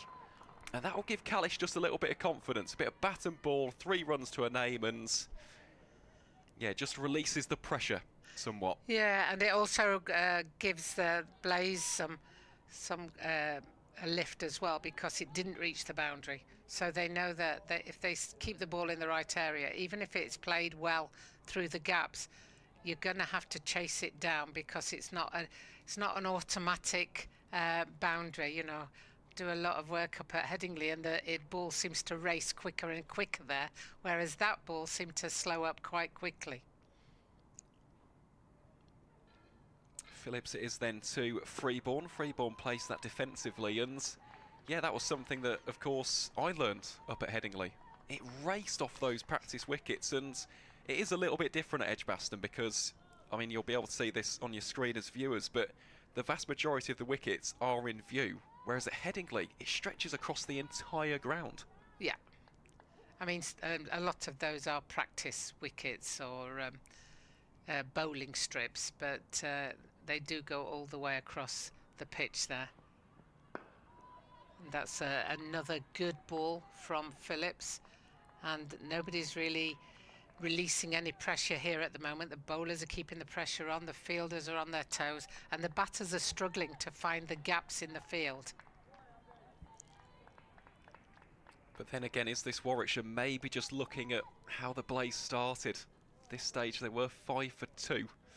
Was a tremendously difficult start, and then of course Beaumont and Bryce got them back into consideration. It's Phillips again. That's a wild swing of the bat there for Abby Freeborn. Goes behind for a dot ball, and at the end of the 3rd over, Warwickshire 5 for none. And this is not the start that Freeborn would have hoped for. She's definitely a cricketer who likes getting bat and ball, scoring a boundary in the first 3 to 4 deliveries of her innings. Currently 0 from 10. Just needs something to unscrew the pressure at this stage. Yeah, I always think that Abby Freeborn is a perfect name for her, because she tends to be free, and she's born that way. You know, you tend to see her scoring lots of runs, and you know, in a very free manner. So this is quite unusual for the innings I've seen her play previously. It is definitely a positive cricketer, and we saw that in that innings against Hampshire. Struck 6 fours and a 6 over the course of that innings. So it's Ballinger to Callis.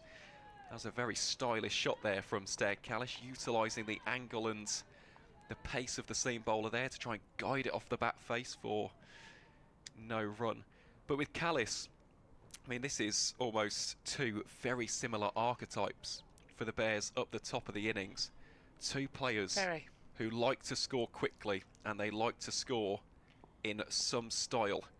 So let's see what Callis can do here, facing Grace Ballinger goes aerial, just beats the diver, the fielder. It's racing down towards deep mid-wickets. They scamper back for a second.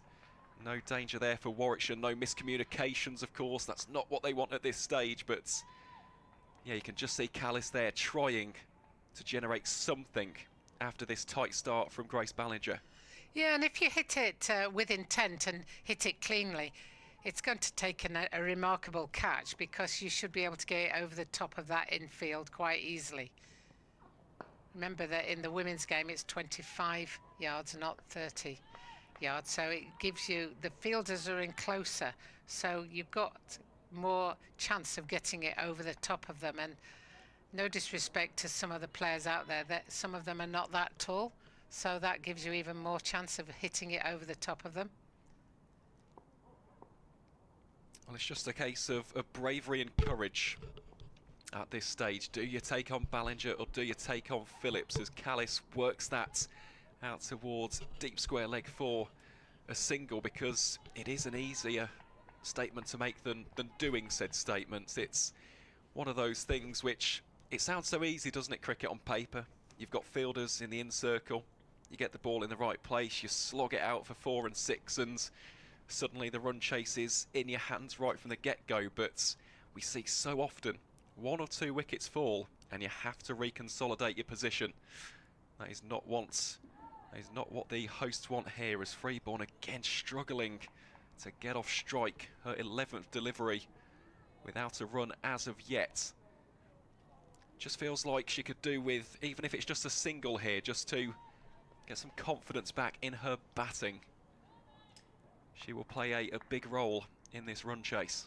I think we saw Sarah Bryce struggle when she first came out, and then played a really fluent latter part of her innings, and I think they should have learnt from that, and that's possibly what they're doing, is like, don't panic, we've got time, we can catch up. If you can catch up if you're still out in the middle, you can't catch up if you give your wicket away and you're back in the dressing room. And so I'd like to give them the benefit of the doubt that they're just working their way through the first few overs, trying to get the balance of the pace of the ball, the variations that are bowled, and then they'll be able to just step on the gas a little bit later, should they still be there.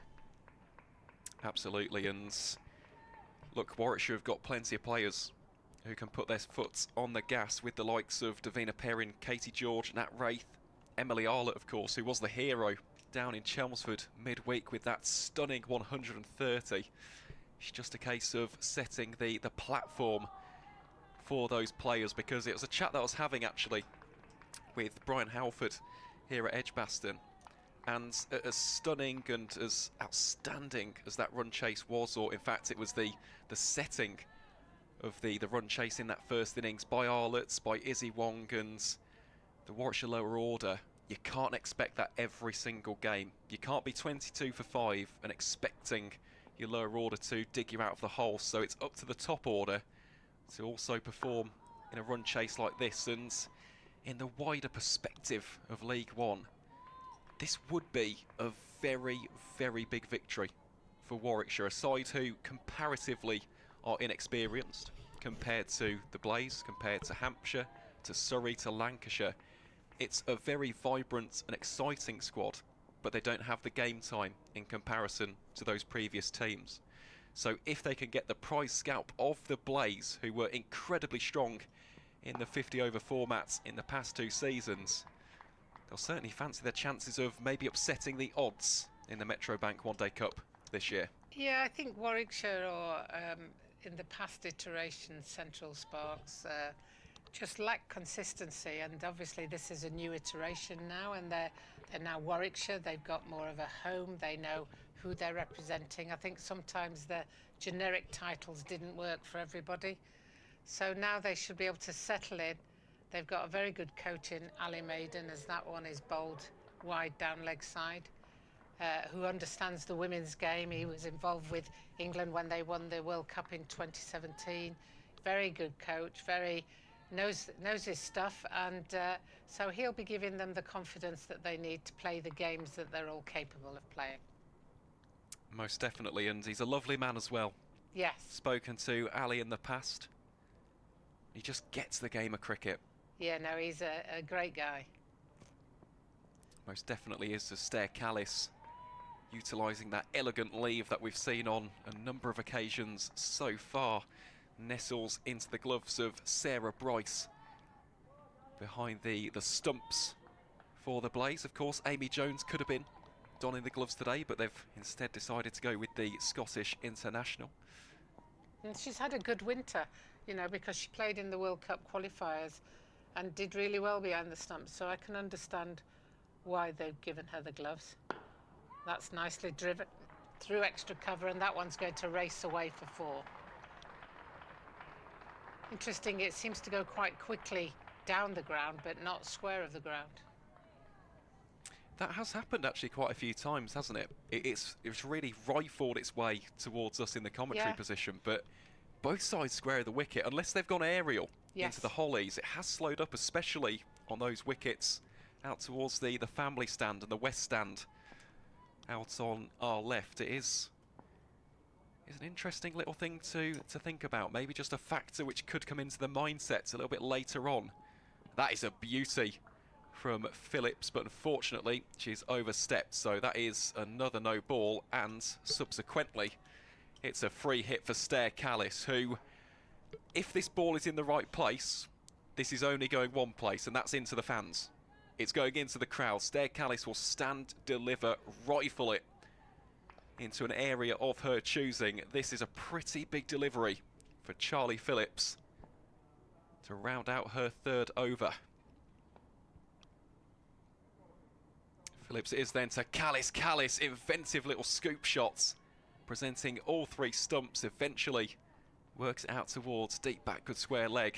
It was a good ball from Phillips, you know, that wide Yorker, you know, is, as I think you said earlier, the Yorker is like a do or die sort of ball. Well, that one was a real do ball because it was very awkward. I'm not sure where she could have played that, and she did well actually to angle it down to find leg for a single. And indeed it was just a single, so at the end of the 5th over, Warwickshire 15 for none, requiring a further 238 runs to secure victory here on Derby Day. And a massive thank you to each and every single one of you tuning in via the Match Centre at edgbaston.com for our enhanced coverage, as well as those watching on via the YouTube live stream on the Warwickshire CCC channel. We really do appreciate all of the support for this brand new exciting era of women's domestic cricket here in England and Wales, as Ballinger's first delivery of her 3rd over goes for a dot ball, and those dot balls are beginning to add up here, aren't they, Jane? They are, and interestingly, I know they'd lost 2 wickets, but at this stage the Blaze were 23 for 2, so they're ahead of the run count, but sorry, behind on the run count, but ahead on the wickets, so that's okay. It is, and it goes back to that school of thinking that 50 over cricket is a long format. Yes, and I've seen so many times where I thought, oh, I need to get a move on in the first 10 overs, but because players have stayed there, then they've been able to accelerate later on in the innings and suddenly not only caught up but gone way past what the first team batting achieved. So as you say, time's a great revealer as Ballinger comes in, and there's another play, and it looks like Callis is playing inside the ball a lot. She is. I think that's a very astute observation, and I think Grace Ballinger will actually quite like that, because given her seam presentation and of course the angle as well as a left-hander, if she can get it in the right area, she could just snick the inside edge if she's playing inside the line. So something to watch out for here.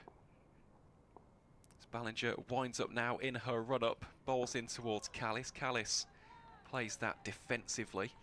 And the difference there between Callis and Beaumont in the first innings is Beaumont has that full swing of the bat and hits through it. Callis is almost checking her downswing before she even reaches the ball. You know, there's a school of thought of the check drive, and I'm not a great fan of it in women's cricket, if I'm honest, because I think you need to use the full swing of the bat. Well, slight hesitation there from Abby Freeborn. Thankfully, she gets back in time, and the throw was to the wrong end anyway. This is something which cropped up during our last broadcast, wasn't it, Jane? With a couple of the Yorkshire batters, wasn't it? Yeah, it could have been, yeah. They sort of go for a check drive and they don't get... Whenever you do a check drive, you think about it, your bat is decelerating as you hit the ball because the bat has to stop as Ballinger comes in from the city end. And there's a nice strike of the ball, but straight to the field there. So if you're going to do a check drive, as you punch at the ball, the bat decelerates to stop so that you can hold that lovely position that we always see. If you use the full swing of the bat is still accelerating through the ball. So therefore, the ball should go further. Whereas with the check drive, because they're looking to check it, then it tends to go nicely to mid-on, mid-off, who take nice, easy catches. And we saw that in the previous game. So I'm a bit more of an exponent of, come on, guys, hit through the ball. A bit like we saw Tammy Beaumont do earlier on in the game. I mean, what a start that was for the Blaze in this one. Very first ball of the match, cracked through the covers for 4 runs. After that, you thought, oh, okay, 300 plus could be on. And in fairness to Warwickshire, they did come back rather nicely after that. It's Phillips then at 2, Freeborn. Still yet to get off the mark is the Warwickshire opener. None from her first 13 deliveries faced. But Freeborn is one of those players who you get a couple of boundaries, all of a sudden she can start really motoring. So it's just a case of keeping a level head. It's a frustrating start, no one can deny that, but plenty of time left in this game. So it is Phillips, the 21-year-old seamer, to Abby Freeborn. Freeborn plays that one defensively, holds the pose, keeps the shape on that occasion. And it is very much an offside heavy field. Just looking at the placement here of Charlie Phillips. Only 3 on the leg side, 6 on the offside, with that deep fielder out at deep backward square leg and a deep third in play as well.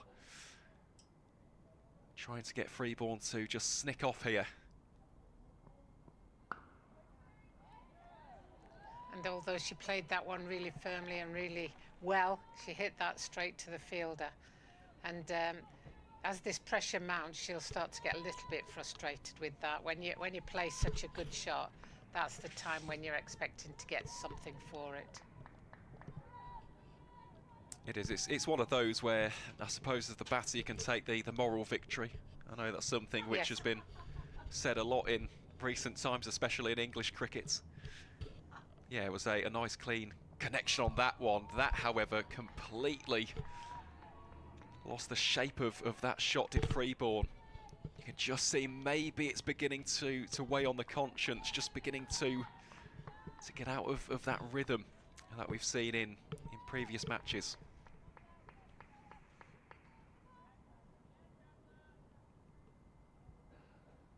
So 2 balls remaining in this 7th over.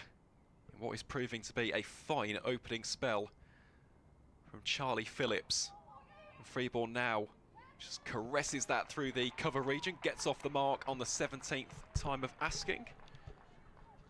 And that'll boost the confidence, won't it, for Freeborn, because she's had a couple where there's been a nice clean connection, hasn't quite pierced the infield, but she's off the mark. Yes, I think it will. It's always nice to get off the mark. She'll be frustrated that it's taken her 17 balls, really. But at the same time, there's still a 0 where the wickets sign is. So, so far that's okay, and that's nicely guided down to 3rd man by Sturkallis. Yeah, that was good cricket all round, really. I mean, it was a lovely delivery from Charlie Phillips to round out her 4th over. Warwickshire now 17 for none after 7, requiring 236 more runs for victory. But a nice shot as well, that from Sturkallis. It's not something that we saw too much in pre-season in terms of scoring those little deflected glances out towards deep third, but just goes to show, even though she's 12 from 27, happy to still play the shots out there today. Yeah, I think so. And I think as they get into it, both of these two will start to show the full range of the shots that they're capable of playing. But at the moment, Ballinger's coming in from the city end, and she plays that just backward of a length that's just starting to climb on Callis, and she couldn't work that round the corner.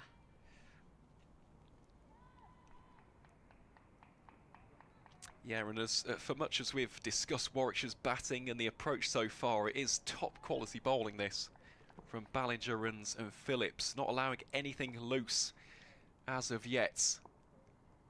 This will be a great matchup. It's Ballinger to Callis. Callis flirts with that one, nestles into the gloves of Sarah Bryce once more. Another dot ball for the visitors. There has been some start this for the Blaze, definitely atoning for the first few overs with the bat in hand. Just beginning to tighten the metaphorical screw here on these Warwickshire openers. Of course, plenty of batting still to come with Perin, George, Wraith, Arlott, Wong and co. And that is a genuine edge again from Callis. Squirts its way down towards the slip fielder for no run, but it's all about just providing a foundation. And of course, building partnerships, which is something which the Blaze did at regular intervals. I know that we also saw some mini collapses, especially once they surpassed the 100 run mark, but yeah, there were some very valuable contributions in there throughout the top to middle order. It's Ballinger to Callis. Callis, that's a real nice shot from the Dutch international. Strikes Ballinger on the leg, deflects out to mid-on for just the single. Yeah, but that was well stopped. Yeah, that's Callis to a T. You know, the fact that she plays very straight, very correct, technically very correct, and she stroked that one quite strongly, quite firmly down the wicket, but happened to come across the boot of Grace Ballinger. So it is Ballinger once more to Callis. That is enterprising from the Dutch international, and that does release the pressure. That's Freeborn. Sorry to correct you, but that was it is Freeborn, you're right. Of course, from the single but a good safety. shot, and you're right, it does relieve the pressure because she just managed to, did she reach that on the full, and she just angled her bat down to a very fine leg, because the fielder backward of square is reasonably quite square. Yeah. She's very much a backward square rather than a fine leg, really. No, that was an excellent shot there from Abby Freeborn, and now attempts to expand the arms, tries and goes through the covers, finds the fielder for no run. So that wraps up the 8th over. Warwickshire 22 for none. Just the 5 runs coming from that one, so 231 still to go if they are to secure victory in this run chase. And that is something actually we hadn't touched upon it about Abby Freeborn, but she's happy to do this against both pace and against spin. Does play a very fine sweep shot and the little scoops and those enterprising paddles. Yeah, we saw it with Georgie Elwis, didn't we, in the beginning, you know, the way that she can just paddle the spin around the corner. And I think these are these days, these players have their favourite shots, and that's fine. They just have to execute them well. And again, that's run down to third man by Callis. And we've seen that shot a couple of times so far from Callis. Just happy to glance it off the face of the willow. Easy single there, keeps that scoreboard moving along, rotates the strike as well. But it has been a rather difficult start this for the Bears, not in terms of wickets lost, but in terms of that run rate. Yeah, very much 23 so. from 51. And again, played straight down the ground, but straight to the fielders. I think the bowlers are bowling nice and tight, and the fielders are in the right areas, you know, and it can be quite difficult trying to pierce the field. What you've got to do is just work on your top hand placement and just alter it slightly. Just instead of hitting it straight to the fielder, just turn it a little bit so it moves to their right hand or left hand, so where the gap is. And that's fairly advanced skills that people need to work on.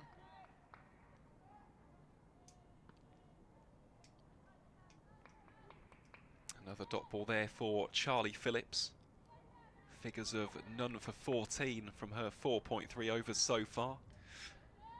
Must say, this has been a very impressive opening spell from the pair of the Blaze seam bowlers. Exactly what Tammy Beaumont would have asked for during the innings break. Freeborn thinks about dancing down the track, slams it into the turf, beats the dive of the fielder, rotates the strike once more for another single. Yeah, gave a bit more width on that one, and Freeborn was able to reach out to it, and she played it well because she hit it down, so it wasn't going to be a catch. There was a couple in the first innings where they were the ones that were squirted to point fielder, to Deina Perin, and so she got runs rather than giving away a wicket. It's always easy to look at it from up here, and that's a short ball, and missed out on that one, did Esther Callis. She got that up, didn't she? She did, and that's actually very interesting. We haven't really seen that from either of the two opening bowlers for the Blaze so far, but it's a nice little change-up, keeps the batter on their toes, and Callis couldn't get a connection on that one. It's a very nice change-up from the young Blaze bowler. So it is Phillips once more into Callis. That one very full, worked away out towards deep square leg, some decent fielding there, cuts it down to just a single, and at the end of the 9th over, Warwickshire 25 for none. They require 228 further runs to get those 4 points on the board. And of course, if you're enjoying the action today here in the Metro Bank One Day Cup, the Bears are also in action in the Vitality T20 Blast on Saturday the 31st of May. It's a double header here at Edgbaston as both the men's and the women's side take on Durham County Cricket Club. Tickets are still available on the Edgbaston website, and if you get them within the next 7 days before the 7th of May, they're just £15. So yeah, I think that is tremendous value for money at what is one of the most iconic and hallowed and illustrious venues in world cricket. Should be a fantastic competition and a great way to kickstart things in the 2025 T20 Blast. Here's Grace Ballinger, drops that one slightly shorter than what we've seen in previous overs. You know, I think what's nice is a lot of these players out here won't even realise how special it is to be playing at a test match ground, because for them this is where we're playing the next game. They won't realise the journey that people have been on to allow them to be able to do this. You know, for many years these grounds, the test match grounds, were the bastion of male cricket, and so the chance for the women to play at these grounds is really starting to keep the movement going forwards. But lovely that they take it for granted in a funny kind of way, because it's what they expect. And it is a great sign, isn't it, for the game? You speak about how accelerated the growth and this rapid rise of women's domestic cricket in this country has been. It's staggering. I was speaking before the season to Marie Kelly, who was the former Warwickshire captain before this new era in Project Darwin, and she made her debut against Cheshire well over a decade ago now at a club ground in Warrington. And I'll touch upon that after this ball from Ballinger to Freeborn, very full. Freeborn misses out on that occasion, but even to think that in 2014 even the England side weren't fully professionalised. We're now in 2025. We have got an entire domestic setup where we've got this feeder system for the national team full of 8 Tier 1 counties, and of course it'll expand to 10 by 2027 with the additions of Yorkshire and Glamorgan. It's a special time to be involved in women's cricket as Freeborn works that through the legs, nutmegs herself for a single. But Jane, obviously you'll be able to illustrate this fact far better than I ever could.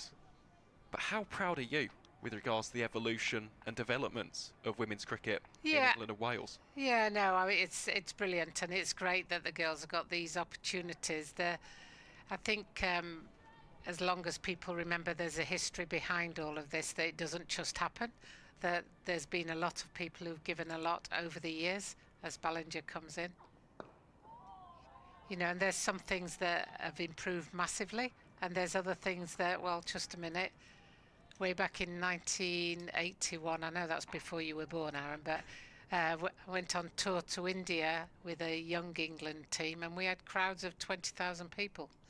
You know, so when people start talking about everything that's improved for the better, there are some things that we need to improve on, and one of those would be the spectator, the following of women's cricket. Well, that is definitely a sentiment that I share. As Stair Callis takes on the field, goes in for the quick single, and that rounds out the 10th over. Warwickshire 28 for none. They require 225 runs in the upcoming 40 overs. So perhaps that is a conversation, Jane, that you could have with, of course, our next commentator. Mel Farrell will be replacing me for the next 10 overs or so. So, Jane, take it away while we just have our quick rotation here in the conference. You know, I think, you know, some of the way that women's cricket has progressed has been phenomenal, and it's great that young girls can have a pathway through to be playing professionally. You know, something that I longed to be able to do as a young girl, but that was never afforded to us. But at the same time, we've still got a long way to go, you know, and it would be lovely to see all the professional clubs being backed up by numerous clubs around the country. I can't speak for every area, but you know, I know there's 308 women's and girls clubs in Yorkshire alone now. When I was playing, there was 6. You know, so that's a massive difference in the number of women and girls playing cricket, and long may that accelerate and continue, because it's only going to be, we only find the next Nat Siverbrunt from a club or from a school situation where, you know, that's where they're introduced to cricket for the first time, and that's where they come out of. Here, here, Dr. Jane. Mel Farrell back with you now. Stair Callis on strike. Only just to deal with that delivery from Prendergast off the hip. Yeah, it is amazing. I even look, people point to Australia and the growth of the women's game there, and they've of course been so dominant in the international scene, certainly for the past 7 or 8 years. It's with the blip of the T20 World Cup last year, the exception. In comes Prendergast full. Well dealt with though by Callis. Manages to send it straight back to the bowler. But it really is only in the past 10 years that things have visibly changed. I know growing up in Australia, I played just about every sport that I could, but I didn't play cricket, and it never once occurred to me that I could play cricket, even though I absolutely loved watching it on TV. I played softball in the summer, had no interest in baseball, but it was just, that was a bat and ball game that you played in my country town in the summer. So luckily things have changed now. My hometown of Orange, I know anyone out there listening knows that I'm contractually obliged to mention Orange at least near once in Bathurst, I commentary. believe. Well, it's Phoebe Litchfield's hometown. Correct, yes. So we've actually had discussions, and we've got very similar childhoods. It's just that she plays cricket and is much better at pretty much everything. She played hockey as well, didn't she? She was a good hockey player. Yeah. Smart at school. We both used to appear in musicals, so she's very musically talented. I don't know that I'm very talented, but I used to be in a lot of musicals there at the Orange Civic Theatre. So yeah, great to see how things have changed. Of course, Phoebe Litchfield will be over here in the 100 later on this summer, along with a lot of other internationals. Oh, and that's gone through the fielder, and that'll race away for 4. Not even the speedy fielders will get anywhere near that. That was a misfield there. It was beautifully timed. That is probably the longest portion of that boundary there. Deep extra cover right in that corner, but it was so sweetly timed. And it is pretty good outfield here today at Edgbaston. Yeah, very good. I mean, the ground looks immaculate, and big shout out to the ground staff for making it look so immaculate. You know, these things don't just happen, they take a lot of hard work. As Prendergast comes in once again, and that's short and wide, and given its deserts by Amy Freeborn, who smashes that one through the cover point area for 4 runs. And that's the first over where Warwickshire can feel like, phew, we've released tensions a little bit there. Well, I mentioned the timing on the previous shot, and that was just as sweetly timed, and the way she was able to pick out not a huge gap in the field through cover point, but just managed to thread the needle. So nice timing, nice placement and control. It's 37 for none, this opening partnership, ticking along nicely with Callis on 18 and Freeborn's just starting to wind up a little bit on 15. 11 overs gone. Yeah, they've started nicely, but they'll be a little bit, they'll have one eye on the run rate, because just under 3.7, isn't it? Something like 3.6, you know, and they'll be wanting to keep that up at up and around 4, so that they've got that springboard where they can accelerate at the right time. Anything that drops below 3, then they start to get really concerned, I would suspect. It helps when you haven't lost any wickets. To Georgia Elwes. Yeah, because at the end of the day, it's a good pitch. We haven't seen it do anything that we'd think, oh, that's a bit dodgy. It's got a bit of lift when the bowler's been able to put their back into it a little bit. Emily Arlock got 2 or 3 that lifted off a length, but that was mainly because of the speed and the pace that she was putting on it. But other than that, it's a nice batting track, and as was shown there by Stir Callis, just hitting through the line of the ball out to mid-wicket for 2 runs. Stir Callis, I first met her at the inaugural fair break tournament in Dubai. Absolute cracker. She's a lovely girl, very nice girl. Well, and she, you know, bit of a child actress as well. She appeared in an advertisement, in a television ad. I think she was in it, might have been in it with her mum. Anyway, she showed this ad. No idea, really, what they were selling or what it was about. It's all in Dutch. It was all in Dutch. But she's quite a character, Stir Callis. She's done really well in forging a career for her in the domestic scene here. Oh, dear, no, what? Goodness gracious me. That didn't miss the stumps by very much. But they'll take the single. Take the bit of luck. Georgia Elwes is another one. She's been a co-commentator of mine. Yeah, she's as well. There's the jobs are opening up for women in cricket, and I think that's nice because often offer a different insight. You know, in my coaching days, I used to say to people, look, before you have a point of view, before you give me your point of view, get a lot of different viewpoints. Because we'll be looking straight down the wicket. That's very different to looking square, to looking, you know, and getting a female insight into it from a male insight is very different. So before you have a point of view, get lots of different viewpoints, folks. Absolutely. It's the end of the over from Elwes. 40 for none now in this chase. Trailing by 212 Warwickshire. Decent start by these two though. Callis on 21 off 46 and Freeborn 15 off 28. So they've been taking their time to get in, but you can understand that as well. We saw with Warwickshire, with the Blaze rather, losing 2 early wickets, and it did put them just under a little bit of pressure at time, not having those wickets in hand, and every time the wicket falling, just the scoring slowing as well.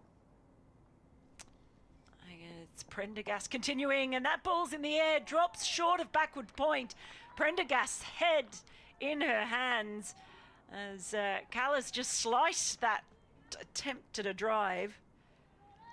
She's going through that shot again, so maybe a little bit of away movement from Prendergast. A little bit hard to tell from where we are, to be honest, because we are at an angle, probably with at long off and very high, you would say. It was an interesting shot, wasn't it? Because it seemed to loop towards Point, but Point didn't move towards it, so it ended up bouncing just in front of her.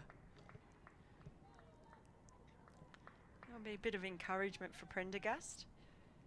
Saying earlier, she's a player you just always feel is in the game. Yes. Irish international.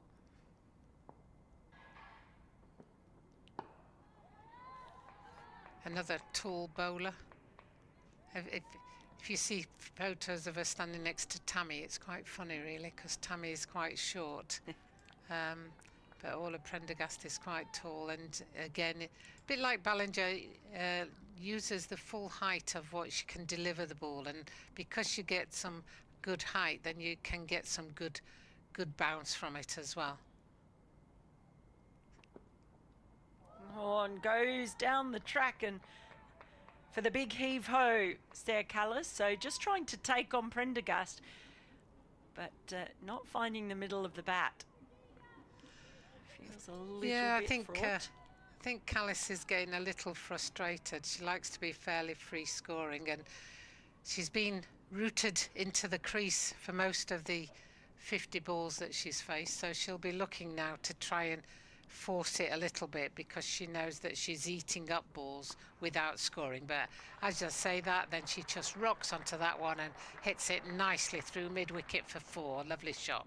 Well, it was a shorter ball that wasn't short enough, and in the end sat up perfectly for Callis to just steer it, really, through mid-wicket. A reminder that that is the short boundary. It's there for the taking. There's one fielder down at deep backward square on the boundary in front of the Holly stand, but that's it. That might just release a bit of pressure on Callis, though, as Orla Prendergast goes and relieves the umpire of her cap. It is 44 for none, with Callis now on 25 and Freeborn on 15. And it starts to get towards that partnership of 50 and the total on 50 without loss, and then Blaze start to get a little bit concerned because they'll know they'll need to pick up wickets. Warwickshire would potentially relax a little bit, and then we'll start to get into the nitty-gritty of the game. It'll be interesting to see what happens when Sarah Glenn comes on with her leg spin, but at the moment we're very much seam bowling attack. So it is Elwes to continue, and that is nicely played down to deep square leg. Again, this time Freeborn just helping it on its way as that ball sits up. If anything, the only question I would say is that they've dropped it a bit short at times, the Blaze. They've got a decent line and line, but it's just mixing up the length occasionally that has caused them to relieve the pressure, because they've been able to rotate the strike as they have done in the last 2 balls where they've got 2 singles. Well, as I mentioned, it wasn't. We did see occasionally the Warwickshire bowlers bowling short, but to good effect. But on this case, it's just neither here nor there. Just that hittable height as the next ball driven straight back to the bowler. But yeah, there is just that little bit of too many balls just easily kind of spooned around the corner, spooned square of the wicket onto the leg side, and without express pace, it's just a little bit too easy to do that. Oh, there's an edge of interest though along the ground. Yeah, Georgie Elwes has got that ability. She's a bit of a skiddy bowler, you know, sort of comes in and it's onto you before you realise it, because she's not 6 foot plus, you know, so, but she puts enough pace on it for it to shoot onto you. She's one of those people who makes me feel very guilty whenever I see her Instagram posts and stories, because she must be one of the fittest women in England. My goodness, she's always posting in the gym, and there's nothing but muscle and sinew. Yeah. Georgia Elwes, incredibly fit. Or shout, but it's only half-hearted. It wasn't remotely convincing, and the umpire unmoved. Although Abby Freeborn did play across her pad by the looks of the finish of the shot, and that's always not a worry, but a concern that you should just keep it going straight through at this stage in the game. You're at 46 for naught at the end of the 14th over. You've got through a lot of the nitty-gritty overs, the hard, you know, don't lose an over, don't lose a wicket early on. You've not done that, but now you need to push on.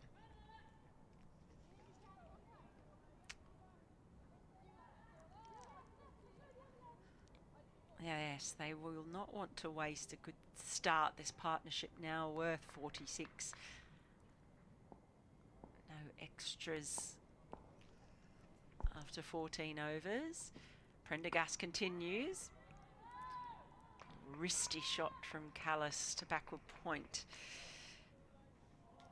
We have seen a few signs that she was just getting a little bit frustrated. Important here, Prendergast did give her a release ball. Yeah, the short outside off stump, wasn't it? Yes, and she's now got 2 fielders on the deep. She's got a fielder on the boundary just in front of square leg, exactly where that boundary was hit the previous over. That ball skews off but rolls away safely. So she's got one on that deep square leg boundary, precisely where that ball was hit, and then one down at long leg, protecting the short boundary.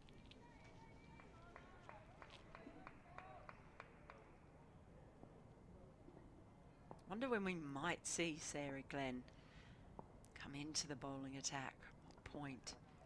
There's that exact delivery we were talking about, that Callis is able to just turn around the corner, but now there's that fielder in the deep protecting what would have been a 4 in the previous over. Yeah, Sarah Glenn came on something like 4th change in the last game, so hopefully we'll see her shortly. But whilst these guys are keeping the pressure on, there's no need to play around too much with it. Tight single, shy at the stumps, and a good one as well, but safely home in the end is Freeborn. Yeah, it's Tammy Beaumont, I think, that fielded that one. Yes. Yeah, she's got a bit of a rocket arm, hasn't she, Tammy Beaumont? And moves very quickly across the ground as well. She's a good all-round player. You know, she knows her cricket and she knows how to get the best out of her teammates, which is useful as she's captain. Oh, Callis has hit it straight to the fielder. Terrific catch in the end, falling to the ground. She's played similar shots and had rewards for them on the boundary, but in the end, Orla Prendergast has the last laugh and her first wicket, and it's that of the opener, Stair Callis, who departs for 27, the first wicket falling for 48. I'm not sure she could have hit that any truer straight to the fielder. The fielder didn't have to move, and she could have hit it a metre to a left or a right and potentially got a boundary from it, but in doing so she's hitting it straight down the throat of the fielder. So some frustration there for Stair Callis, who had got herself off to a reasonable start. She was working her way in just at the point where she was starting to find the boundary. We did find this in the previous innings, just as someone seemed to get set and get themselves in, they would find a way of either getting themselves out, or you have to give credit to the bowling team. They were able to find a way in. Yeah, and a good catch by Clara. She didn't panic, just stayed there and waited for it to come to her and took the catch.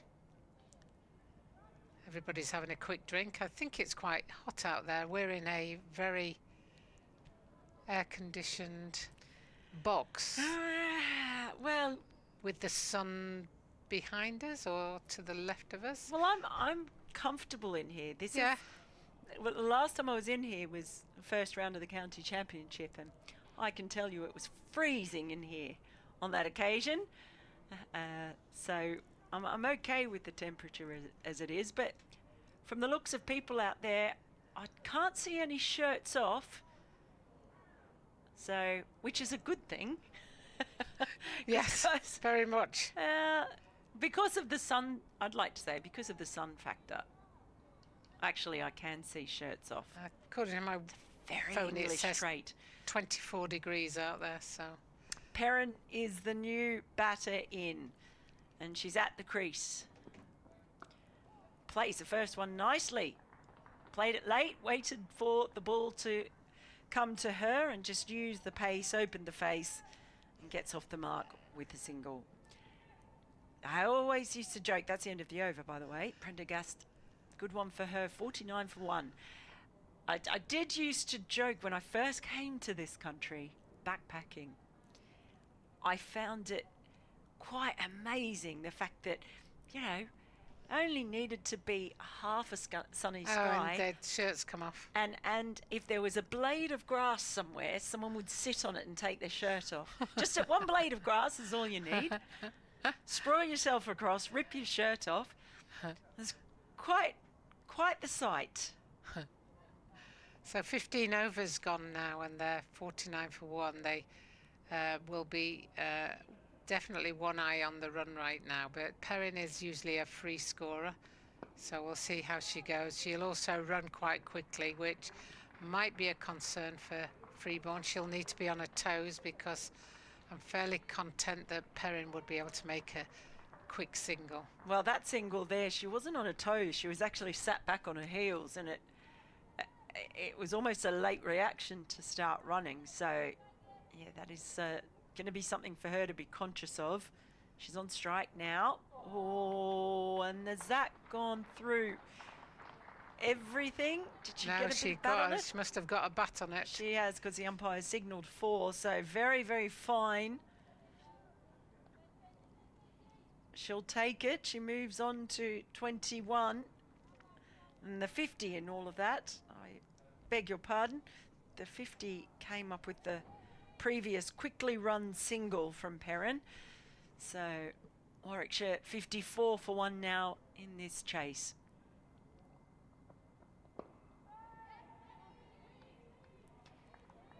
Yeah, really important that they don't get bogged down here, even with a new batter at the crease. And that running between the wickets is going to be really important for that very reason. Come down under 198 now, they trail by. It's just carved away, but unable to get through. And Freeborn now is the one who's been out there for a considerable period of time. She's faced 37 balls. And this is where you go, and you're in the field and you go, don't worry, girl, she's batting to the field, because you talk about bowling to your field. But at the moment, whenever Freeborn gets hold of one, at the moment she's hitting it straight to a fielder, apart from the edge that went through for 4 runs. So she needs to be able to just hit those gaps now, rather than hitting it straight to the field. Which obviously is very easy to say, not easily done. As she hits that one straight to the fielder again. That's the end of the over, 54 for 1. Is a lot of that a timing thing? It is, but You can actually just maneuver your top hand a little bit. So if I'm hitting it there, I'm hitting it straight. If I hit it there, I'm going off. If I hit it, so you can just angle your top hand a little bit, and with that you're angling the bat. But you've got to feel like you're hitting the ball in the middle to be able to start maneuvering the bat a little bit more, to just hit the gaps rather than hitting it straight to the field. What was your favourite shot to play? Quite like cutting, and I quite like the sweep. So I was very much, I'm quite short, so I was very much more a square of the wicket type player rather than a straight down the ground driver type player. I was a hockey player as well, so the pull, etc., was just like hockey in many ways. There's a drive first up from Perin.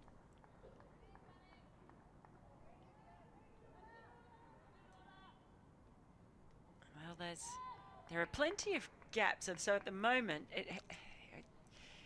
it is very much about, when you talk about bowling to your field, Prendergast has still got those two players in the deep for Perin on the leg side.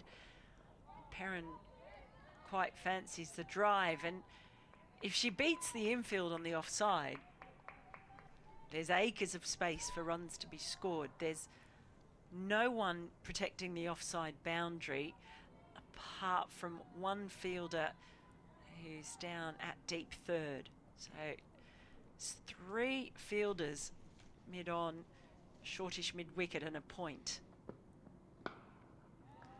But because Prendergast is bowling that nice tight line, it's really difficult for Perin to try and split that infield.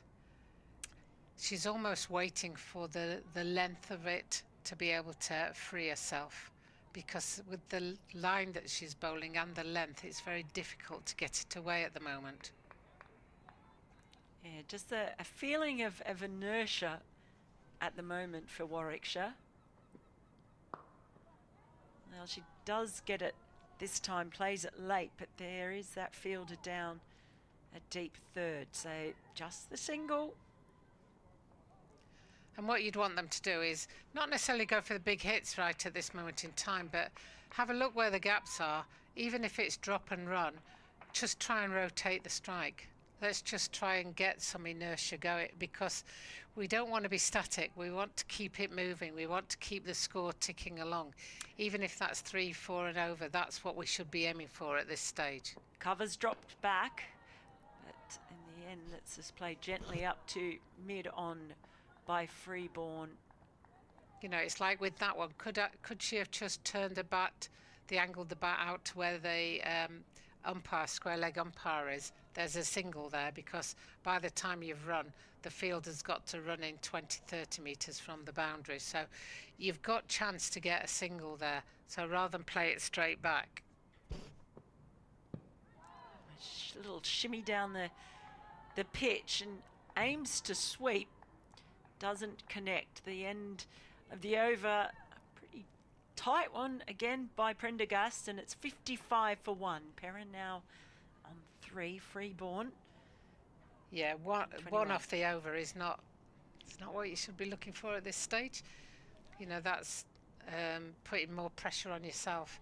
And I think that's the thing, is that people don't realise that by getting yourself in, you could be putting pressure on others. You know, I've seen many people who've told me that various players are great players, but they've eaten up so many balls that the other players have come in at the other end and got themselves out, because they've recognised that the run rate's falling behind, so they've tried to step on the gas a little bit. Here's Ellis. Nice full delivery, pretty well played by Perin.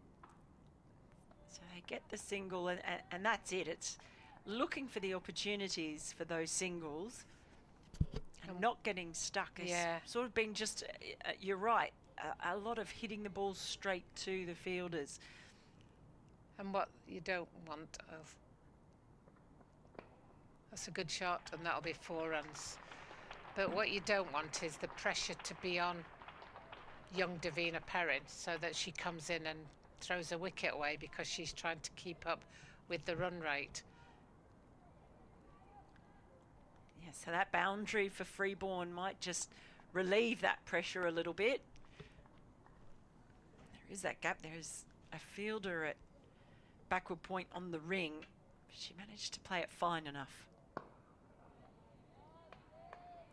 Yeah, there are a lot of drives and defensive shots back up towards mid-off, mid-on that are not going to be fruitful. Those areas, the areas down the ground, pretty well protected at the moment. So she tries to turn it into the leg side. That's good running by Perin. There's nearly always a single turning it square on the leg side, as long as both players are backing each other up. Almost always. For a wicketkeeper to come out and get it, particularly a right-handed wicketkeeper, they're going to have to turn slightly to be able to throw. And that's about the more experienced players helping the less experienced players to develop their understanding of the game of cricket. And this over's been a pretty good one so far. You know, they've got 6 runs off it. You know, if they, that's probably what they need at this stage.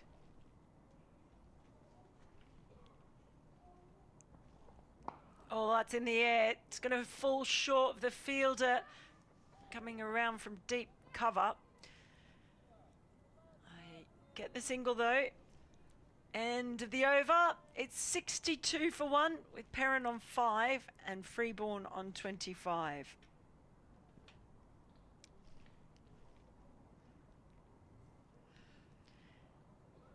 Yeah, that was a better over, 7 off that over for Warwickshire, and they'll be pleased with that. That's without any great risks being taken. You know, basically, if you look for one a ball and then punish the one ball, not necessarily a bad ball, but the one ball that's in your slot for 4, then before you know it, then you're scoring well over 6 and over, and that's what they need at this stage.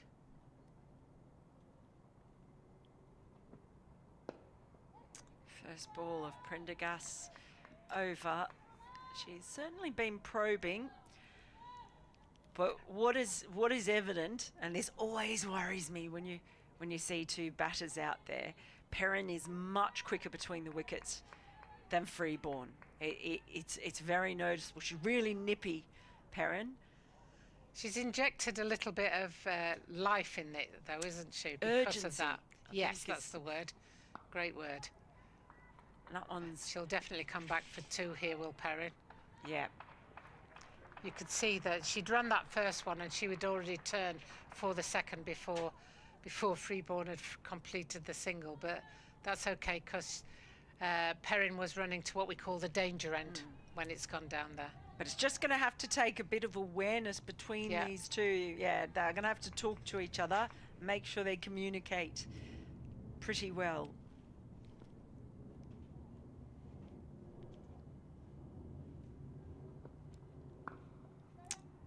Is well played, chopped into the ground, but manages just to find the gap between those 2 fielders at point. It's another 2 runs. Yeah, she has added a bit of urgency. She moves on to 9 off 12 deliveries, Perin. Yeah, she's injected a little bit of pace in the batting, which is probably a strange thing to say, because when you talk about pace, people automatically think of bowling. But she's definitely injected a little bit of pace in the batting here.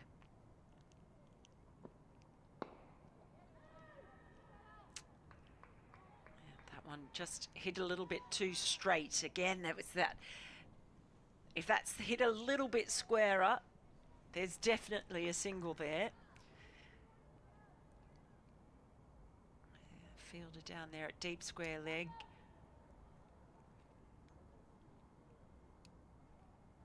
Of course, when you're playing across the line like that, you've got to get it right as well. Danger that you could end up LBW.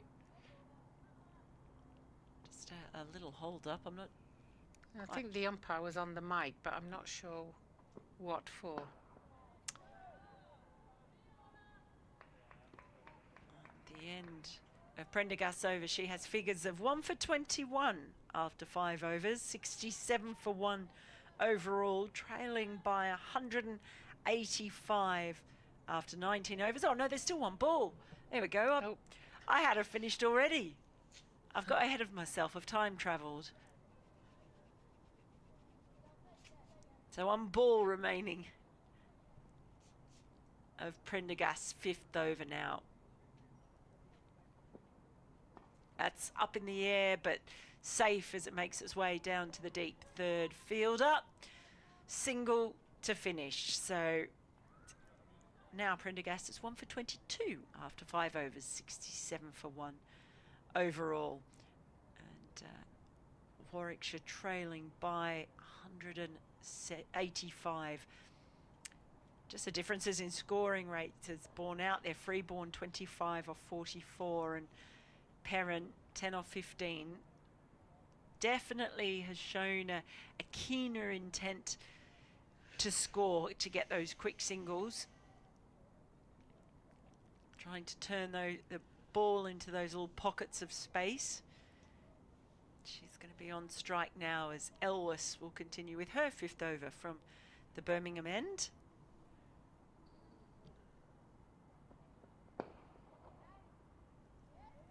This time she doesn't find the gap.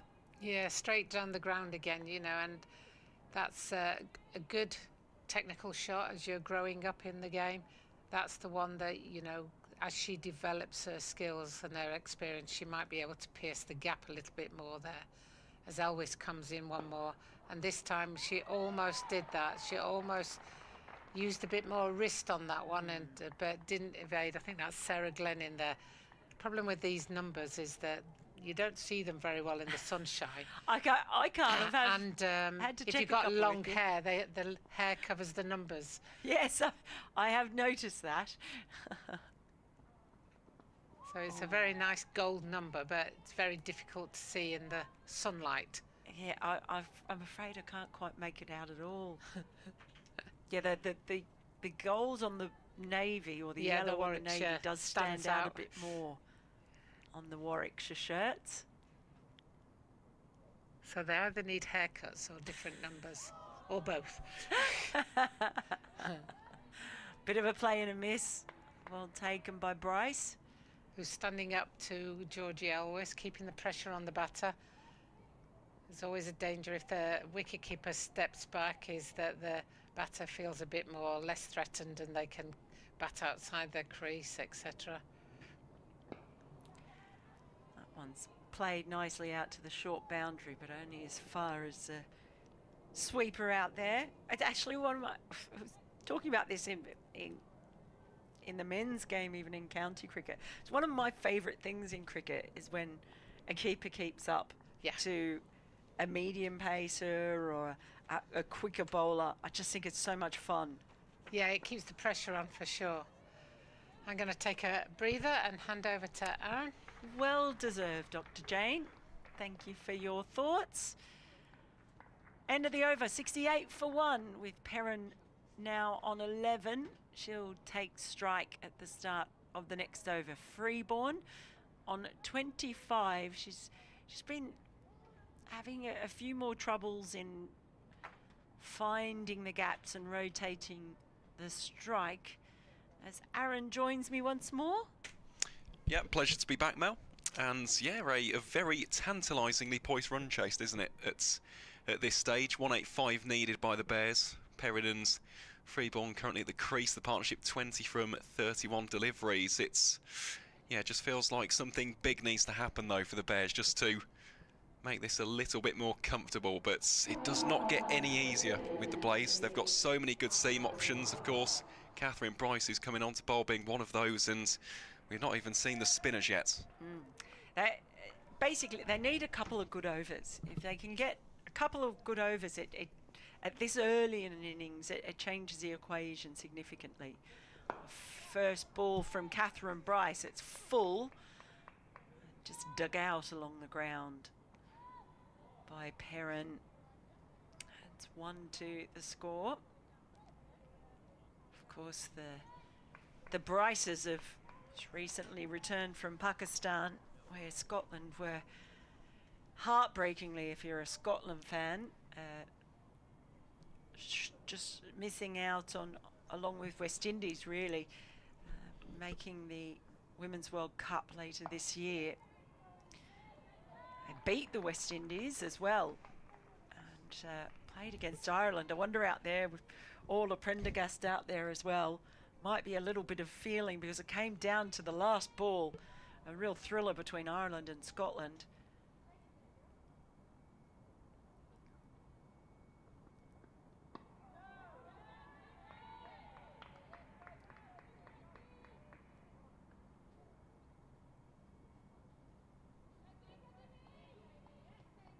Well, let's just touch upon that, because those qualifiers were absolutely electrifying, weren't they? Especially that game with the West Indies. You speak about the heartbreak there of the Scots as Bryce is clobbered down the ground by Freeborn. That is a lovely shot from the Warwickshire opener for 4 valuable runs.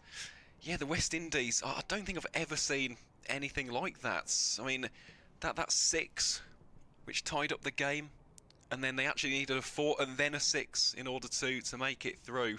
It was incredible. They needed a boundary. They basically needed to get a boundary and then hit the next ball for 6, and they would have qualified. And the ball went for 6 instead of 4, and even though they won the game, they didn't qualify because they'd scored too much off that ball. That's crazy. It was insane stuff. Strangled shout, and I'm quite happy to say I just think it's a shame, as we finish off that over 73 for 1. I just think it's a shame that there's only 8 teams in this Women's World Cup, because if you looked at the teams that finished 3rd and 4th in West Indies and Scotland, I do not think that the World Cup would have been poorer for their appearance. I think it would have been stronger for it. Next World Cup in the 50 over format is 10 teams, but that's a long way away, and it'll be little comfort for those sides. You look at West Indies, how well they performed at the T20 World Cup last year, and I think it's a real shame that they won't be there. They'll be in England, of course, this summer. Got T20s and ODIs against the new look England under Nat Sciver-Brunt and Charlotte Edwards. That captaincy announcement coming yesterday. It was only yesterday. Yes, it was, yep. And of course, NSB not in action for the Blaze until at least the 6th of May. I think that is the official directive as a result of that maternity leave. So she'll be a massive boost once she's back from that. And here is Sarah Glenn into bowl to Deina Perin. Played watchfully there by the Warwickshire youngster.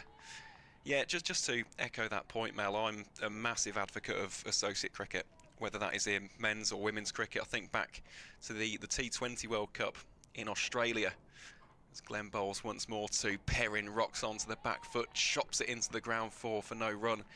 And I think of the Thailand team with Sornarain Tipok, and just the amount of energy, the vibrance that they brought to the tournament. It's something which actually Deina Perin mentioned about the under-19 T20 World Cup as well. She dances down the wicket, meets the pitch of the ball on that occasion, drills it down to mid-on for no run.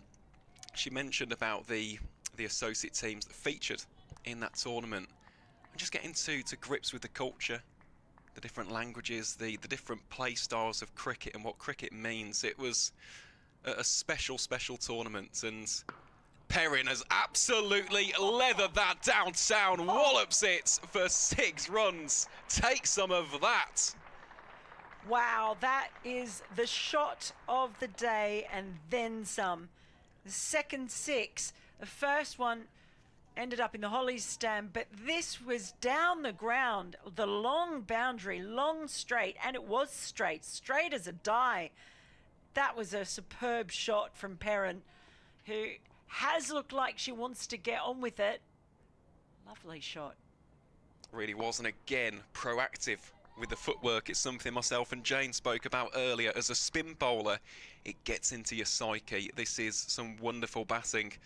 so far from Deina Perin. One final delivery of this 22nd over. How can Sarah Glenn respond? Well, again, Perin meets the flight on the full. Will it go for 6? You bet it will. 2 6s in the over. Sarah Glenn's first 6 go for 12 runs. And is that the pressure release? As far as Warwickshire are concerned, Perin motors on to 24. Warwickshire 85 for 1 after 22. Well, couple of absolute beauties there from Perin. The aggressive nature of it, the way she came down the pitch to Sarah Glenn. I'd been wondering when we might see Glenn come into the attack, but Perin, well, she was delighted to see Glenn. Gosh, that was something else. It was brilliant. I love seeing that, even though I am a member of the Spinners Union, Mel. You don't like seeing your fellow spinners getting carted. As Katherine Bryce comes into bowl and freeborn, opens up the arms, drives that rather firmly down the ground. It's just good footwork and it's good batting. Well, it is, and you feel too that now it really is Freeborn's job to take the early single like she's just done then, and to get Perin on strike. She has been finding it easier to find the gaps, and then in the last over, find the stands. Tremendous striking. Oh, it certainly was. Bryce to Perin, and then assertive in defence. Real good showing, an exhibition of what Deina Perin is all about, and we touched upon that under-19 T20 World Cup in Malaysia. Perin, the second leading run scorer in that tournament, behind only Gongadi Trisha of India. Really stood out with that 74 against the USA as well, and I know, having spoken to a lot of people in this part of the country, Deina is seen as the next big batting thing as far as Warwickshire are concerned. Just comes to this club with a real reputation. Was outstanding for Staffordshire. Got plenty of experience in club cricket out towards Wolverhampton. And yeah, she is a fine cricketer, and it's not just the run scoring, that's one thing. We see plenty of run scoring. The fielding is another thing. She can bowl a little bit as well, but there's also a refinement. There's an elegance, there's an elan to her batting, and she really is someone to keep a very, very close eye out on. And this time rocks onto the back foot, carves that through the covers. 4 more for Deina Perin. Just listen to that ripple of applause. These Warwickshire fans absolutely loving what they're seeing so far. Well, that was just a terrific shot. Laced it through, had enough pace on it to be able to beat the diving fielder of Tammy Beaumont as well. She's no slouch. Yeah, this is my first time watching Perin live bat, and it's been good to watch. It's been really good to watch, hasn't it? And it's the variety of shots as Katherine Bryce's second over comes to an end. Warwickshire 90 for 1 after 23. And this is the other aspects of the One Day Cup and the T20 Blast in this new era of women's domestic cricket, is seeing the rise and evolution of the youngsters. We're so lucky at the minute. I mean, we'll see another one of those kind of players shortly, I imagine, for the Blaze, in the form of Josie Groves, former England under-19. Very impressive young leg spin bowler. We saw it with Hannah Baker a little bit earlier on as well. The next generation looks so promising, and now in this new dawn, Project Darwin, they've got the foundation, they've got the platform to showcase their skills to a wider audience. It's brilliant for the game. Yeah, it certainly is. Hopefully Project Darwin is part of a real evolution. That is nicely played. That is 4 runs perfectly by Sexa fielders out there in the deep, so the control was there and the power as well. So Freeborn maybe getting a little bit of impetus and inspiration from her batting partner out there. She had looked a little bit becalmed and was just hitting the ball straight to the fielders. All of a sudden now finding the gaps. How does Glenn respond to this? Because she really is taking a bit of tap. Well, there you go. That's a better outcome, isn't it, for the Blaze. Only the one run taken there for Abby Freeborn. Well, the reason they were able to take that is because Long On has dropped back, and I think that is a big part of the fact that Perin has been able to get runs down the ground, maybe feeling they just want a bit more protection right down there on that boundary rope. They're actually bringing another fielder across from the leg side to a sort of short third. And there's why. That's a backward point doing the job, but the two fielders there protecting that boundary.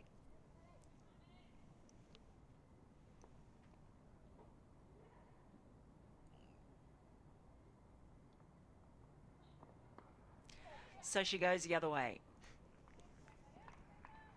Plenty of room there on the leg side.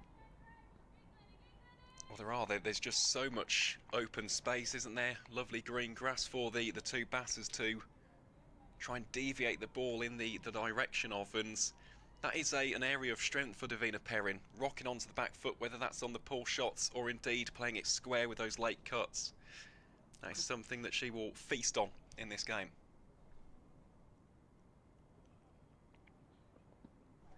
On tries to go again.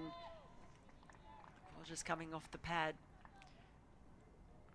Of course, she'll have to be playing against the spin as the right-hander to play it onto that leg side.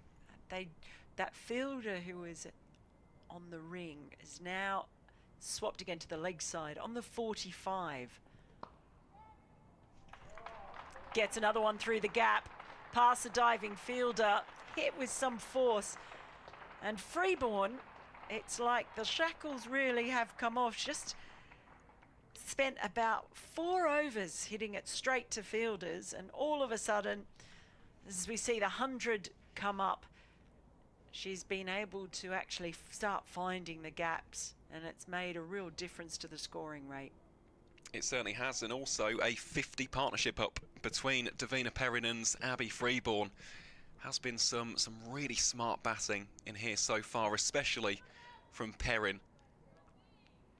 And I do wonder if we'll see her go inside out over cover. That is also a little bit of the Deina special when it comes to her batting. Hasn't quite had the big run scoring that she would have hoped for so far this season. As she launches into this one, goes downtown. That's going to beat the fielder. 4 more for Deina Perin, who is rapidly accelerating Warwickshire's run rate here and providing an exhibition for the fans in attendance at Edgbaston.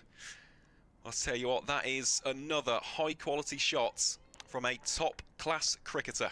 She's great down the ground, isn't she? Yeah, there's an awful lot to like.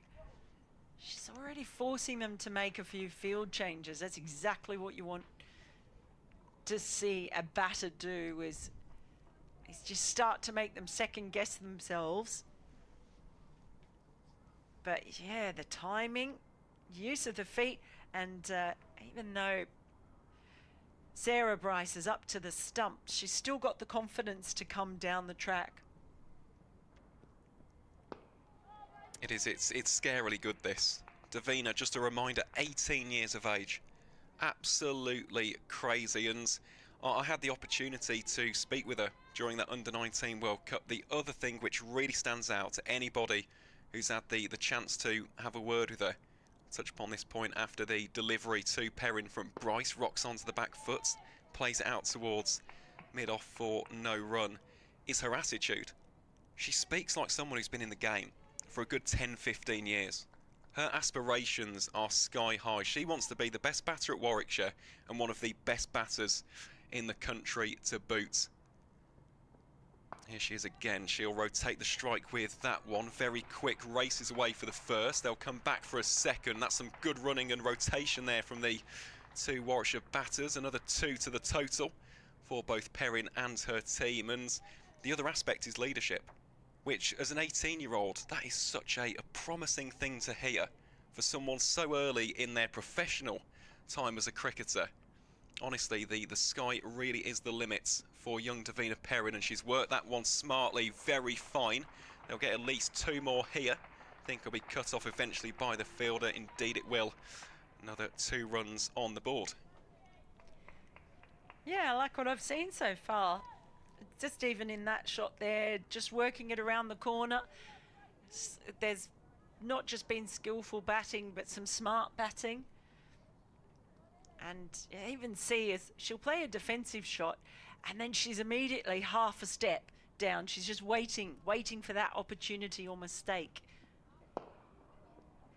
On this occasion, she misses the fielder, and it's another boundary. Sarah Glenn couldn't get to that one, not unless she had a trampoline to bounce off.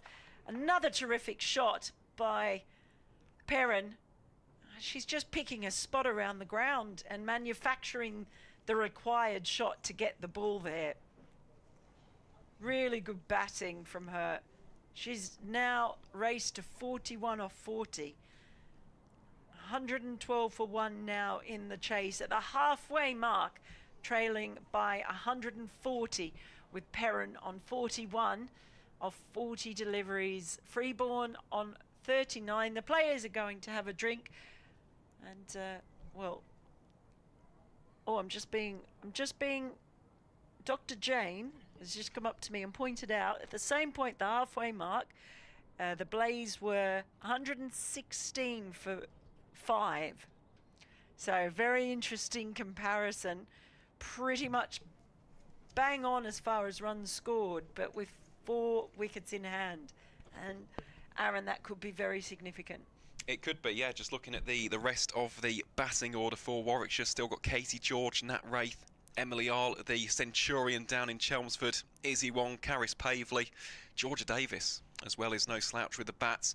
We're not sure about the situation with Chloe Brewer, although that injury did look severe enough. It looks as though she will be ruled out of this one, so Warwickshire potentially down to just the 10 batting options. But I'll tell you what, so far they're not needing the rest of the order. Freeborn playing the more calm, experienced role, having opened the batting alongside Stair Callis, and now Deina Perin taking on the role of the aggressor, really turning on the flair and style in incredible fashion at her home ground. And yeah, if you want to watch Deina in action in the 2025 Vitality T20 Blast, another reminder, tickets are still on sale at edgbaston.com for Vitality Blast-Off. Saturday the 31st of May, double header. It's Durham versus Warwickshire, or the Birmingham Bears as we're known in that competition. Not once but twice. It's Super Saturday as the Bears look to make it 2 wins out of 2 against the Northeastern outfit. So early bird tickets still on sale until Wednesday the 7th of May. You can get your tickets from £15 at edgbaston.com. I'll be there. Mel, will you be there as well? I'm going to be there here for some of the games. I'm a bit all over the place. Of course, yeah, with Worcestershire and cricketer commitments as well. Yeah, I've got some international stuff as well. Lots of World Cup qualifiers going on in the pathway system. In a few weeks, I hate to say this, but I'll be in Rome for the last week of May for some of the women's pathway qualifiers. So a week of cricket in Rome, that sounds pretty good, doesn't it? There's one day in the middle, there's a rest day. Pop off to the Colosseum. Have you been to the Colosseum? I have. It's Not lovely, for a long time. Apparently I've been told that their tour where you go on the gladiators route, sort of through the tunnels and out, is very worthwhile doing. So yeah, I was lucky last year, got to go to Germany, area around Dusseldorf, spent a bit of time up in Scotland, Guernsey for the first time. So cricket's played in some wonderful parts of the world, you know. Certainly is, yeah. Guernsey and Jersey, and they play for the Interinsular Cup, don't they? They do. This was qualifiers, wasn't men's it? T20 World Cup, yeah, Europe sub qualifiers. So they do play that. I haven't been to Jersey. I would like to go. There was a chance I might have been going this summer, but I think I'm going to the Netherlands instead. Sorry, you're looking at me like you hate me now. Just all these lovely locations. You can't really go wrong with any of them, can you? We are very, very lucky in cricket. Yes. Yeah, cricket Cricket's played in some very beautiful parts of the world. Now, Sarah Glenn, she bowled 2 overs and she's gone for 22 runs. She's been expensive, and Perin in particular has taken a real liking to her. That's not going to sit well for a very successful England international. Freeborn very watchful. Yeah, she'll want a response in this over, whether it's a case of getting a wicket, breaking the partnership, or just keeping things tight. This is a pretty big 6 deliveries for Sarah Glenn in the wider context of this run chase. Oh, tosses that one up too full. But Freeborn only gets the single for it. Probably would have liked more, but that is the long boundary. They're in so far off the boundary rope, the 2 fielders on the leg side.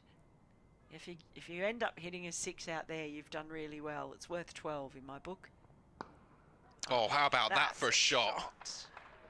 Wow, that's a lovely shot again from Perin. She's played so many, but they've been different. As I said, she sees the opportunity and then manufactures the shot just off the back foot, open stance, slashing through that ball. Looks good, doesn't it? Oh, it really does. Aesthetically pleasing is how I describe this inning so far from Deina Perin. This one dropped in short by Glenn. There's an appeal, but it's missed everything. There'll be a chase on for the fielder. I believe it's Grace Ballinger-Herring after that one. In fact, 2 Blaze fielders come across. And in the end, the Warwickshire batters scamper through for 3 runs.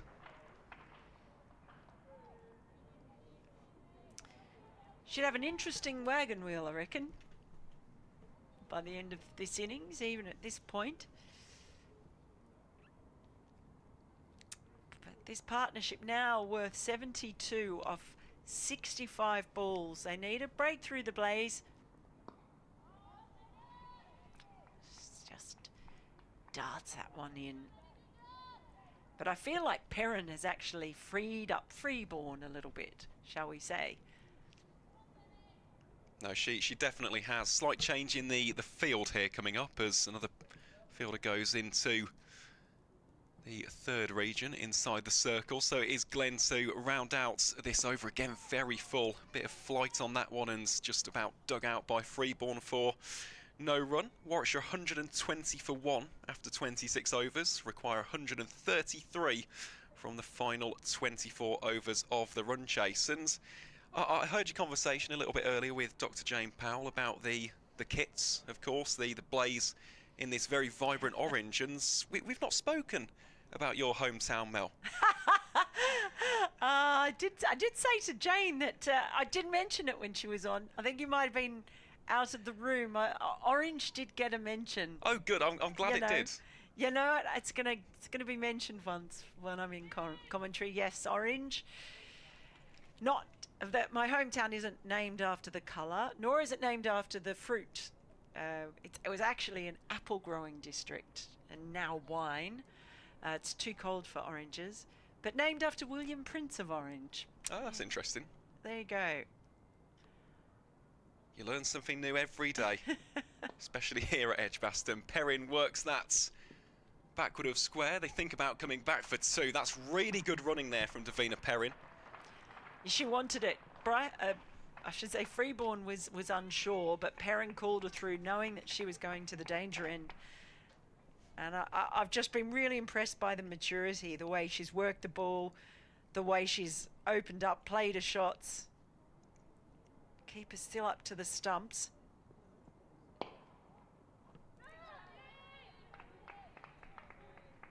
Yeah, it's been and the way she's taken on the senior responsibility, I think, even in the running between the wickets. It's been a fine innings so far. 3 short of a half century.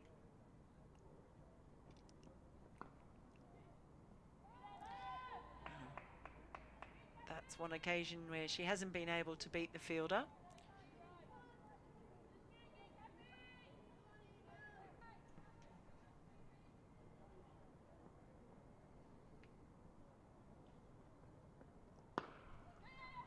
Wants the single. This might be tight. No, it's not. Terrific fielding again. Sarah Glenn this time with the direct hit. But fantastic running by Perin. Had the confidence to know she could make a ground. Yeah, it was a well-judged run, wasn't it, from Deina Perin there. Moves on to 48, 2 runs shy of what would be a first 50 of the season. And it would be richly deserved as well. I think that all of us can agree with that. Really has been one of the standout knocks here in the second city today. Free ball. Now that is a fantastic caught and bowled from Katherine Bryce. Freeborn chips it up straight back to the bowler. The Scottish international swallows it up with great glee, and that is a fantastic wicket for the Blaze to get at this stage. Warwickshire now 123 for 2 after 26.5 overs. Yeah, maybe a little bit of a slower ball, and Freeborn was almost through the shot too quickly, lost a balance as she was reaching forward almost to push that. Maybe it stopped in the pitch a little bit as well, but the end result is she is on her way back after 40 runs. She got stuck there in the middle a little bit at one point, but ended up being a good foil for Perin. A fine partnership comes to an end. 75 runs of 72 balls. For the Blaze, they really needed to break up that partnership. They would love to see the back of Perin, because she looks to be a real danger. Most certainly is. And speaking of dangerous operators, advancing into the middle now is the number 99 of Katie George, batting at 4 for the Bears. I mean, this is another big partnership for the Blaze to try and break as early as possible. And it'll be interesting now to see the role that Perin plays, because she is the set batter, 48 from 46 balls, and she's almost taken a stumble there as soon as I say that. That's the last thing you want to do. While picking up your gloves and bat, you end up face planting. Well, let's see how Bryce can round out the over then. She does so very well. That one played assured by Katie George, defended out onto the leg side for no runs. So, big wicket of Abby Freeborn falling in that over for 40 runs. Warwickshire 123 for 2. They require 130 further runs from 23 overs. And actually, it's been a while since we've updated the scores on the doors from around the country. The last time I had a look, the game down in Beckenham, yeah, Surrey definitely on top. 348 for 6 with the Brown Caps by the end of their 50 overs. In response, Durham 170 for 6 in the 31st. And in that big ticket encounter up in Southport, Hampshire 203 for 1 in response to Lancashire's 292 for 6. They require 90 runs off 15 overs at exactly 6 runs per over. So, yeah, we'll keep you updated as best as we can with regards to those scores as well. But for now, of course, our attention is solely on the action here at Edgbaston. It's Glenn, drops that short. Perin goes after it. It's been dropped. Bursts through the hands. It goes for 4. And Deina Perin has her first half century of the season. Admittedly, the shot in which it's been brought up was rather fortuitous, but there has been absolutely nothing lucky about this 50. It's been a high-quality innings from a very talented cricketer. Deina Perin, take a bow. And just how dearly will they pay for that dropped catch, the Blaze? We saw a mixed bag from Warwickshire in the field. 3 dropped catches. That time along the ground, again out to deep mid wicket.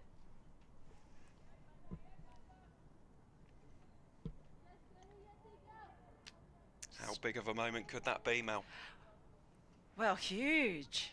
It could be, because they would have been in a situation, the Blaze then, where they would have had been rid of the 2 set batters, two new batters at the crease with Sarah Glenn bowling. And another misfield. It's not going to cost them 4, but it is going to cost them 2. And well, just a few fumbly fingers in the field at the moment. And it's cost them a wicket, and it's cost them 6 runs.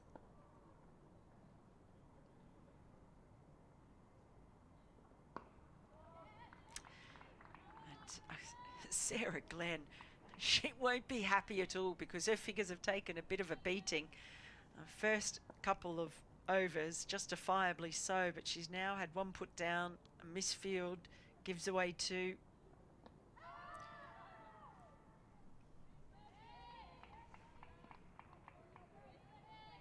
Sliding door moments, perhaps, but you just don't know. Another wicket could be right round the corner. It could be, and that is the beauty of this great game of ours, but that is absolutely gut-wrenching for Sarah Glenn, especially having gone wicketless so far. Took some tap from Deina Perin a little bit earlier on. Would have been a nice way to just get the confidence back with the wickets of the Warwickshire youngster, and as such, no damage done for the home side. Some more runs to add to the tally, and it's just sorting the wound, isn't it, for the England leg spinner? Yeah, that'll be very frustrating for her. But like you, I'm interested to see how this partnership plays out now. Perin has shown herself to be absolutely brimming with confidence, prepared to take on the fielders, prepared to take on the bowlers. A little bit of luck in there, but it's been fun to watch. Not if you're a Blaze fan, of course. As a neutral, I'm allowed to enjoy it. But also, just even for anyone who's a fan of England to see a player like this come out of the blocks and who's come through that under-19 system.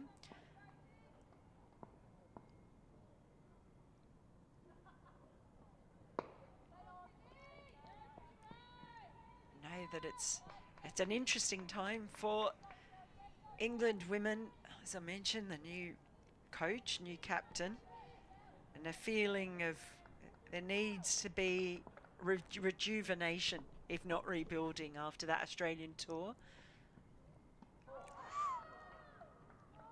Goodness me, that was pretty close, and some good keeping there from Sarah Bryce. I know that you absolutely adore seeing this, Mel, seeing keepers up to the stumps against pace, and it's a skill, it's an art form, it really is. It's so difficult. You've got to have tremendous reflexes and reactions, and yeah, that was some good positioning there from Sarah Bryce.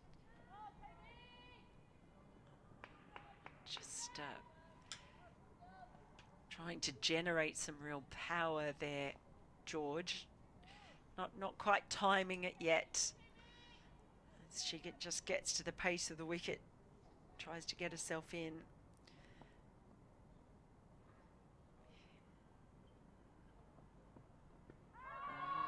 Little bit of a shout. She's got her.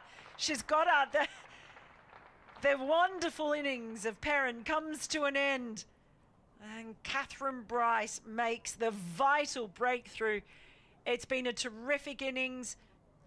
It's been fun to watch, and Katie George just gives her a pat on the back as she leaves, having made 53 off 49. There were a lot of memorable strokes in that. She's walking off as slowly as you can imagine, just not wanting to leave the middle. But that is an important breakthrough. She was only dropped in the over before, but it doesn't prove too costly in the end. 132 for 3.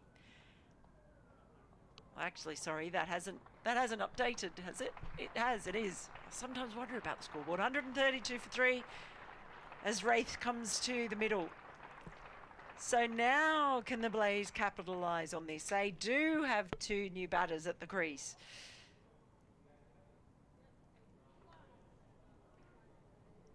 Yeah, it's an interesting passage of play for Warwickshire to try and navigate as well, with George having only faced 9 deliveries, Nat Wraith on strike to face her first one as well. And I tell you what, this has been an inspired spell from Katherine Bryce. It was an excellent caught and bowl to get rid of Freeborn, and the big wicket of Deina Perin, LBW, really has been a memorable few overs this. That'll be nice for Nat Wraith as well to get off the mark straight away. So that wraps up the 29th over. Warwickshire 133 for 3. They require 120 with 7 wickets remaining in theory, of course. We may only see 6 depending on the severity of Chloe Brewer's injury. She went down earlier trying to stop the cricket ball out in the deep, out towards mid-wicket, but it was an interesting one because it almost looked like she injured herself before she fell. Yeah. Or before she dived. So, yeah, it was odd. It was like it was a sniper hit. I don't know if it hit her in the knee or where it, but that damn sniper got her.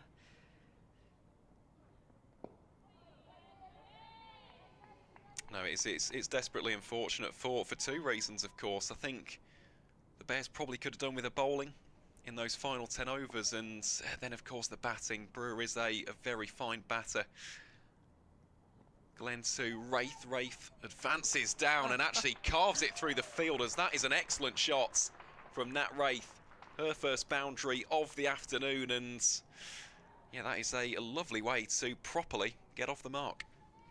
Certainly is. Talk about stylish. Very nice indeed.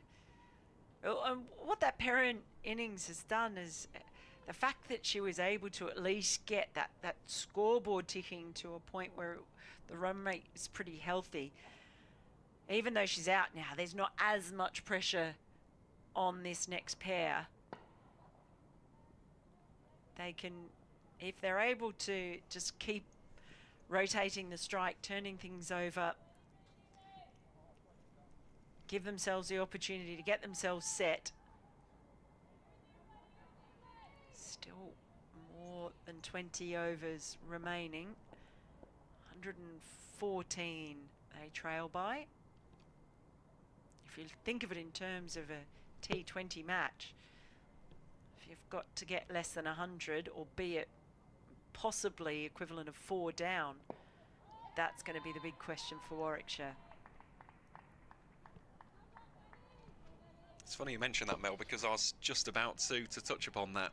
You're right, in terms of the mathematics, it's less than 6 runs and over, isn't it? It's just those wickets in hand for the Bears. That one very short from Glenn. George tries to dispatch it behind square leg, can't do so.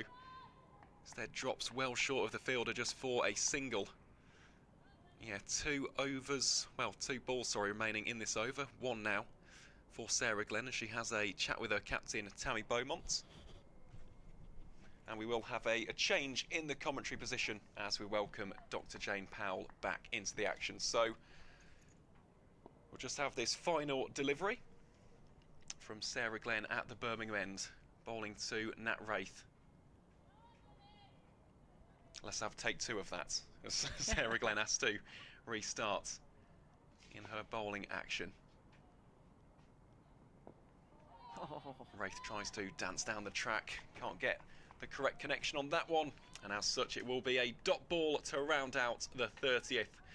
Warwickshire 139 for 3. They trail by 114. That is the requisites if they are to taste victory here on Derby Day at Edgbaston.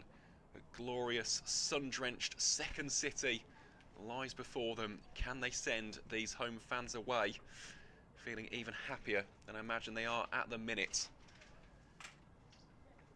And in fact, when we get Dr. Jane Powell back on the mic, I'd be interested to know the comparisons actually between the 2 sides. I know that you've been making a note of the 2 innings, Jane. Where were the Blaze at 30 overs in their They go? were 147 for 5. So still relatively close in the grand scheme of things as George drops that into the offside, just away from point for 1 run. Of course, it's just the wickets, isn't it, at that stage? Yeah, very much the wickets. It's such a difficult run chase to try and call at this stage.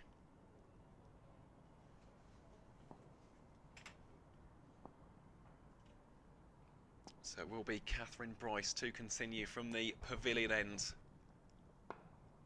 That one played with great assertiveness by Nat Wraith.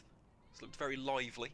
Yeah, she's found the gaps quite well on the offside coming out to bat, and it's not always easy to come straight out and move your feet, but she seems to have done that, and I'm sure that's something Ali Maiden will be stressing to them with the batting is keep lively around the crease. Don't get stuck in the crease, because if you get stuck in the crease then it's much more difficult to play a variety of shots, especially when the bowlers are bowling a tidy line of length, which they are.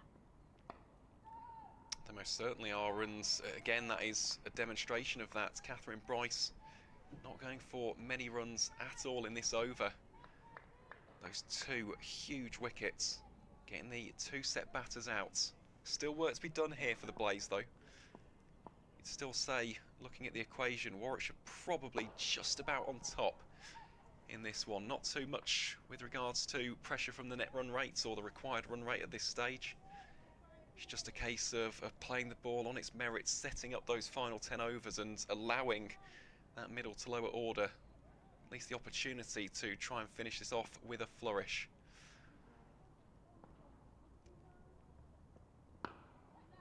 Bryce takes the pace off that one. Yeah, the run rate required is 5.74, so they need to keep on top of that. They're only scoring at 4.6 at the moment. So they do need to accelerate, but be mindful of wickets as well, without Chloe Brewer being around, which we're surmising that she probably won't bat. No, I'd be very, very surprised. Just given the initial kind of injury, I'd be absolutely shocked if she is brought out, because it did look like quite a severe one. But that is the end of the 31st over. Warwickshire 142 for 3. 19 overs remain, and the Bears need 111. And we will see a change in the bowling here for the Blaze. Sarah Glenn been taken off from the Birmingham end. Yeah, she's not had. She's not bowled particularly well, but she hasn't bowled as badly as her figures would suggest. And she did have a catch dropped at mid-wicket as well, didn't she? So I think it's the right move, though. I'm not sure I would have given her another over, if I'm honest. But I'm not the captain out there; somebody else is. So, but Georgie Elwes coming back on to bowl from the City end, and she gets slash for 4 over backward point there.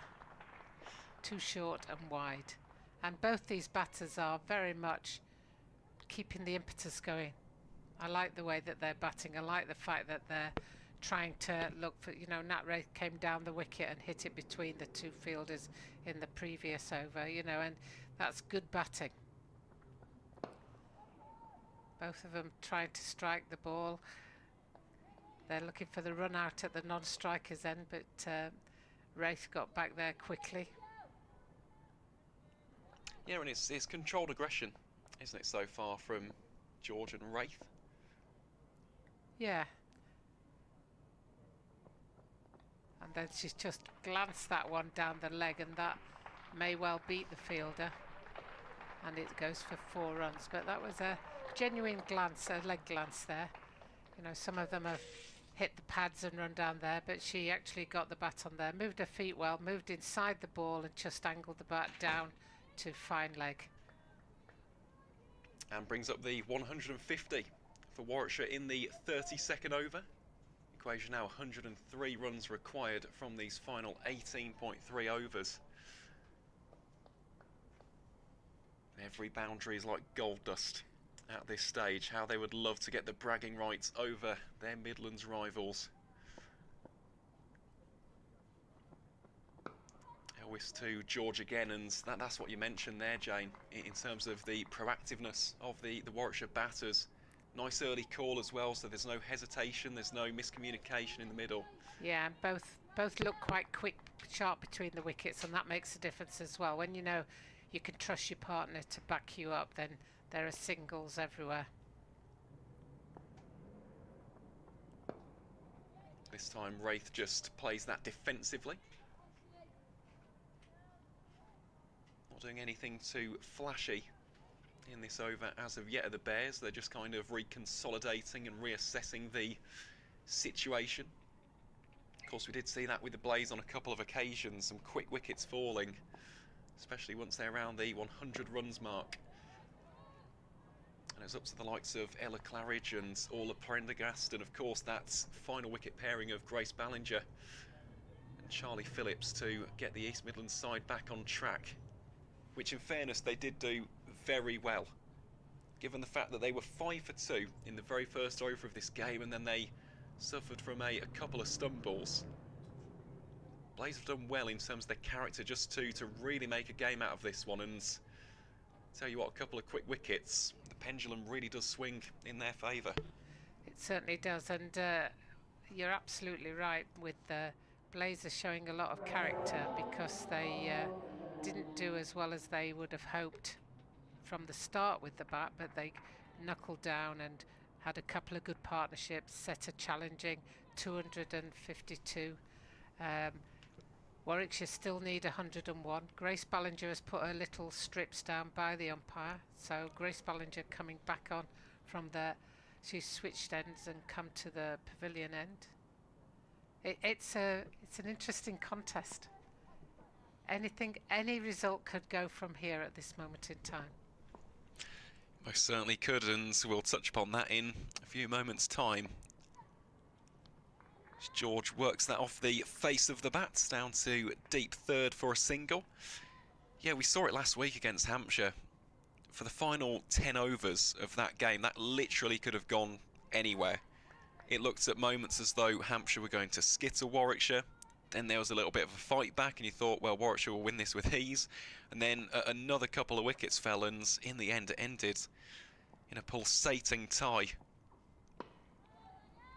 So you never know in cricket. That is why we love this sport. It is for that element of unknown. It's the uncertainty, and that's why you can't beat live sports. We can theorise until the cows come home, but until you actually see it, no one really knows.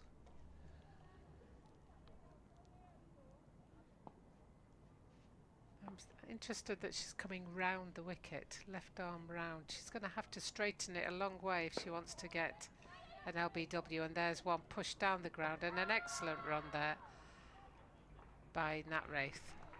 Excellent. She knew she was going as soon as she hit it, and what's nice is Katie George backed her and just took off as soon as she was given the call. Yeah, that has impressed me so far with these two batters for the Bears. Really seems to be on the same wavelength with regards to their running. Also some good fielding in there from Georgia Elwis with the throw. Here is Ballinger to George. That's very stylish, but it's gone straight into the hands of the fielder, and Warwickshire lose their fourth. Katie George, the latest to depart, and Grace Ballinger, formerly of Warwickshire County Cricket Club, strikes against her former team. Warwickshire in a little bit of bother now. Yeah, she picked that up superbly, but unfortunately for her, she just hit it straight down the fielder's throat. She could have hit it anywhere but there and would have got a 4, but just picked it up, just flicked it round to leg side, and unfortunately for her, it went straight to the fielder. Good catch.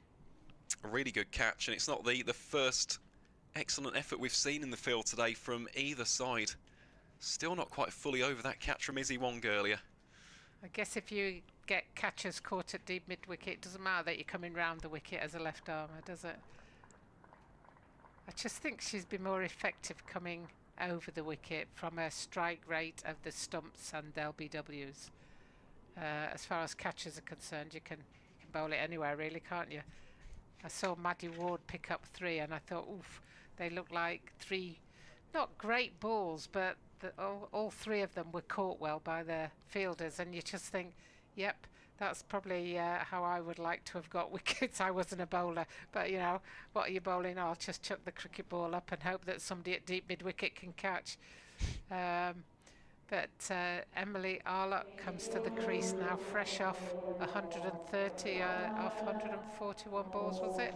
Yes, it was. 18 fours, 3 sixes in what was a thorough dismantling of the Essex attack down at the Cloud County ground in Chelmsford. So she'll be coming into this brimming with confidence. If she gets a loose one, I'll guarantee she'll get a 6 into the Hollies. Well, it is that short boundary, isn't it? And this is where Ballinger has to be incredibly careful with the line of attack. Arlott's so dangerous through mid-wickets.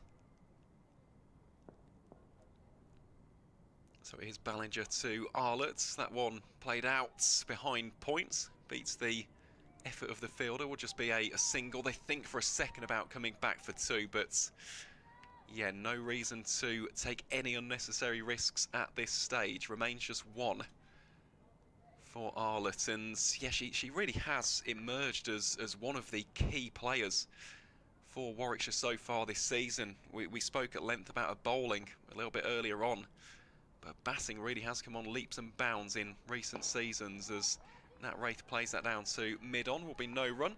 Signals the end of the 33rd over, at the end of which Warwickshire are 154 for 4. They require 99 runs from the final 17 overs. And it's also pivotal, isn't it, for any modern side, whether it's in 50-over cricket, whether it's in T20 cricket, to have that sturdy and dependable all-rounder who can come in and... Obviously, you can't expect Arlott to hit 100 every single game, but even if it's a quick-fire 30 runs here and there, it's worth its weight in gold in short-format cricket. Yeah, and with regards to Arlott, I would have always just categorised her as a bowler, but by getting 100 in the last game, she's now shifted into that all-rounders role as well. So that makes a big difference when you know that you can rely on your player to get wickets and get runs rather than just wickets. And there's a number of girls that will transition throughout their playing career into those different roles as they develop in experience. And it is the modern way. Here is Georgia Elwes then to start her 7th over. Currently has figures of none for 26 from her previous 6 and has kept it very tight and disciplined indeed. Starts off very well there. So at the end of this over, we'll keep you updated with the scores from around the country. Especially interested to see what's going on up in Southport between Lancashire and Hampshire. Arlott drills that down to mid-off for no run. And still very early days, but they have been the front runners. Have the Red Rose. They were currently top of the table before a ball was bowled today, having got 2 wins, one of which was a bonus point victory. So they're on 9 points. Warwickshire, conversely, were on 7 before this game. Arlott attempts to drop that into the covers to no avail. The Blaze, meanwhile, on 5 points, having had 1 win and 1 loss. But of course, that win was a bonus point win. So for those who don't understand or maybe don't know the scoring system in this year's Metrobank One Day Cup, it's 4 points for a win and 1 bonus points if the winnings team's run rates is 1.25 times or more larger than their opposition. Nat Wraith had to take evasive action there as Emily Arlott just smashed that one back down the ground, and it was heading straight for Nat Wraith, who ended up flat on the floor before she got up to run the single there. She's got such long levers as Emily Arlott that when she hits the ball, it stays hit. Yeah, it does, and some of those shots down in Essex were absolutely exceptional. They really were. Definitely someone to watch out from a Bears perspective. So it is Wraith facing this delivery. Some half appeals there from the Blaze fielders. Umpire unmoved, no damage done for Warwickshire. So one final delivery remaining in this 34th over. It's been a really, really good one this for the Blaze. Just 1 run from it so far.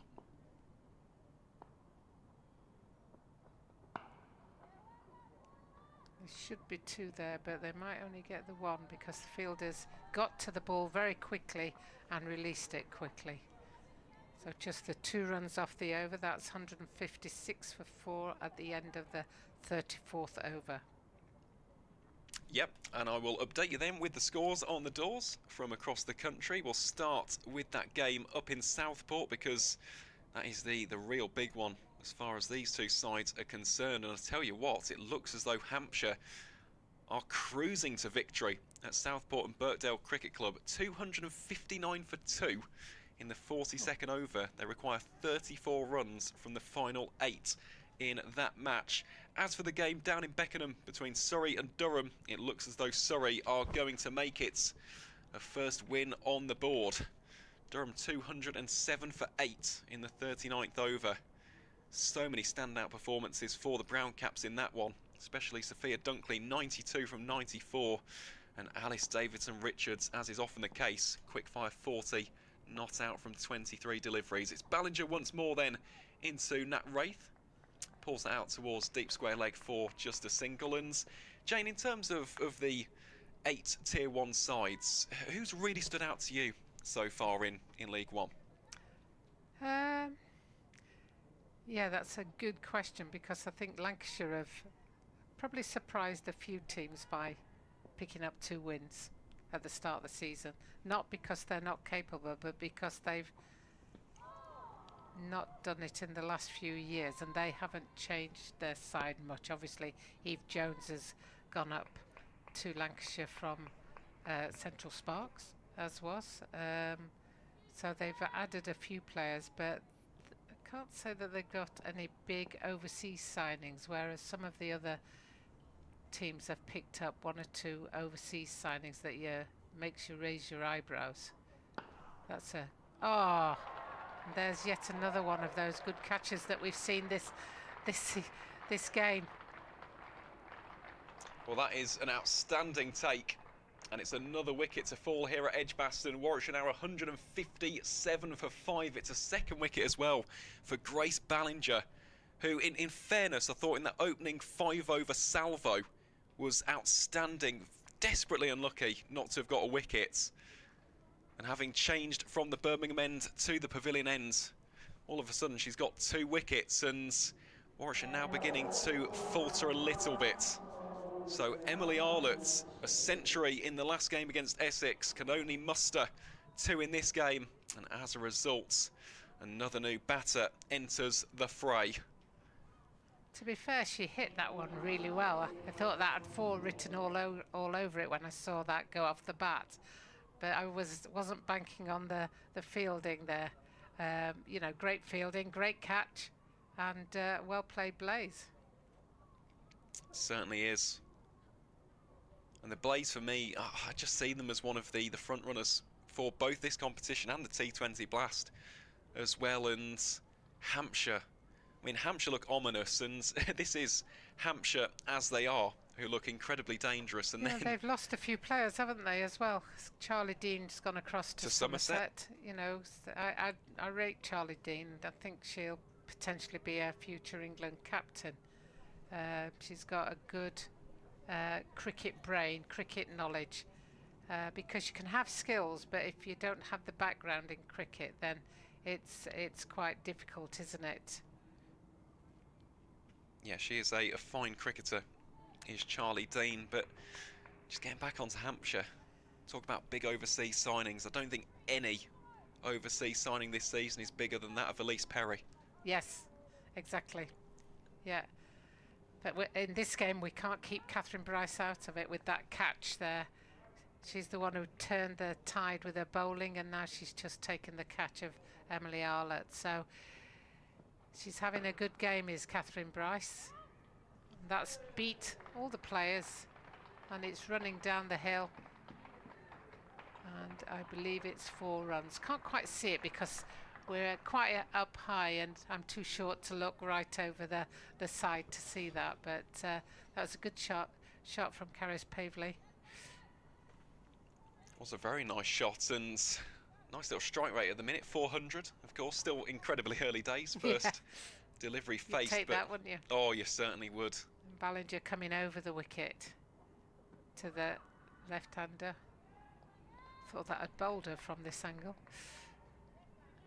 Yeah, you can just see the confidence now of Ballinger really coming to the forefront. Is the X-Factor bowler. We spoke about her evolution a little bit earlier on in the broadcast. Yeah, so she's a impressive. really solid player, you know. She's just athletic, strong, and she puts her heart and soul into it, which, you know, that's what you'd want. Used to love players who gave everything. You could tell that it mattered to them. That one's just helped round the corner for 4 runs. She picks up a little markers. Puts them in her pocket at the end of the over. 165 for 5 at the end of the 35th over. Yep, so 88 further runs required. Difficult task this now for Warwickshire. Against an incredibly skilled and dangerous Blaze bowling attack, and Grace Ballinger having quite the field day against her former club so far. So too is Katherine Bryce, of course. Yep. Yeah, it's been a good day for former Warwickshire players, of course. Spoke there about Eve Jones. Dr. Powell, she scored big runs up in Southport. Notched up a century today against Hampshire. Yeah, and she's an interesting left-handed bat as well. That's an interesting shot. We can hear on the FX mic there. The immediate call from Nat Wraith was 2. Committed to the seconds. Warmly applauded by the fans in attendance at Edgbaston.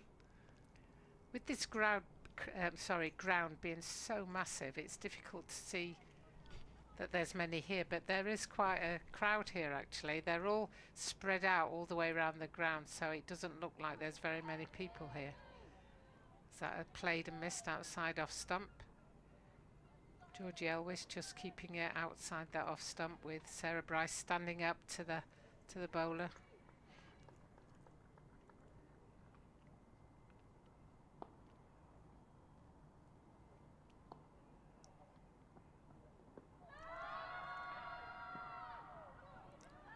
Oh, it's almost like we were going to have a conversation in the middle of the pitch there. They sort of had a loud appeal, and at that time both batters were outside their crease and both looking at each other, and then it was like, oh, shall I go back? Didn't hear a call, but there was a little indecision, to say the least.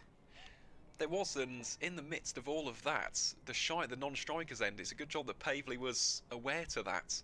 That's a wild delivery. That's going to be called a no ball. Straight away the umpire has signalled for that. Yeah, Nat Wraith will be disappointed not to have dispatched that away for more than just the single. That's probably the first loose delivery we've seen from Georgia Elwes today. It's been a remarkable spell so far. Currently wicketless. That's the only kind of downside of these 7.3 overs, but now she's got some defending to do. Especially bowling to the left-hander with a free hit, with the short side being the square leg side. So it'll be interesting to see if Pavely tries to hit it 2-leg. Depends how wide outside off Elwes bowls it. We've got 3 fielders on the leg side boundary. Long on, mid-wicket, square leg. We've got a fine leg and a third man. And that's slashed out to backward point. They've run 1 and they're coming back for 2. Pavely's looking for 3, but Wraith's got her back to her, so there wasn't much danger of that being 3 runs. And that is something that you get with Caris Pavely. Such a quick operator. Yes. Between the wickets. It puts the fielders under pressure as well. Let's not forget I think that's something that I've noticed over the last few years, is that actually the athleticism of the girls has improved because they're training full time now, and because they've got strength and conditioners and every other sports science input that you could wish for. Then they are much more athletic and fitter to play the game. There's a quick single there, and again quite easy. And it just shows you how easy it is to rotate the strike when you've got that mentality of doing it. Earlier on, they were hitting it further than that, but not taking the single. But now that the pressure's on and that the run rate is climbing, they know they've got to keep ticking the runs over. They need 80 runs.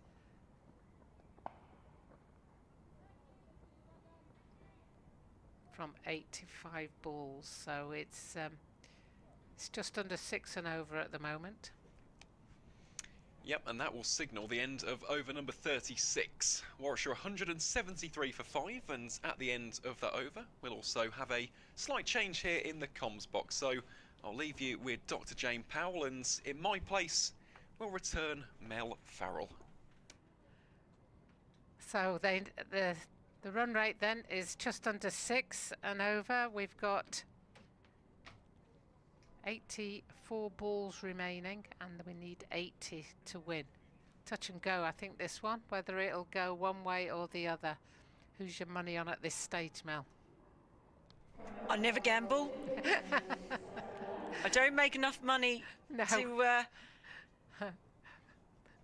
to bet on anything, but if I had a penny, you know, I wouldn't know quite where to put it at the moment. I think the Blaze.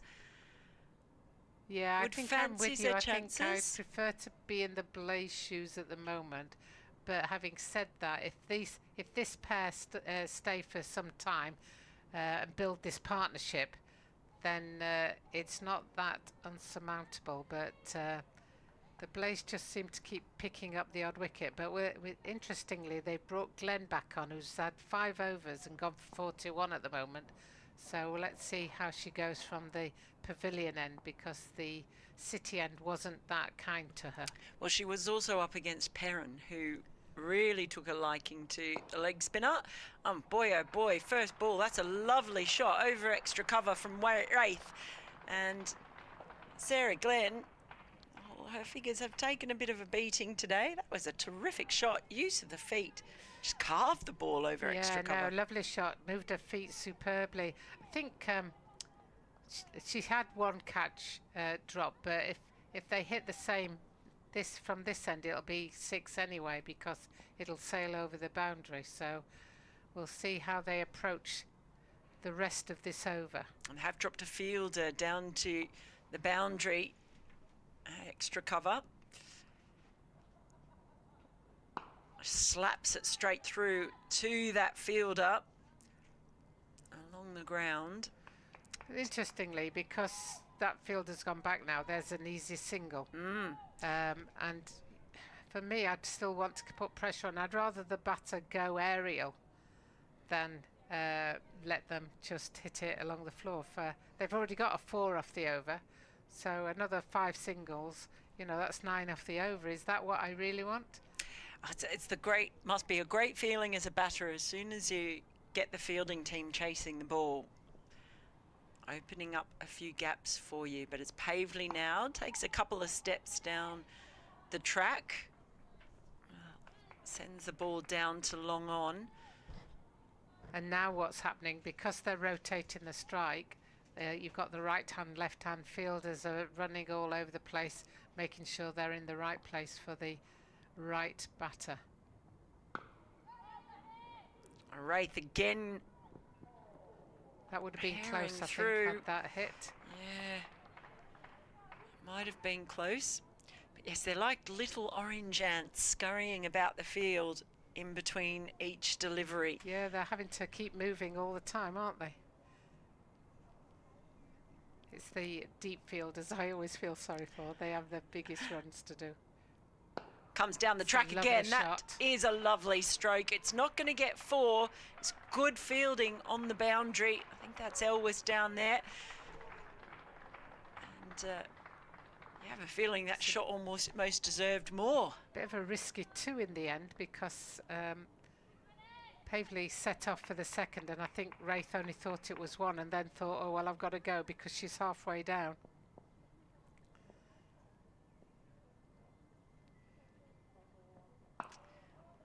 Darts that one in, Sarah Glenn. And that's the end of the over. 882 for 5 now. Wraith on 20 of 24. Pavely 14 off 8. So this partnership now 25 off 16. A very important one for Warwickshire. They trail by 70 with 13 overs remaining. We might be in for a really tight one here, Dr. Jane. Yeah, we could. I think, 70 off 78 balls. So 70, yeah, something like 70. Don't know, it was on the screen a minute ago. 71 to win off 78 balls. 13 overs. It could be very close. The Blaze will be looking to take wickets to stem the if they don't take wickets, then I think they'll get the runs. Yeah, at the moment it's just trying to stop a leaky bucket. Just with the space that's there. Here's Phillips with that round arm slingy action back into the attack. It's gone for 16 runs so far, which in terms of the run rate, it's not so bad off 5 overs. No, Phillips has bowled well. Sadly, Sarah Glenn's on 50 off 6 overs. That'll be a wide, and they've run as well, so that always helps the batting team when the fielding team give them free runs. And it's the danger, of course, of keeping up to the stumps, which Sarah Bryce is doing at the moment. She's got a glove to it, but unable to stop the ball from slipping away. So that helps. There's a lot of discussion going on at the moment, just about. Yeah, I think it's the left-hand, right-hand combination, and in some respects, I think Tammy is wanted just to take a moment, just take a breath. Let's make sure we've got everybody in the right place.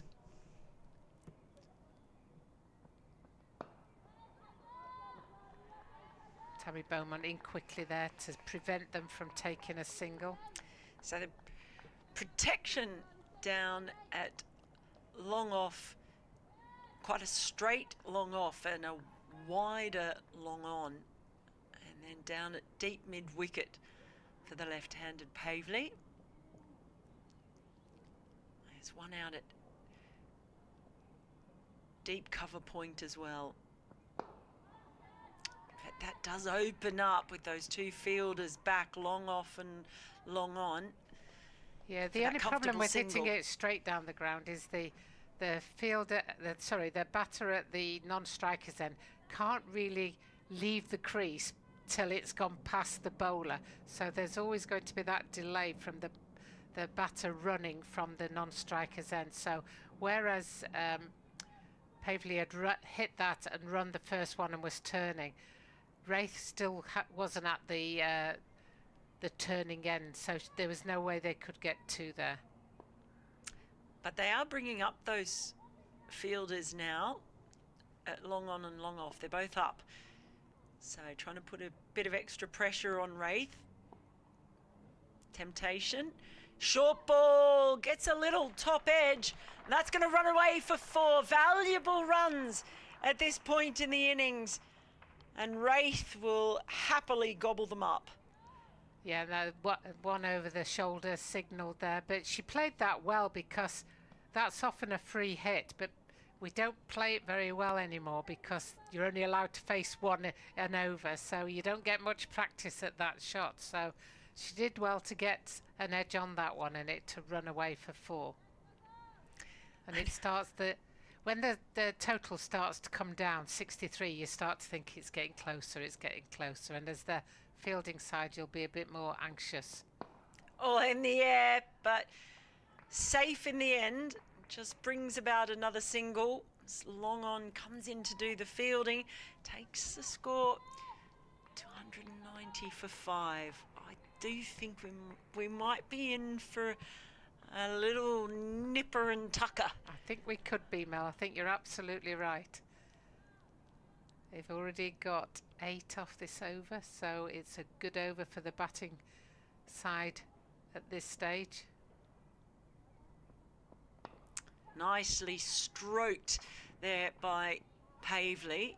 Only going to get the single, but they're adding up with the occasional boundary and then some good running between the wickets, not to mention the fact that they're just putting a bit of pressure on Tammy Beaumont's captaincy at the moment in where they place the field. A left-hand, right-hand combination rotating nicely. And at the end of 38 overs, Warwickshire now 191 for 5. And trailing by 61 with 12 overs remaining. Were 186 for 7, so they've gone ahead of them on the run rate now and still below on the wickets. Worthwhile pointing out again, I know we've said it a few times, but Chloe Brewer did suffer what looked like maybe a nasty injury out there in the outfield. So if she is unable to bat, as we suspect, we haven't had confirmation, but if she is, they're effectively 191 for 6. Correct. Yeah, very good point. Although you're still batting with some of your top order bats, so it's when it starts getting down to 7 and 8 that it's not a panic, but you're sort of a little bit more hesitant. You know, you only need 61 runs, but that seems a long way off when you're going down the wickets. Long discussion here.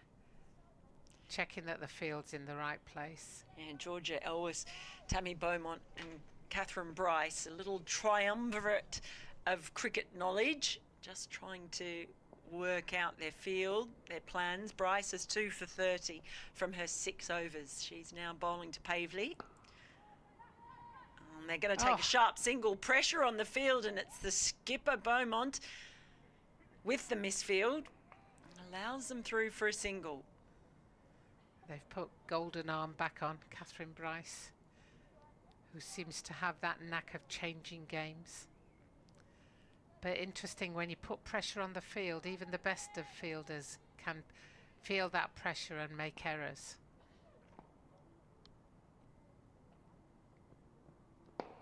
What a lovely shot that is. Down the ground, but Elwes is quick to come around from long on, and you certainly would not want to test her rocket in the outfield.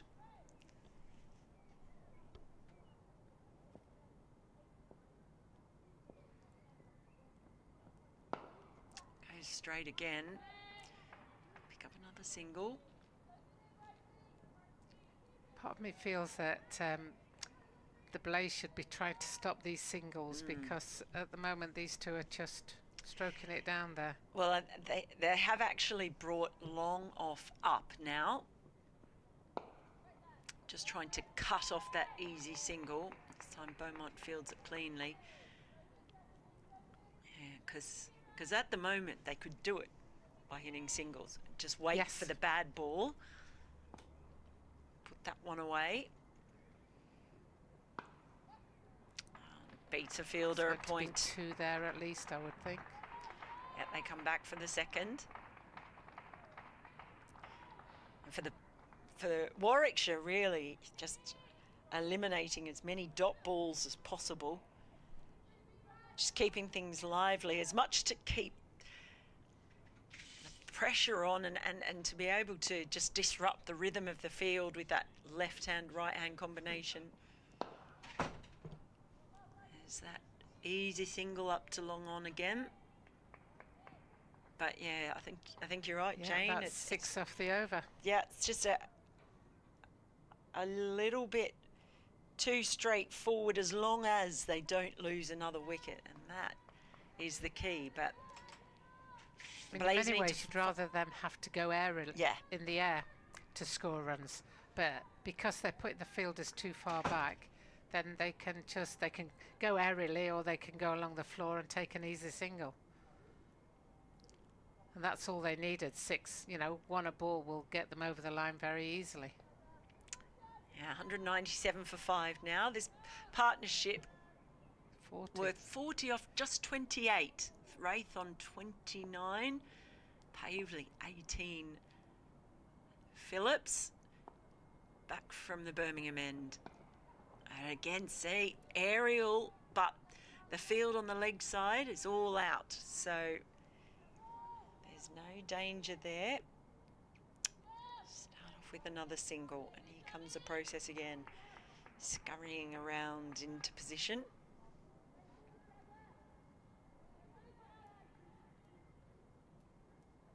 You just feel that the Blaze really have to find a way into this partnership. And they will want to do it fairly quickly.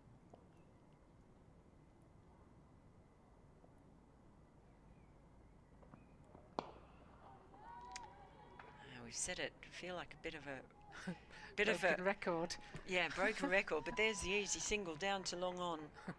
You can understand them wanting to protect the boundaries, but they're just going to keep knocking it down there, aren't they? It's a pretty safe option for them.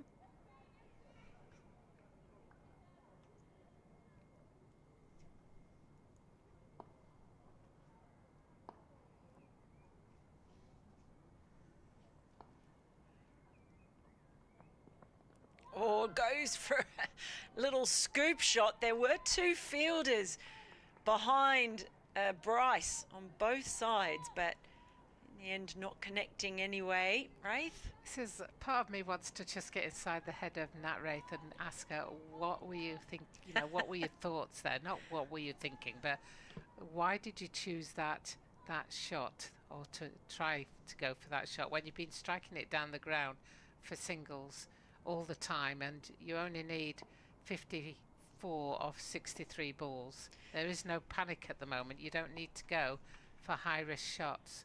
The bowler's coming in and the batter's not quite ready yet, and she's hit that in the gap between the two fielders, and that's 4 runs.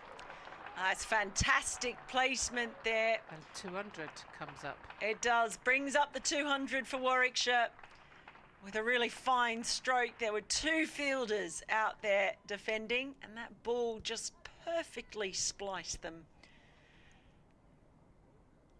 So Warwickshire fans enjoying the sunshine here today at Edgbaston on a, must be said, an absolutely glorious day. I'll be starting to feel a little bit more confident. Still a long way to go. 49 runs they trail by. Oh, that one's in the air. It's going to be out as well. Easily taken in the end. Just the ball skewing off the outside edge of the bat. It's been a terrific innings by Wraith. A run of ball 34, but it is the 6th wicket to fall for Warwickshire. Remembering that Chloe Brewer was injured in the field, does that change things? Is that the twist? Because Wraith, well, she was the real danger woman, although Pavley has been scoring at a sprightly rate as well. Oh, don't go anywhere. This game. It just continually has twists and turns, doesn't it? And I think we've said it all day, but you can never quite work out who's in the ascendancy and who's not, because the minute you think one team's on top, then they just twist it back round, and all of a sudden, before you know where you are, pardon me, we're 6 wickets down. Yeah, 6 wickets down, and a reminder about that Chloe Brewer injury. We haven't had confirmation about it, but it's one that we're certainly keeping an eye on. It's 2 players making it past the 50 mark today. Half century to Sarah Bryce, made 52 off 56 earlier today for the Blaze, and that wonderful innings of 53 off 49 by Perin. It's very entertaining to watch. We're just going to have a little change in commentary as well. I think Jane needs a little bit of a drink of water. She's got and she's choking. We don't mention choking when we're in a tight match. Izzy Wong is the new batter in, and is off the mark straight away with a single down to long on. Izzy Wong is someone who is no slouch with the bat as well. I've seen her play some terrific innings in the Women's Big Bash in Australia, scoring very handy runs. Get plenty of power as well. Thought bowled really well today. Couple of loose balls at times, but in general, really pleasing to see the way she bowled. Does that give her a bit of confidence as well coming out in this situation? As Aaron joins us once more. Yeah, for the final 10 overs, 49 runs required. It's going down to the wire. I had a couple of conversations upstairs in the media centre, and they were floating the idea of another tie, which would be absolutely insane, wouldn't it, after last week's match against Hampshire? But yeah, Izzy Wong completely echo that sentiment, Mel. Really fine batter. Scored 29 not outs in the last game against Essex. Came from just 14 deliveries, and it just requires her to get into a little bit of a rhythm with the bat in hand. She can very easily dispatch a few fours and the odd six here and there, and all of a sudden the momentum can swing once more. Oh, there was a stumping there on offer. Oh, that came gift wrapped. And Sarah Bryce, well, there might be an interesting sisterly conversation after this match. Oh, that was there for the taking. She was nowhere near it. She was a long way down the ground. Been absolutely stranded, and I think that ball's hit her on the helmet as well, so we're going to have a little check here. Yeah, we are, as per the ECB's guidelines, and while we do have this quick pause in the play, just to update you with the final scores from the other two games in the country, they are both results now. So Surrey have notched up their first victory of the campaign. They have dispatched Durham by 104 runs in Beckenham. And then in that other game between Lancashire and Hampshire at Southport and Birkdale Cricket Club, Hampshire won that by 8 wickets. That is quite a thumping victory for the Rose and Crown. Ella McCacken, 133 not outs from 141 balls. And yeah, the interesting thing to look at there, just the 11 fours. So plenty of singles and twos taken. A real exhibition in strike rotation and keeping the scoreboard going. So congratulations to both Surrey and Hampshire. As a result of that, Hampshire consolidating their place towards the top of the standings. And as for Surrey, they'll be absolutely over the moon to finally get off the mark on the third time of asking. But of course, well, the sole attention of anybody with regards to the Metro Bank One Day Cup now is of course here at Edgbaston, because we are in for a nail-biting conclusion to this game in the derby. Warwickshire 48 runs away from securing a second victory of the season, and given the fact that Lancashire lost that game, I believe it would put them at the top of the table. Just looking at net run rate as well, would be very close with Hampshire. But yeah, definitely in the top two either way. So plenty at stake. Oh yeah, plenty to come. So it's still a long way off. The other thing that's happened with Wong coming in and Pavley still being out there is you've still got a left-hand, right-hand combination as well. And that has worked really well for them so far. At times you felt the Blaze have been chasing the ball around a little bit, but they do have a new batter at the crease in Izzy Wong, so they're feeling that maybe they could nip out another wicket. They'd love it if it was Pavley.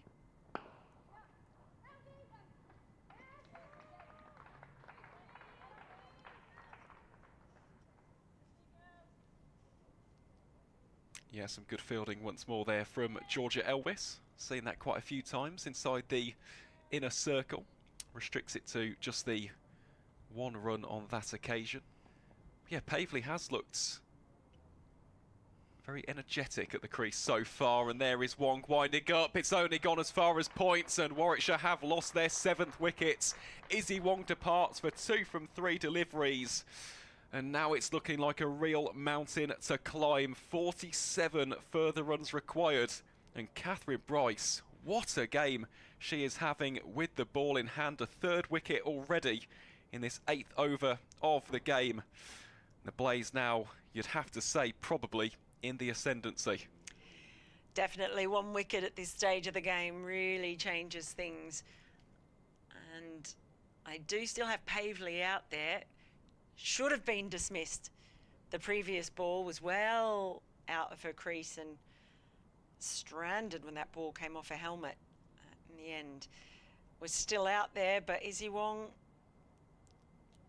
just carving the ball in the end straight to the fielder. So now I think the pendulum very much having swung towards the Blaze. But having said that, I'm not prepared to give it away. No, you never can in cricket. Strange things happen in this great game, but it does feel as though the onus, the emphasis of this run chase now lies solely in the hands of Karis Pavely. Georgia Davis, of course, her captain, joins her at the crease. Davis more known for being a bowler, but certainly can score a few handy runs here and there. Yeah, heading into the latter stages of that Bears batting order. I mean, Pavely has shown that she is capable. She's got the ability to take this home if she's got support at the other end.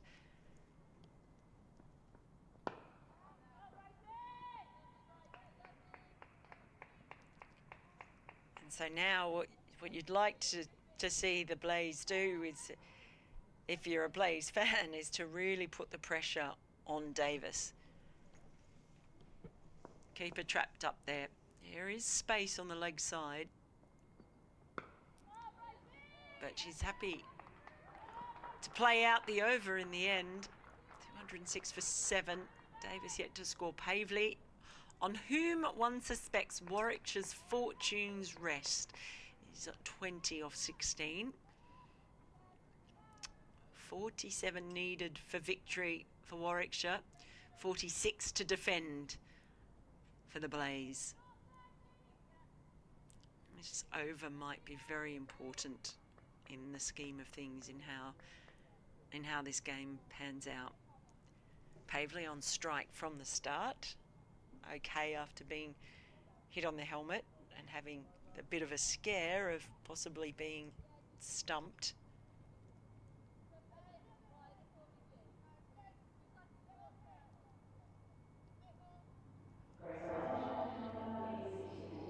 And a change of bowling here for the Blaze. It is Grace Ballinger coming back from the Birmingham end. Really shuffling about the fielders so far is Ballinger. Plenty of conversations being had with her captain, Tammy Beaumont, as Blaze look to play that proverbial game of chess. Trying to play some mind games with the batter. It does feel as though the chances of a Warwickshire victory lie firmly on the shoulders of Karis Pavely. She leaves that one well alone. Another dot ball for Grace Ballinger. And Mel, what stood out to you the most about Grace's bowling today? Because I think of that opening 5-over stint, went wicketless in that, but I still thought she hardly put her foot wrong. And then, of course, getting 2 big wickets. She's had a real standout performance so far today. Yeah, it's been really impressive from the left armour. But speaking of impressive, that is a sensational shot from Pavely. Used the pace, directed it well. What a shot that is for 4. It's a terrific little innings. It takes a bit of innovation to get on top of Ballinger, because she has been so tight. She's been pretty disciplined, I think, with both lines and lengths, very aware of that short boundary, making sure she's bowled to a field. But that's a terrific little bit of innovation from Pavely, and it's just Tammy Beaumont's running around the field. She's going to end up in the covers, but where do you place the field? Oh, and she's just gone straight of Tammy Beaumont, gets the single. But I might not think that's a bad result. Having got the 4, she's now at the other end. So here's where the pressure needs to come on Davis. Most definitely, and you can see the change of field again. Beaumont directing her fielders all over the place. Fielder coming up into the circle at mid-on. Protection here just in front of us in the commentary position down at deep fine leg. Can Ballinger get her third of the day and really put the squeeze on Warwickshire here? Davis attempts to whack that onto the leg side.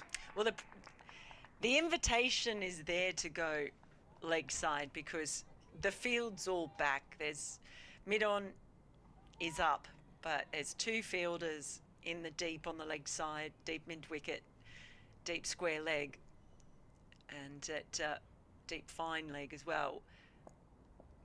But the field is up on the offside. 5 fielders on the offside, 1 in the deep, and that's where she's bowling to. It's trying to make sure that that offside is defended, so that if Davis is going to get Pavley back up the other end, she's got to go leg side and take the risk of playing across the line. And it's worked so far. Just got one fielder in the deep on the offside down at deep cover.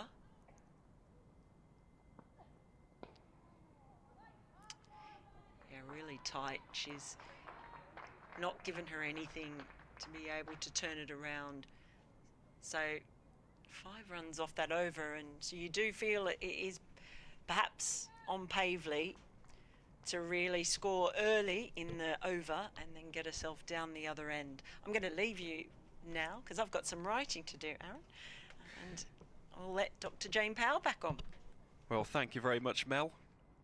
Been a wonderful addition to the commentary team today, and looking forward to seeing what you write about this game later. Be keeping a close eye on that a little bit later on this Wednesday evening. But in place of the wonderful Mel Farrell is, of course, the astute and wise Dr. Jane Powell, who I'm seeing is making some scribbles. Jane, what's caught your eye in terms of the comparison at this stage? Very close, but not close now. Well, no, it certainly isn't, and that is exactly the wicket that the Blaze wanted. It's Katherine Pavley who departs for 25 from 20 balls, stumped by Sarah Bryce, who makes up for that earlier error behind the stumps.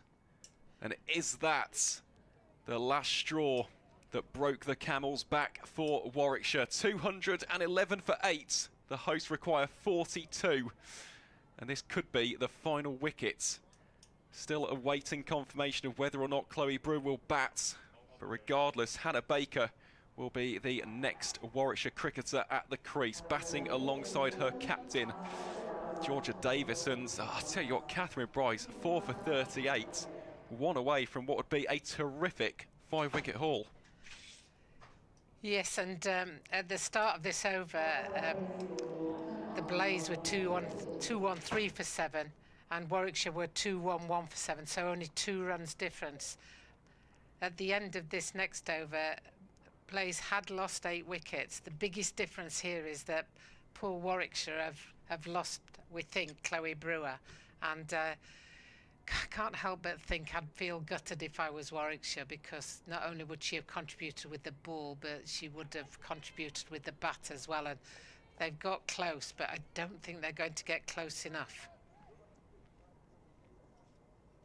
No, but at the same time, I mean, what a result this would be for the Blaze, considering that shaky start. Really has shown a lot of the character of this team, and I imagine that Tammy Beaumont will be elated with the effort so far. Job isn't done, of course, at this stage. Still need to get final wicket or 2, depending on the situation with the batting order. But yeah, it is looking more and more likely that this one is going to the Blaze. And Katherine Bryce has a thoroughly deserved 5-wicket haul.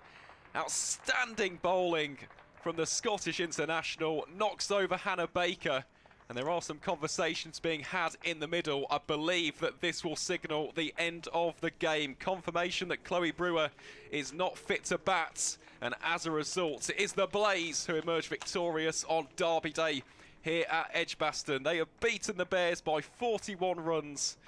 Warwickshire just couldn't get those partnerships really going at crucial junctures, and in fairness, the vast majority of that has been a result of Katherine Bryce's fifer and Grace Ballinger chipping in with a couple of handy wickets as well. So as we see the handshakes being taken out in the middle, I'll just take you through the tail of the tape as we enter the crescendo here at Edgbaston. Well, we saw some really good batting from the likes of Caris Pavley there towards the end of the innings. It was set up by a barnstorming knock from Deina Perin, ably assisted by the likes of Abby Freeborn and Nat Wraith.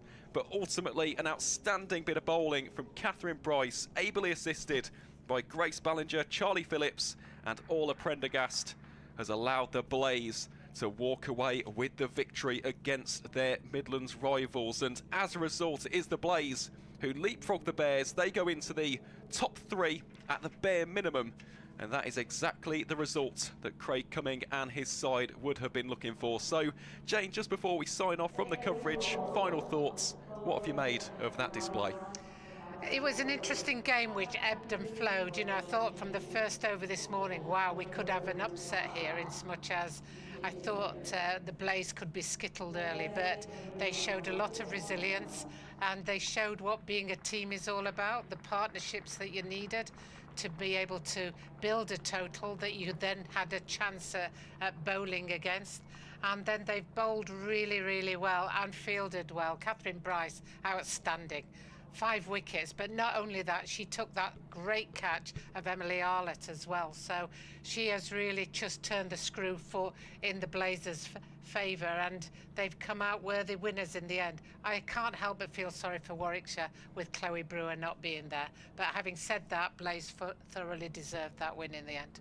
They do, and it was down in large part to that final wicket partnership of 32 between Ballinger and Phillips. You look at the margin of victory, that was absolutely pivotal. So that is it for today's game. Just one final reminder that the Bears women are back in action here a week today, taking on Somerset. Tickets are still on sale, and of course we will be providing you with the free live stream via the Match Centre on edgbaston.com and the Warwickshire CCC YouTube channel. From myself, Aaron Viles, from Dr. Jane Powell, and of course from the brilliant Mel Farrell, that is it from the broadcast for today, and we wish you all a very safe and enjoyable end to your Wednesday evening.